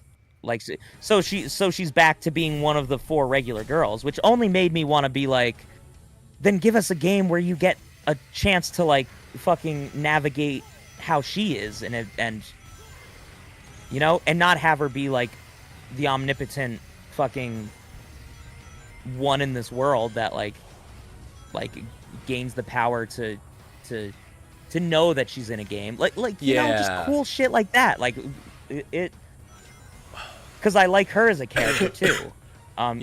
Even before like finding out that like she had all this, because again, as a character she's awesome once you figure out the whole picture and the story of the game, but she was still an interesting and fun character before you knew any of that shit. Right. And she and a lot of her stuff got tossed to the wayside to make for a bigger entrance later in the game. Yeah. But so, you know, it doesn't seem very plus to me. To just have them just be normal. It's a little weirder, too, from the perspective that DDLC Plus is like a new version of the game, right? That you can pay money for again to get, like a new, right? It's not just like an add-on. Yeah, correct. Yeah, well, like, and that, not to say that, like, Dan's like that, he's probably not, but it feels weird that you're releasing this, like, Plus version that you can buy again, and then the content is so lackluster, and it almost seems like the easiest, like, least brain, for lack of a better way to put it. Yeah, and like with the Sonic thing, like it's something that I care about, and it was a huge missed opportunity, but it was free. You know, you already bought the game, you already have the other experience if you want to just go for that. And there's a shit ton of it. I feel like there's a lot to this ending DLC here. Like, wasn't DDLC free to? Oh, I'm sorry. Yeah, you know, he's right. DDLC was free to begin with, wasn't it? Yes. That does make it a little. That makes it different. Well, DDLC itself is free. Yes. Oh yeah, this is the part of the night fight you can skip. Oh, interesting. But I failed to do it right there. But and actually, so I shouldn't have said so. But I thought like you had to pay for DDLC Plus. I could be wrong on that though. I don't remember. All right, so that might be a moot like point that I made, but it is weird that it's like, oh, you're getting like the paid stuff is like doesn't even have as much effort put in as like like the direct comparison, the free Sonic Frontiers DLC, which while I didn't like it, was free. Yeah, and sought to rectify. Leaky said you had to buy DDLC Plus. The base game was free. So the actual game that was like crowned one of the best like horror games. It was like it won best horror game that year, you know, and like it has been critically acclaimed since then. Was completely free to play. And then they made DDLC Plus that again was just a prequel story that really wasn't all that interesting. It was great to see the characters again. That was really it. You were like, "Yay, I'm back in this world. I'm back seeing these characters that I know and love." And then to have really like nothing happening, it's very like Natsuki has a panic attack is like the most drama there is. It's like I have a panic attack every other fucking day. Like you ain't special, bitch. but you know, like I feel like in DDLC Plus, like that was like the most dramatic thing that happened is she has a panic attack, and Yuri kind of like helps her out.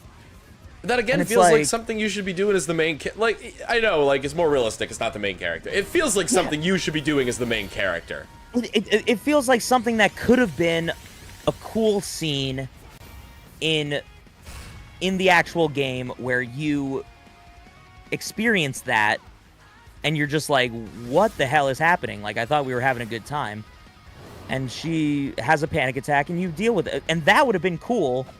And then all this other shit happens, and then all of these little scenes could have still happened. But I feel like they needed to happen with you as the main character being a part of it. And was like something of substance. what it was you being Sayori or you being Yuri while you're talking with one of the other people. And it just it wasn't it's just again, it wasn't what I wanted. Damn. And like anybody hearing that, like put a big baby face over me, like crying about it, being a little bitch. But like we need to clip this ourselves before they can do it. The entirety. Mitch plays level 99 Battle Rush while we talk about fucking DDLC Plus and Sonic Frontiers. Like you know. For a game that truly, genuinely, I say without being ironically, is one of my favorite games of all time, story games, like because it's not like something you really play, it's something you experience, you know. And so it's like I needed, like, if they were gonna do a plus, I needed it to be like you're back in it, You're Sayori's childhood friend that joins the literature club. You meet these other girls. These wacky shenanigans start happening.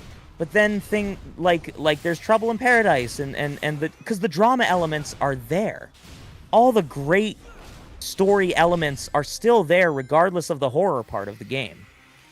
You could cut out completely the horror part of the game and still have really compelling dramatic moments that could have been sprinkled in and could have and still had the characters have arguments and deeper rooted issues happening, all without the horror element and the sentience and the, you know, you didn't need the meta narrative to make the plus part of the game good, you know? Yeah. It is asking a lot of him to make something like groundbreaking again, you know? Just be like, oh, yeah. Why couldn't you have just had the fucking meta element? Well, because that was like, you know, again, not everyone's fucking Toby Fox. I can reasonably, you know, kind of concede that. Mm-hmm. But it almost, to me, now that like hearing it described, just like on principle, seems a lot more egregious even than the way Sonic Frontiers did it. Because again, like, this is free.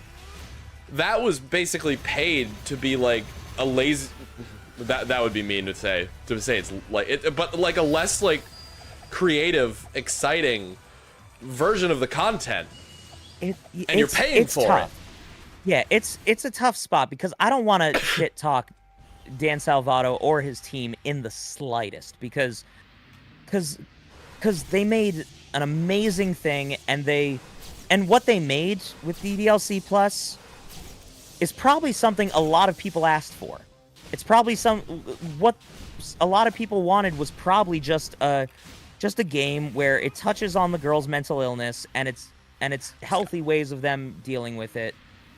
I think the way that should have went down and the way you could have written a more fun, compelling way that I would have bought in an instant for way more than and again, like it was probably like $2 and like not a big deal and like you know, but I would have paid like $15 to you redo the story from the beginning and you get more in between time with each one of these characters, or you have the option to really fumble the bag with a certain character or really fucking, you know, go the distance with a certain character, and like it shows how that relationship could progress or be you know, demolished, you know? I think I would have paid an arm and a leg for something like that. I would have fucking amputated myself for that game. So you know. No, it seems like, and yeah, I mean, we're just like two fucking dudes on the internet, but it's not to like talk shit on people that we really like. Even like Sega too. Like I want to say, like they really did go above and beyond, and I'm so fucking thankful for like the content updates and the quality of life improvements that they made for this game. I just think it was just so baffling, and I think it needs to be said because nobody else is saying that. There isn't anybody like being like, yo, why is the Supreme boss fight designed so badly? Or at least not as much as people being like, oh, it's so epic, Vegeta supersonic, and I imagine it's the same with DDLC Plus, is that? Yeah. Well, and yeah, presumably there's a lot of people that are just like, this was so sweet and this is exactly what I needed and it's so good seeing these characters again. And like when I started, I was like, I agree. This is nice. This is a nice little thing. What upsets me is the idea that this is all they're ever going to do with it. They made this amazing thing that I really cared about, and then they added a little prequel that allows you to sort of get to know a little bit of the backstory of before the main character enters. And then there's been absolute fucking static noise about anything else. Yeah, it didn't seem like there was no thematic reason. No other projects in the works. No talk of like, okay, well we did this. It was just they made that, and like that'll sate everybody, and like we're just not gonna make anything else, and it just sucks. And like again, I get it because I'm not the one making the game, and not, like have all these expectations on me, and it's not like Sega who can just be like, oh, we're gonna do whatever the fuck we want because we're Sega. It's like Sega also really shafted Sonic Team with this game, so I can't like knock everything on. Oh, absolutely. But it's like they're a small group of indie developers, like such a small group that like put out the game that presumably like is like would have made them so much fucking money. They put it out for free, which is awesome. Yeah, but like people would have definitely like dropped $5 if they knew. It's tricky because I think if it wasn't free from the beginning, people wouldn't have like bothered, you know. Fair enough. They would have had to have like given it to a bunch of like let's players and like really get people interested in it, as opposed to just like, this is free and anybody who wants to try this visual novel can try it. Like, but the art alone, like you look at the and you're just like, ooh, this is interesting and fun and they're cute, and like anybody who likes a visual novel will at least be like, oh, let's give it a shot. But at the point, but obviously it's the horror part of it that makes it like, oh, this is fucking amazing. Right. But at the point, like, it seems like at this point, like, the issue is like the quality more so than the cost of the product. The only thing that the costs seem to be like really relating to is the fact that it's like you can pay money for a worse DLC, or you can play the fucking masterpiece for free. Well, I think what I'm getting at is that like is the idea of just like, I get that with an indie developer team, like you know, you're not making a lot of money. You're doing this Yeah. because it's a passion project. And like what I'm saying is that DDLC was so good that I think they could have made enough money to really then dive into exactly what they wanted. Yeah. And that's a crying shame to me. And it maybe doesn't that's not feel- right. Maybe they still made enough, like, who knows? I don't fucking know. But like I feel like what would kill me is to know that they weren't able to do it because of like budget constraints and because like people had to back out of the project and like because it's an indie thing that like it kills me to think that, like, you know, such a good talented team couldn't make something else because of those kinds of constraints. Well, it almost, well, and from the way you describe it, it seems like they didn't really want to make, well, because DDLC was a teaser anyway for whatever the other game is gonna be. Yeah. It seems like they didn't even want to make an extra bit of DLC for DDLC. Correct. I think that's the case. I think they truly, I think everybody was just kind of like, we want to see, like I think people were so ravenous about DDLC, myself included, that Well, don't make a good game then. Fuck you. Yeah, they were just like, well, we'll like make a little prequel story. And again, it's like, who knows what the fuck they make next, or if they do anything at all. Yeah. But what kills me is it's like, okay, so if you make DDLC, I would have loved if they would have stayed the course and made Portrait of Markov or whatever sort of spin-off they were trying to do with that. Yeah. Or like the full game. Or whatever they were trying to tease. I wish they would have really like just dived into doing that and like really put the efforts and energy into that. Or if, okay, you put your energy towards more DDLC content, that's fine. Make it what I've been talking about this whole fucking time. Like make it something where you're with these characters again, getting to actually fucking build different relationships, and make it an actual visual novel, and keep what is good about anime visual novels, which is the idea that, like, yeah, you're in like a harem situation and you're trying to woo each of these cute girls that obviously likes you, but there's dramatic elements to it that make it so much more compelling and makes you go like, wow, this story like really sucks me in, and like I care about these characters so much more now. And they don't seem as two-dimensional as they did at the beginning, because there's all this stuff with their family or stuff with their mental health, or so that's what I feel needed to happen to make it worthwhile for them to. I mean, they dropped it in like 2021, 2022, like, and that, from 2017 to then, nothing happened from that team. It kind of went by with just like a murmur, you know? Like, I mean, Game Theory made another video about it. They were like, oh, there's more lore, but like nobody really, there was no hype around it, it felt like. Of course. And so it's all going back to that thematic relevance, because they had great themes in the first game and didn't expand upon it in Plus, just like with Sonic Frontiers DLC. Absolutely. That goes back to like all the cool stuff that like makes the end of Sonic Frontiers, like, even if you didn't like the boss fight or didn't like how you fought the end, you at least were like, okay, there was a sacrifice that was meaningful, at least for the time being, and then afterwards you're just like, whether you like the fact that she came back or not.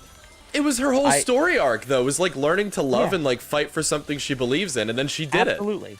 Yeah, and so like so that's an interesting part. The whole idea of the chaos aliens, like, and how they perished and how they fucking like are still living within these, you know, and that all the little Chow whatevers are like their souls or whatever the fuck, like all that like kind of again goes out the window with what this new DLC is. And so it's really all about like, and me and you are sluts for lore and story, and but like a lot of people are just like, more Sonic game, yay! And like that's and it was it, still you know? fun, aside from like the bullshit Master Coco challenges. We didn't really touch on it, but the towers were annoying as hell to get through, and had like elements that like don't respawn, that are pretty crucial to, you know, getting through the tower. So if you fall off, they don't respawn. You're shit out of luck. Mm-hmm. And it's like, yeah, it wasn't all well designed, but it was more Sonic, and I do like more Sonic. So But, yeah.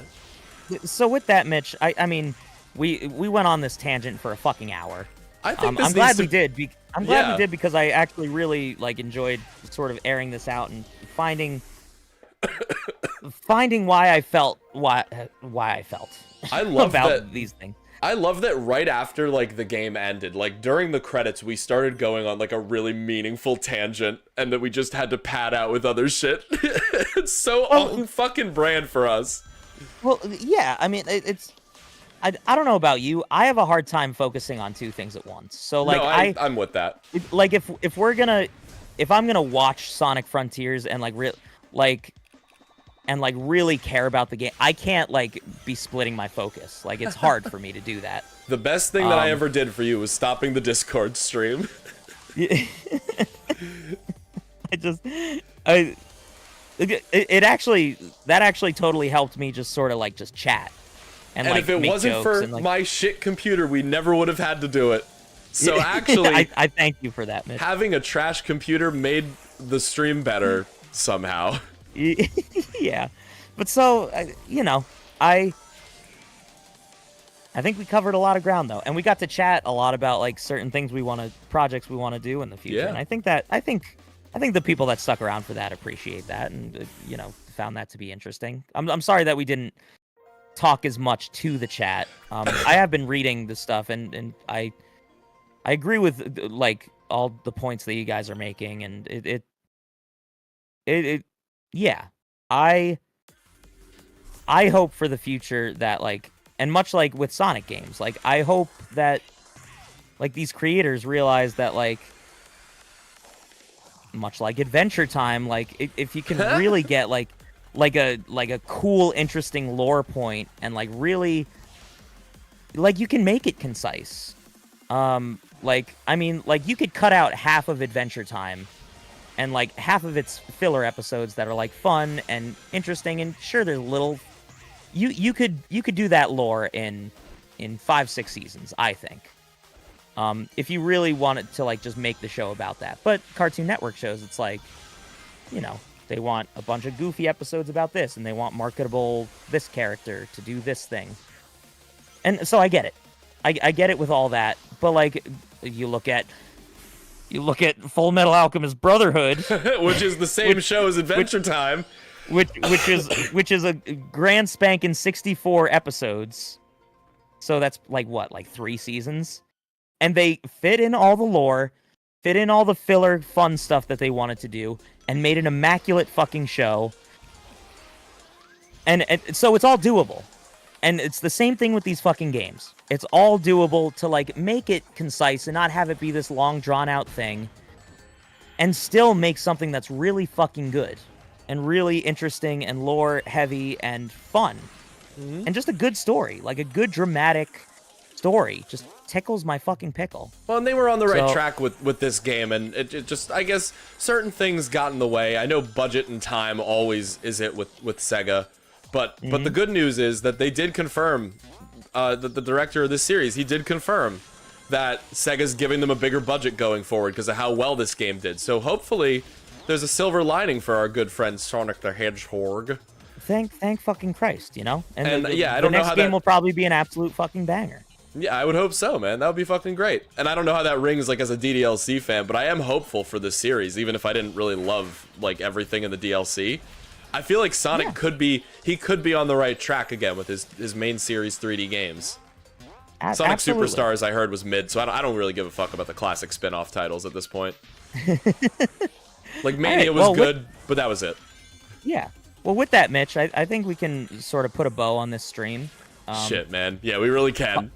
Call it a night, and yeah, this was a lot of fun, guys. Surprisingly thanks for hanging so. out. And Mitch, you finished that you finished all the DLC in a very contained manner, and I appreciate that. I did my because I'm sure best. there's a shit ton to this game. I did my best for you, my boy. Yeah, there was other shit we could have gone and done, but aside from like the whole god thing, there really wasn't anything worth, Yeah. you know, hunting down for lore reason or whatever. All right, guys. Well, thank you so much. And we'll catch you guys on the next one. I'm not sure when the next stream will be, but we'll keep you all posted.